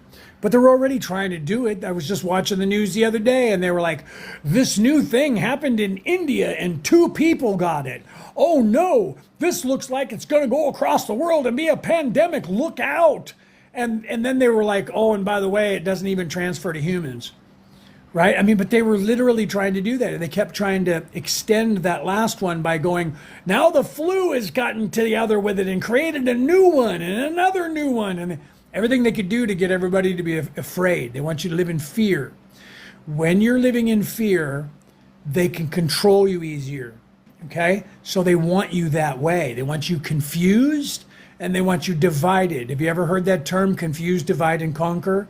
That's what they're trying to do. They read The Art of War, and they're trying to confuse you all every way they can. That's why they love interjecting AI now, because AI is making things even worse. People come into lives like this and go, is this guy real? Is this guy fake? Right? So you literally have to the first step in avoiding a trap is knowing of its existence. You have to be aware of it. So what are you aware of? You have to be aware that there are evil people who think they own you and me and everybody else, and they have been acting like it for 12,000 years. And it's been successful for them. And they've been doing it, and they've been losing grip over this earth since the 12,000 years that they took control of it. Slowly but surely, they have lost their grip over this place, and right now they're trying to make you think they still have a grip over you.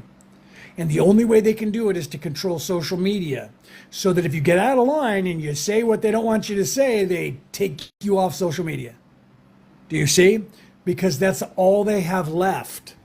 Okay? They can't unalive you anymore. The code I had to use Okay. to get it to stick. It wouldn't let me put it in any other way.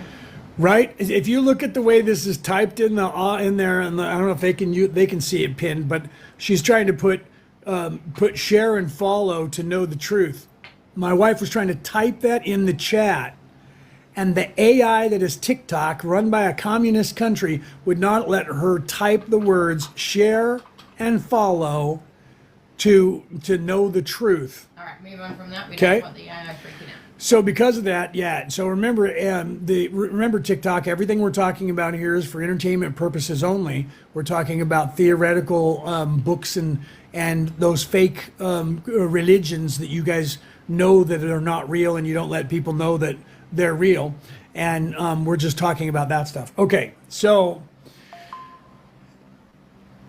somebody put something in there about Russia and Ukraine. Probably that's third dimensional, right? And that's stuff that people are doing in 3D, because they want you to believe that the Third World War is going to start. They're desperate to do that, because if they can do that, then they can unalive millions of people, and they need to do that. Okay, so they're trying to get you to manifest all kinds of strife. There's a race war. There's a religion war. There's people trying to take over your country. Be afraid of the people around you. They're all trying to get you. And then there's Europe is crazy. It's out of control, and all of it's going to spin off, and we don't know what's going to happen, and everybody's going to blow each other up. That's what they want you to believe. They want you to manifest it because they know that your focus determines your reality, and the collective focus of all of the people on this earth determine the reality of this earth. So if they can continue to get you to believe that they're in charge, they'll be in charge. If they can continue to get you to believe that the world war is going to happen and we're all going to spin off into space, that'll happen. So they need your focus on what they're telling you. And if you don't focus on what they're telling you, then you can move along and ascend the way you're supposed to. They need you distracted by something. So if you're political minded, they're going to distract you with politics. If you're religious, they're going to distract you with religion, and they're not going to let you learn what the religions are teaching you in real life, the spirituality that they're teaching you. If you don't have anything to do with any one of those, they have all kinds of sports for you. They have music for you. They have talent shows for you. They have puppies for you. They have algorithms for you. Anything that you want. Whatever happens in Vegas stays in Vegas, okay? That's this planet. They have it for you. Whatever it is, it's here for you. You just got to jump on one of these apps and go into the future, the past, the present, sail away and stay on the apps as long as you can. Do you want money? We have money for you. Do you want fame? We have fame. Do you want followers? We have followers. So whatever you want, they have it for you. I don't want to have any part of that. I just want to watch television. We have 10,000 channels for you. We have 100,000 different pay-per-view channels for you. You can watch anything that you want, everywhere you want to watch it, anytime you want to watch it, as long as you're not talking about spirituality. But don't forget to pay. So you got to have a job because we got to have money from you so that you can watch that stuff. Yeah, your view's late. Yeah, right? So then your ego will start freaking out on you. Okay, all of that is a plan, okay? All of that is a plan. All of that is what they're doing on purpose. That is the controllers, that are the oligarchs that think they own this place, and they're doing that to all of us, okay? So if you guys want to know about how to stop all of that, how to defend against all of that, we're teaching a course on it because they won't allow it to be taught in public school. Okay, because it used to be taught to children in public schools. And it used to be taught by people. But they outlawed it years ago because they said if you learn this, that's got to be some mystical thing from the devil. And that's got to be a witch or a witchcraft. And then they stopped people from freely thinking for themselves, especially the women. And they stopped everybody from learning this stuff. And so what they taught you was to be a good little Roman citizen and how to work and how to build things and how to become a worker bee so that you can just get enough pittance in your life to stay alive, to continue working so that all your money goes back up to them. Okay, so how do we do that, right? They want workers, not thinkers. That's right, Mystic. They want workers, not thinkers. So you need to become a thinker. You have to work because this is a place that they've already convinced us that we have to work in until we change our entire societal structure. So for right now, we have to have money to do things. Then when we change things, we won't need money anymore. People will just do things because they're supposed to be done. And then you'll see that this societal structure will change, and the humans on this earth in 2 generations will explode in consciousness 10 generations because they won't have all of these people holding them back anymore. And we'll be doing things to better humanity, not make money off of them, okay? So if you guys want to learn how to defend yourself, we're teaching a course that should be taught to everyone that is called the Defense Against the Dark Arts. Even those who think they know everything about it still go, oh my God. I don't know if you guys can hear Brooke. Even those people who think they know everything about it, when they hear or when they take the course, let's see what these guys know. We've had people do that. They take the course and afterwards they were like, I thought I knew everything about everything I needed to know and how to do everything. And you still gave me more information, okay? Because that's how comprehensive this is. We have put a lot of thought into this because I've been teaching this, the Defense Against the Dark Arts, called other things, since I was in my 20s. Teaching this in person to people Then the internet starts, and we're teaching it to people on the internet. Because if everybody knows this, the first step of avoiding a trap is knowing of its existence. If everybody knows this, you can unlock the stuff within yourself because they're not able to control you anymore, and you're able to see it coming, stop it from coming, and then you can start piercing the veil on your own, and the next thing you know, they can't control you anymore, and you don't need that information as much, but you'll still use it because it's easier to do because you can just go talk to the hand. So if you guys are interested in that, right? Yeah, you could never know it all. And even I don't know it all because there's something that I'm sure I didn't think about. There's something that Brooke didn't think about that may come up. And when things like that come up, we add that stuff. If I think of it or she thinks of it, wait, we didn't add that. We add that in to make sure that we expand the class to teach you guys. Okay? So if you guys are interested in that, email us at merlinandmaeve@gmail.com. We have a course. It's a 2-day course that we teach 4 hours a day on Zoom that's called the Defense Against the Dark Arts. So tell Jeff, yeah, it should be free, and it is free if you listen to Leonard's podcast and spend hours and hours and hours and hours for free. You can read the book, you can do all that. I don't know if you can hear her. If you want an extensive one-on-one with questions and answers, you can pay for our time because we need to eat. Right? So, Jeff, I don't know if you heard my wife, what she was saying. I'll reiterate that for you. You're absolutely right. Everything should be for free. And the next time you go to get gas at a gas station for your car, tell the guy inside that he should be giving it to you for free. Because I agree with you. Everything should be for free. And if you want this information for free, I have a podcast that has 545 episodes that is free for you. It's called Orion Rising, Orion, like the constellation Orion, Orion Rising by me, Leonard O'Neill. It's everywhere in the world that you listen to an MP3 broadcast, and it's absolutely free.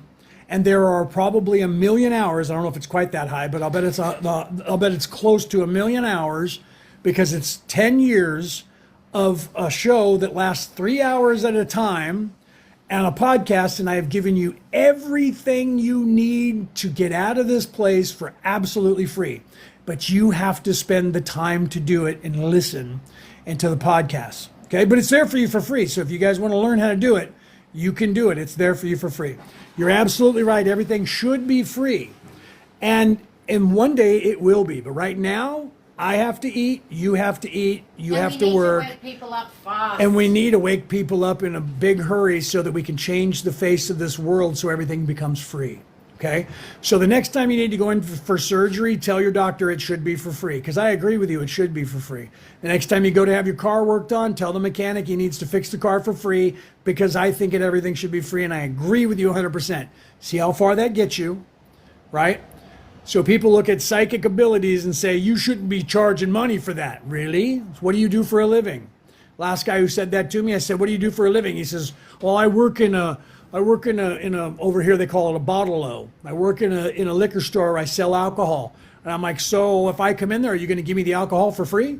Well, no. Well, why not? What about psychiatrists? What about counselors? Yeah, what why about not? People who spend money to listen to you talk. Yeah. How is us trying to help you exactly any different to that? But cheaper. I think everything should be for free, but I'm providing you a service. If you want the answers to it, you can spend the time to look the stuff up yourself. It's on the internet for free too. Okay? So everyone has the ability, and I tell you this all the time. You have in your hand right now, you're on TikTok listening to me. In your hand right now is the entire history's knowledge of the entire human existence on this earth for free for you to look at. Okay? And every single person on this planet should be using this device to learn everything they need to know to get out of here. But you're not, are you? Why is that? Because you're distracted by the distortions of the people who are trying to control you. Otherwise, you wouldn't need me at all. And I would say, I love you, man, and I'm glad that you know what I know. Good unto you. Please pass it on to other people. Okay? But until that day comes, that is what I came here to do, is to give this information. And I spent every year of my life, and I'm 58, giving it away for free on this earth. Okay? And now I'm charging you because you don't think, just like everybody else, if you get something for free, it's not worth it because they've programmed you to believe you get what you pay for. And the more expensive something is, the more it has worth. So when I gave it to you for free, because I actually gave you the secrets in this live for free, but you don't think it's worth anything because I'm not charging you money. So I agree with you, everything should be free, and people should recognize the value of something that someone gives them for free. But because you've been programmed since birth to think that everything has a price, it's not for free, okay? So if you're interested in learning what you should already know for free, email us at merlinandmaeve@gmail.com, and we're teaching a course that will change the face of your reality for the rest of it, okay? And that course is only 2 4-hour days, 2 days long, 4 hours, and it will cost you 88 Australian dollars. So if you're in America today, that's 63 US dollars, because my buddy Reese looked it up about an hour ago. So in case, unless the stock market flipped and the American dollar got changed, you guys will only cost you 63 American dollars. If you're on the pound sterling, it's probably a couple dollars less than that. And if you're on the euro, it's somewhere between the two of those, okay? And you're going to learn a knowledge that will change the face of your reality for the rest of your life on this earth, okay? And you will then be able to pass it on to everybody that you know, because it no longer will only help you. Because of what you know, you'll be able to clean your entire house, every person in it, all of your animals, all of your vehicles, your job, everything, okay? And you're going to watch your life change, okay? No joke, no word of a lie. Or you can go listen to my podcast, sit down, pick one of the podcasts, start listening to it, find your spot in there, and eventually, after a few episodes, you're going to go, oh, wow, man, he wasn't kidding. He is actually giving us for free the entire secret to the universe. But you have to spend some of your time to do it. And chances are, if you listen to it for free, you're going to spend more time trying to figure out what I'm talking about to learn all of these things. You're going to learn a few of them. None of it's condensed. But you're away. never going to be condensed into one subject of all of this negative energy all at the same time, okay? Or you can spend your whole life running around picking up the same knowledge that I picked up in my life to show you guys this, okay? So you guys can, my podcast is called Orion Rising, Orion Rising. Orion, like the constellation Orion. Orion Rising by Leonard O'Neill, that's me. And the symbol for my show is the cover of my book titled Orion Rising. It's the pyramids of Giza in Egypt at night scene, and above it in the sky, the star constellation of Orion, okay? There's over 500 episodes. My wife just put it in there, right? And yeah, you can go, that YouTube channel at Leonard O'Neill 1067 on YouTube has all of the, I think most of it has probably close to all 500 episodes on there. Okay, you can watch, that's the MP4 broadcast. If you want to hear it in MP3, you can look up my name and Orion Rising. It's listened to in over 70 countries. And there's I think it's 556 episodes right now. So if you go back, you can handpick the episodes by the name that's there of what I'm doing. And I did the Law of One. There's 6 books. I've done the Emerald Tablets of Thoth. I've done the Hermetica, translate all of that. I've talked about every subject you can imagine talking about, including all the stuff we talked about here today. Okay? So it's on there. Listen to it. It's free. It's all over the world, and it's free. I've been giving it away for free. So Jeff, if you're still with us, you're absolutely right. I've been giving it away for free. But if you want it condensed into, you can learn it in 8 hours, and it will take care of your life and save your life, and you don't have to try and figure it out by listening. But I also suggest that you listen to my podcast, because I'm not charging for that. I should have charged money for that podcast as well, but I'm not. But I'm charging money for the courses in spirituality to actually expand your consciousness for a few reasons. One, I'm giving you a service, and that service has to have a value for the reasons that I said before. If I give it to you for free, you're not going to believe that it's worth anything because of your programming. It's not your fault. It's your programmers, right? And that's the people that you're actually trying to unveil yourself so they can't do this to you anymore, okay? So defense against the dark arts, Zoom course, 2-day course, 4 hours a day. If you're interested in that, email us at Merlin and Maeve at gmail.com. You can see the dates on the screens right there, 15th and 16th, 17th and 18th, 19th and 20th. Those are all Sydney times. So if you're in the America or in the UK, those are 1 day earlier, right? And so instead of the 15th, 16th, it's 14th, 15th for you because we're so far ahead of you in this country, okay? It's 88 Australian dollars. Again, if you're on the US dollar, that $88 is only going to cost you about 63. If you're on the pound sterling, it'll probably be about 60. If you're on the euro, it'll be about in between those two, okay? And literally when we'll send you a PayPal invoice for it, and it'll say 88 Australian dollars, and you click in 88 Australian dollars, and it'll say that's going to cost you this amount in your money. It automatically does the exchange for you, so you don't have to try and calculate anything, okay? And we're not going to take any of your credit card information because it's over PayPal and everything's protected, all right? So if you guys are interested in that, email us it and we'll get you into one of these courses. We're also going to have some in March because this is super popular. I wish that everybody taught this to everybody, okay? Because if everybody knew this information, we wouldn't be stuck in this fix because people would be waking up enough and be able to protect themselves long enough to wake up, and then they wouldn't have to worry about it anymore because they'd be awake and they would go, no, not, why are you waving your hand at me and saying these are not the droids you're looking for? Do you honestly think that works on me? That only works on the simple-minded, and I'm not that anymore, am I? I'm awake, and you guys need to go to your room. And then they go, no, we're in charge, and we own you. Go to your room. No, you're not. No, sit down. We're going to take your freedom away, because we can. No, you can't. No, go into your room before I whack your butt. Go play. Take your ball and go outside. Donnie, go outside and play. Go find your friends. Right? Okay. So what else do you guys have questions for me? Will it be recorded so I can go back and revisit the class? And I said, no. However, you'll be a part of our family forever. You'll be a wayfarer. And you'll have any questions you have, you're more than free to ask us along the way. Right? Did you read that? What my wife put? Did you put that in the chat? Yeah. Okay. Yeah. No, we're not going to record it because of that. We only did that once for somebody because they had to, and we had to do that. Well, we don't do that, but you'll be able to ask us questions. And the other thing my wife just put in there, you'll become a wayfarer. You won't forget. Okay? And there'll be plenty of time for you to take notes. Yeah, exactly. You won't forget, and there's plenty of time to take notes. I say when you come to the class, bring a pencil and paper, and you can write stuff down. If I go too fast for you, just go, hold on. I will take the time. This is what we're here to do. And you will answer as many questions as you can. And I will answer as many questions as I can, and I'll try to stay, because I try to stay within time constraints, right? I tell you 4 hours. Usually it turns into another hour because of the questions.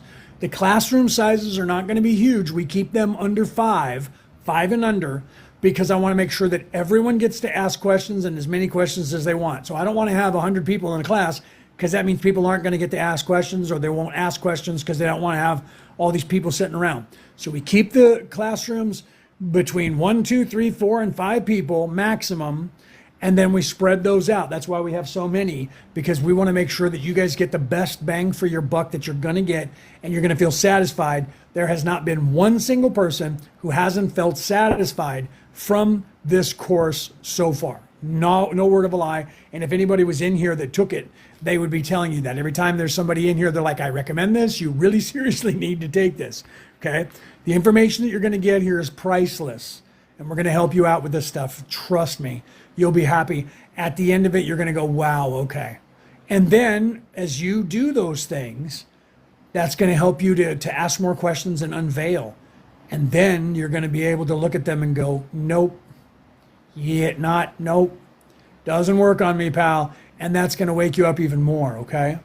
We're also Reiki master teachers. If you guys want to learn Reiki and go down that spiritual path and become an actual healer and unlock all of your abilities, Reiki 1, Reiki 2, and Reiki 3, but it'll take you about a year to learn all of that, but that's going to unlock everything else that you have, okay?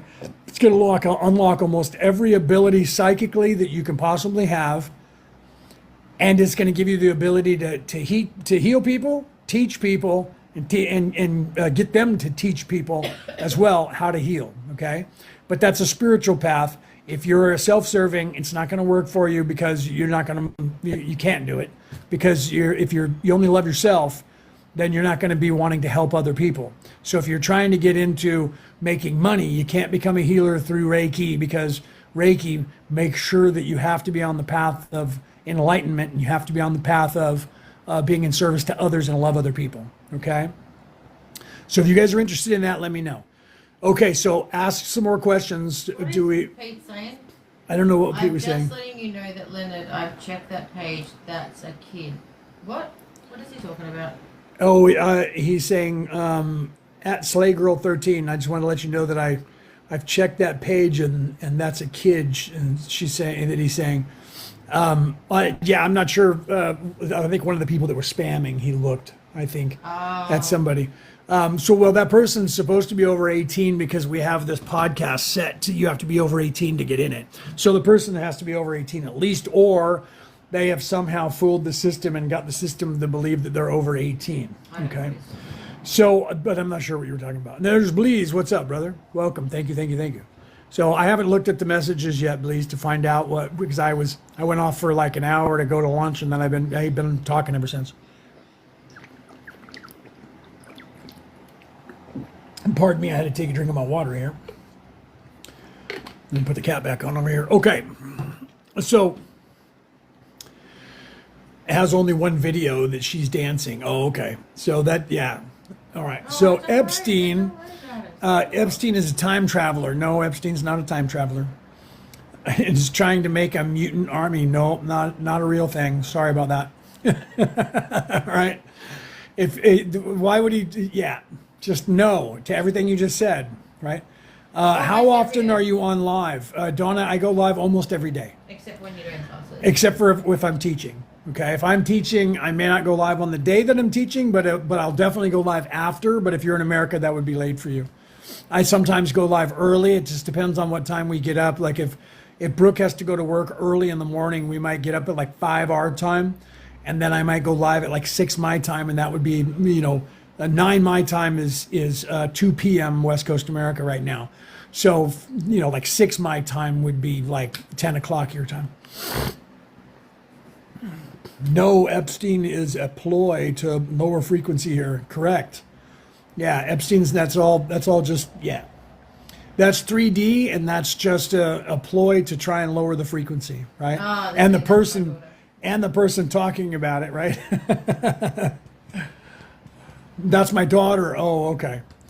So he's concerned that you're a troll, Slay. That's why he's investigating you. He's one of my admins, and he's my younger brother. So he's trying to find out if you're a robot or if you're a troll. But she's not saying anything else, she's inquiring. So that's just what he does, right? And so he's worried that when he saw that, he thought that was you and you were too young, and he was worried that you got in here being underage. So he's just checking. So yeah, I go live almost every day, right? Yeah, see, he says, I'm just being honest, just trying to keep people honest. He's not trying to, yeah, he wanted to make sure you were not a robot, and he wanted to make sure you weren't underage, because he doesn't want to get us into trouble or anything like that. He's just doing his job. He's just being a moderator, and he's trying to figure out who everybody is to make sure that nobody's here to be a troll or whatever, right? You won't find anything. Oh, that's good. There's a troll. There's one right there, right? You won't find anything because you're in 3D, my friend, right? Because you live in your mom's profile. He hasn't put any this one? videos, no reposts, nothing. He's done absolutely nothing. This one here, the evil Spore 3. Evil App Store. Evil App Store, yeah. So Evil App Store, you're a troll, so I'm going to ignore you. All right, anybody else have any other questions? Papa, I'm ready. Let me know. Okay, brother.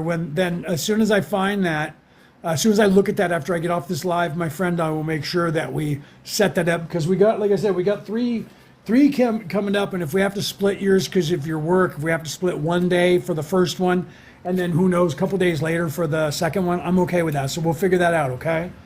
As soon as I get off here, my friend, then I'll take a look at that, and we'll send you that information, and you and I'll figure it out. We just got to look at the calendar, and even if we have to.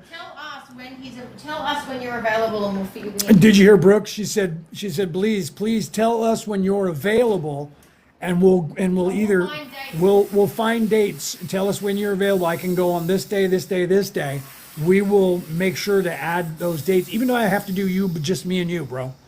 Okay? So you send me a thing telling me what days you're available for the rest of this month. And if you have 2 days available in the rest of this month, if it's already on a day that we're scheduled, then we'll get you into that one. If not, then I'll put you in, brother. So you just let me know what it is. Send the digits in the inbox for me. Inbox me, and we'll set that up. Okay. Cool. Yeah. Cool. Thank you, my brother. We'll hook you up. We'll get that together. We'll get it done. We'll get you started on your path, my friend. Okay. Mystic says, so we are given this timeline. I thought the lower timelines were collapsing. They're not actually, there is no lower or upper timelines. There just is timelines. Every timeline is equal. There is no hierarchy when it comes to timelines. There's also no hierarchy when it comes to your spirit once you leave the human form. The hierarchy is only for the lower registers of self-awareness. So this third dimension is the first place hierarchies happen. And hierarchies just wane after you get out of here. Fourth dimension and fifth dimension, you're already moving away from hierarchies. You're starting to move into a collective. However, the timelines are shifting and we're merging all of them. So there's actually side by side in time. They're not on top of each other. They're kind of, they're parallel to each other. They're happening at the same time, and some of them are far apart, and we're pulling them all together, and then we're shifting them all in to put the timeline back to where it was supposed to be. Right? So we're merging them back together. Do they run parallel? Yeah, they do. They run, I was explaining it the way a cell separates, okay? Because it is actually very much like that. So you know how a cell replicates when a child is or moving, or you have one single cell, and then the cell turns into two, and it's all in the same cell at first, and then those cells separate and they become one cell apiece. So when you have a timeline that separates, everything gets duplicated in one cell, right? And then the cell goes, and it turns into two cells. Okay, those timelines are identical at that point. But now they're independent. So now they start evolving on their own. So when you have a timeline that is really close together, when they merge, there's only very few things that change in them. And the memories only are changed by the distance of time they were separated from one another. Like the monocle and... Okay, like the monocle from the guy on Monopoly and no monocle.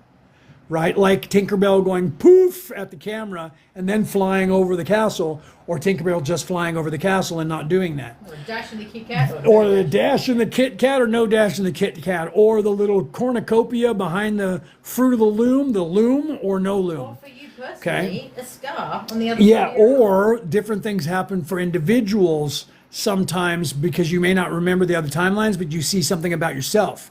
I have a scar on my left forearm, okay, that I got in a knife fight that originally and for all of my life was on my right forearm. Tell him you're in the war. Okay. Tell him you didn't just get into a knife fight on the street. And okay, yeah, she's like, tell them. Okay, so I was in combat. Okay, so it wasn't like it was a knife fight on the street. Okay, I was in combat and I got a scar on my right forearm. Okay, in combat years ago, long time ago when I was in my 20s. Okay, I got a scar on my right arm and it was there for my entire life. Then one day I looked down and my scar wasn't there, and I thought, okay, maybe the scar just, healed up and eventually they fade and it disappeared. I'm like, that's weird. That scar's not there anymore. I'm like, okay, timeline shift, things happen, it's weird. Then I was sitting there and a few minutes later I was looking at my arms and I looked at my other arm and the scar was on my left side. Okay, and it's on my left side right now. So that means that I'm currently in a timeline right now, and I remember, it's a Mandela effect, I remember it being on my right side, and now it's on my left side, which means that in this reality that this body's in, that happened on my left arm, not my right arm, okay? But I have the memory of it happening on my right arm. I don't have the memory of it happening on my left arm, but it's on my left arm, okay? So people could say that's a Mandela effect and I'm just remembering it wrong, but it's not true, right? I know that. So sometimes things like that happen for you personally. Another timeline shift was back in the 80s when I was living in California and was watching the Los Angeles Lakers, and they won 3 championships in a row, and they called it back to back to back, right? They got 3 championships in a row, okay? I was watching the 3rd championship, and it went into Game 7, and they lost the Game 7. I was in a timeline where they lost that. Went to sleep that day, and I wasn't on drugs, and I wasn't doing alcohol or any of that stuff. Went to sleep that day, went into work the next day, and everybody was talking about how they miraculously won that 3rd championship. And I said, what are you talking about? I just watched the game last night. They lost. Everybody looked at me and said, what are you talking about? They won. Handed me the newspaper, because we didn't have internet back then. This was in the 80s, before the internet. And I read the newspaper, and I researched it and found out that they had actually won it, but I watched them lose it. Oh, you just remembered it wrong. At the same time, I was wearing a sweater, pullover, right? And I was a manager, so I had a name badge that I put onto my sweater. I had the sweater on the name badge on the right side of my sweater, and a couple of days earlier, I got the name badge caught on something, and it tore a hole in my sweater. And so I was putting the name badge through the hole so people wouldn't see the hole in my sweater, because it was wintertime, it was Christmas time. So when I put my sweater on, it was no longer on the right side, it was on the left side. So I took my sweater off thinking I had it inside out. And I didn't. And then I thought, did I have my sweater on inside out all this time, and I've been wearing it every day inside out? That's weird. So I just put it on and put the name badge on there. When I got to work and found out that there was a timeline shift because I watched the night before and something changed, they lost the championship, then they won it. I was in a different timeline, and the timeline shifted together. We can't predict, even though we're changing the timelines, we can't predict all of the little things that are going to be changed in the timelines when they hook together, okay? So the more dominant timeline will take hold, and if you remember them, it's because you're a wanderer and you actually are actuating, making the timeline shifts. You're changing things because you're fixing this place, right? Otherwise, you'll never remember the timelines. You'll just go, you guys are crazy. Tinkerbell never did that. No monocle, no dash. It wasn't the Berenstein Bears, it's the Bernstein Bears, and it always has been. There's one I haven't mentioned, right? And that's what you'll believe, because that's what you're supposed to. Do you see? How many times have you had an argument with someone and you both knew that you were right, but then someone, because of the timeline shift, was wrong, and you're like, I don't believe it, it's not. Like, you just fought to the death because you How many times did you have an argument with somebody where you thought for sure you were right about something, and they said, I'm telling you, it's always been that way, and you said, look it up. And then they look it up and you find out you're wrong, and you're like, dude, that's not right, I'm telling you it was that. Chances are that's a Mandela effect that you're maybe specific to you that you're unaware of, okay? And that the timeline you're in doesn't have that, okay? Because I'm telling you truly, there was a timeline when the Nazi Germany won the Second World War, and that timeline doesn't exist right now. There was a timeline when the Japanese won that war, and that doesn't exist right now, okay? Those are 2 timelines that some people remember being in, okay? And if you don't believe me, you can look up Philip K. Dick. That's the real name. That's his real name. He's an author. He wrote all kinds of books, science fiction books, many science fiction books, like 20 of them. Every single book he wrote is about a reality that he was in and he remembered, and he wrote them down. And one day you can Google this on YouTube. Go to YouTube and look this up. Look up Philip K. Dick talking about timelines. And he was over in France, and he explained to people before he passed, he explained to people that I have come from several different timelines that I remember that are no longer in existence, and you should be happy because those were bad. And I wrote my books about what I remembered in those timelines, and he told the world all of my books that I wrote were in fact places that I was in and things that I witnessed, okay? And he goes through this whole thing. You can get it. Make sure you get the long. If you get the long version, the guy reads it in French and then he says it in English, or he says it in English and the guy reads it in French. Okay? They have one where they edited out him saying this stuff in French. I would suggest if you know French, do both. Play that one that has both. If not, and you have the patience, play the one that has both, because I've noticed that some of the videos, They also edit some of the things that he says, the ones that are a little more volatile, that the powers that should not be don't want you to know about. So there's a whole bunch of versions of it. Find the longest version that you can find that has all of the French and the English in it, okay? Even if you have to sit through French and you don't understand French, okay? Because you're going to get a more detailed message from Philip K. Dick, middle initial K, last name Dick, okay? You should take a look at those. He wrote all the movies that you've watched that you don't know about. Minority Report. He wrote, what is it? I can think of the name of his books. He wrote the book, Do Androids Dream of Electric Sheep? And that was the movie about, called, I can't think of the name of it right now. Right? The Man in the High Castle. Yes, Tonto. That's one. That's definitely one about the timeline shift. Okay. So you know Philip K. Dick. Okay. He also wrote, We'll Remember It For You Wholesale. That's Total Recall, the movie. The other one was, I can't think of the name of it. It had, God, there's a whole bunch, guys. I can't think of them. But if you guys Google Philip K. Dick, look at the books that he wrote, you'll see what I'm talking about, right? It's insane. So look him up. Woo, look at that. Boom, target. That was cute. Thank you for that, baby. That was in the shape of a heart. That one's cute. Okay, so he remembers different timelines and he talks about them, and all of his books are about those timelines that he was a survivor in, okay? And that he hasn't, and that he remembered and wrote that stuff down. And at first he never told anybody. He just said he was a sci-fi novelist. And they're like, where do you get your ideas? Oh, here and there. And then one day he said, I want to tell the world that this is what's going on. And he read the paper that he wrote for the world. And some people said he's a sci-fi writer. He's just doing that for publicity. It didn't make him any more popular. Okay. He didn't make millions off of it. Okay, he just was telling the world it's time for you guys to know what's going on, and he talked about timeline shifts. Okay, so you guys have to look at the world in a different light and realize that your focus determines your reality. Your intention determines your reality. Okay, you have to become aware of that. This is why we're teaching courses to you to help you wake up, to help you to discover who you are, to remember who you are, right? If you do that, then you're going to be able to no longer stay in this place, because you'll be able to graduate the way you were supposed to, okay?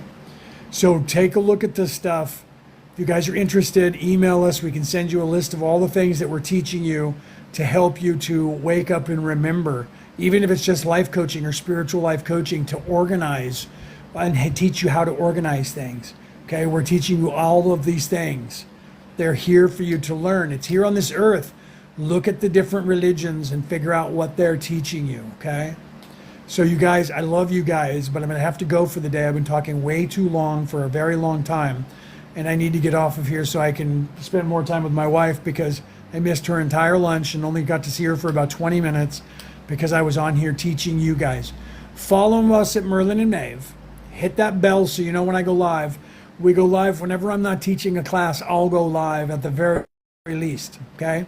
So if I'm not teaching, I'll be on here trying to teach you guys or to help you guys. If you guys want to wake up faster, contact us at merlinandmaeve@gmail.com. You can see it on your screen, okay? And we can help you, adapt. We can help you to learn whatever ability you want to learn. We can help you to defend yourself. We can help you to wake up. That's what we're here to do. And if you are already a light worker and you want to have focus or you want to protect yourself, Defense Against the Dark Arts is the perfect place to start. If you want to develop more psychic abilities, we can teach you that. If you want to extend, you're a healer and you want to extend that, and you're spiritual minded, Reiki, that means light, God's energy, okay? Healing through energy from source, okay? That is a spiritual path to enlightenment, and along the way, you become a very powerful healer, okay? And you'll be able to heal yourself, your family members, even your cats and dogs and friends and family and people, washing machine. You can add energy back in. Say you microwave something, you can microwave something and Reiki it and add energy back to it, raise its vibration so it becomes better for you, right? No joke. Put the nutrients back into things. Bring the food back to life, okay? Charge your water. If you guys are Christians, you know that Jesus used to do that. Jesus talked to his water and prayed to his water, and that created an energy in his water that made it like holy water. Okay? You can do that too. We all should be doing that. Okay? You can do that.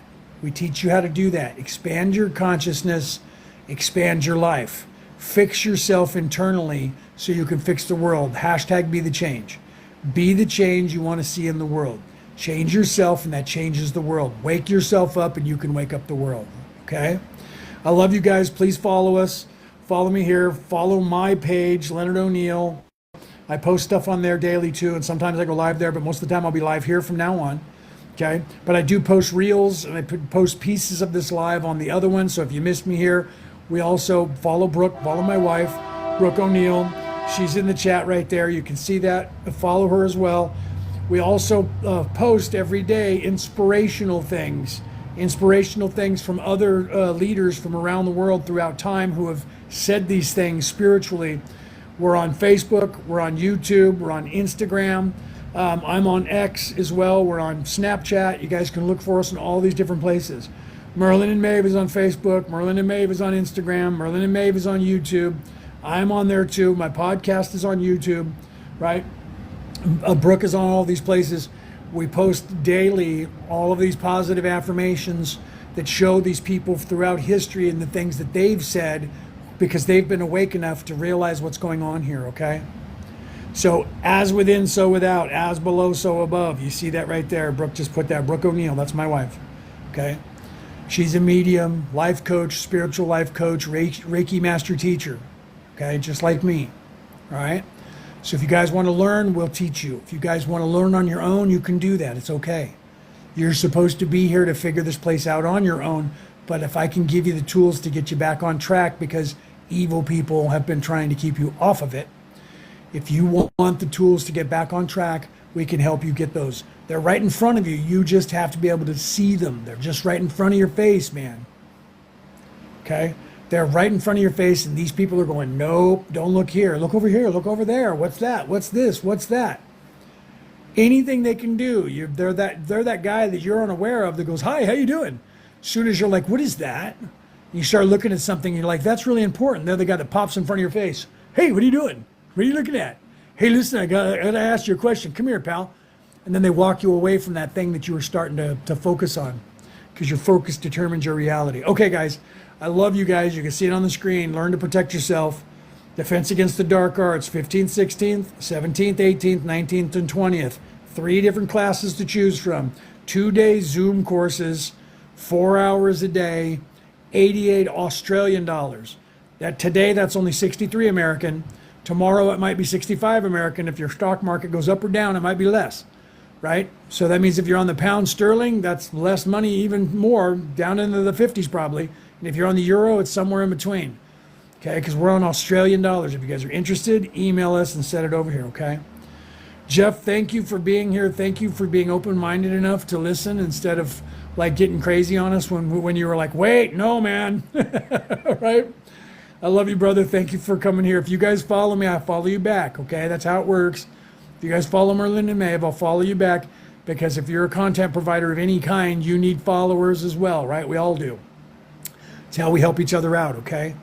So I love you guys. Have a great night. Follow me, follow us, and then I'll talk to you guys the next time I'm live, okay? I'm going to get some dinner and spend the rest of the night hanging out with my wife, all right? I love you guys. Have a great day, and I'll see you next time.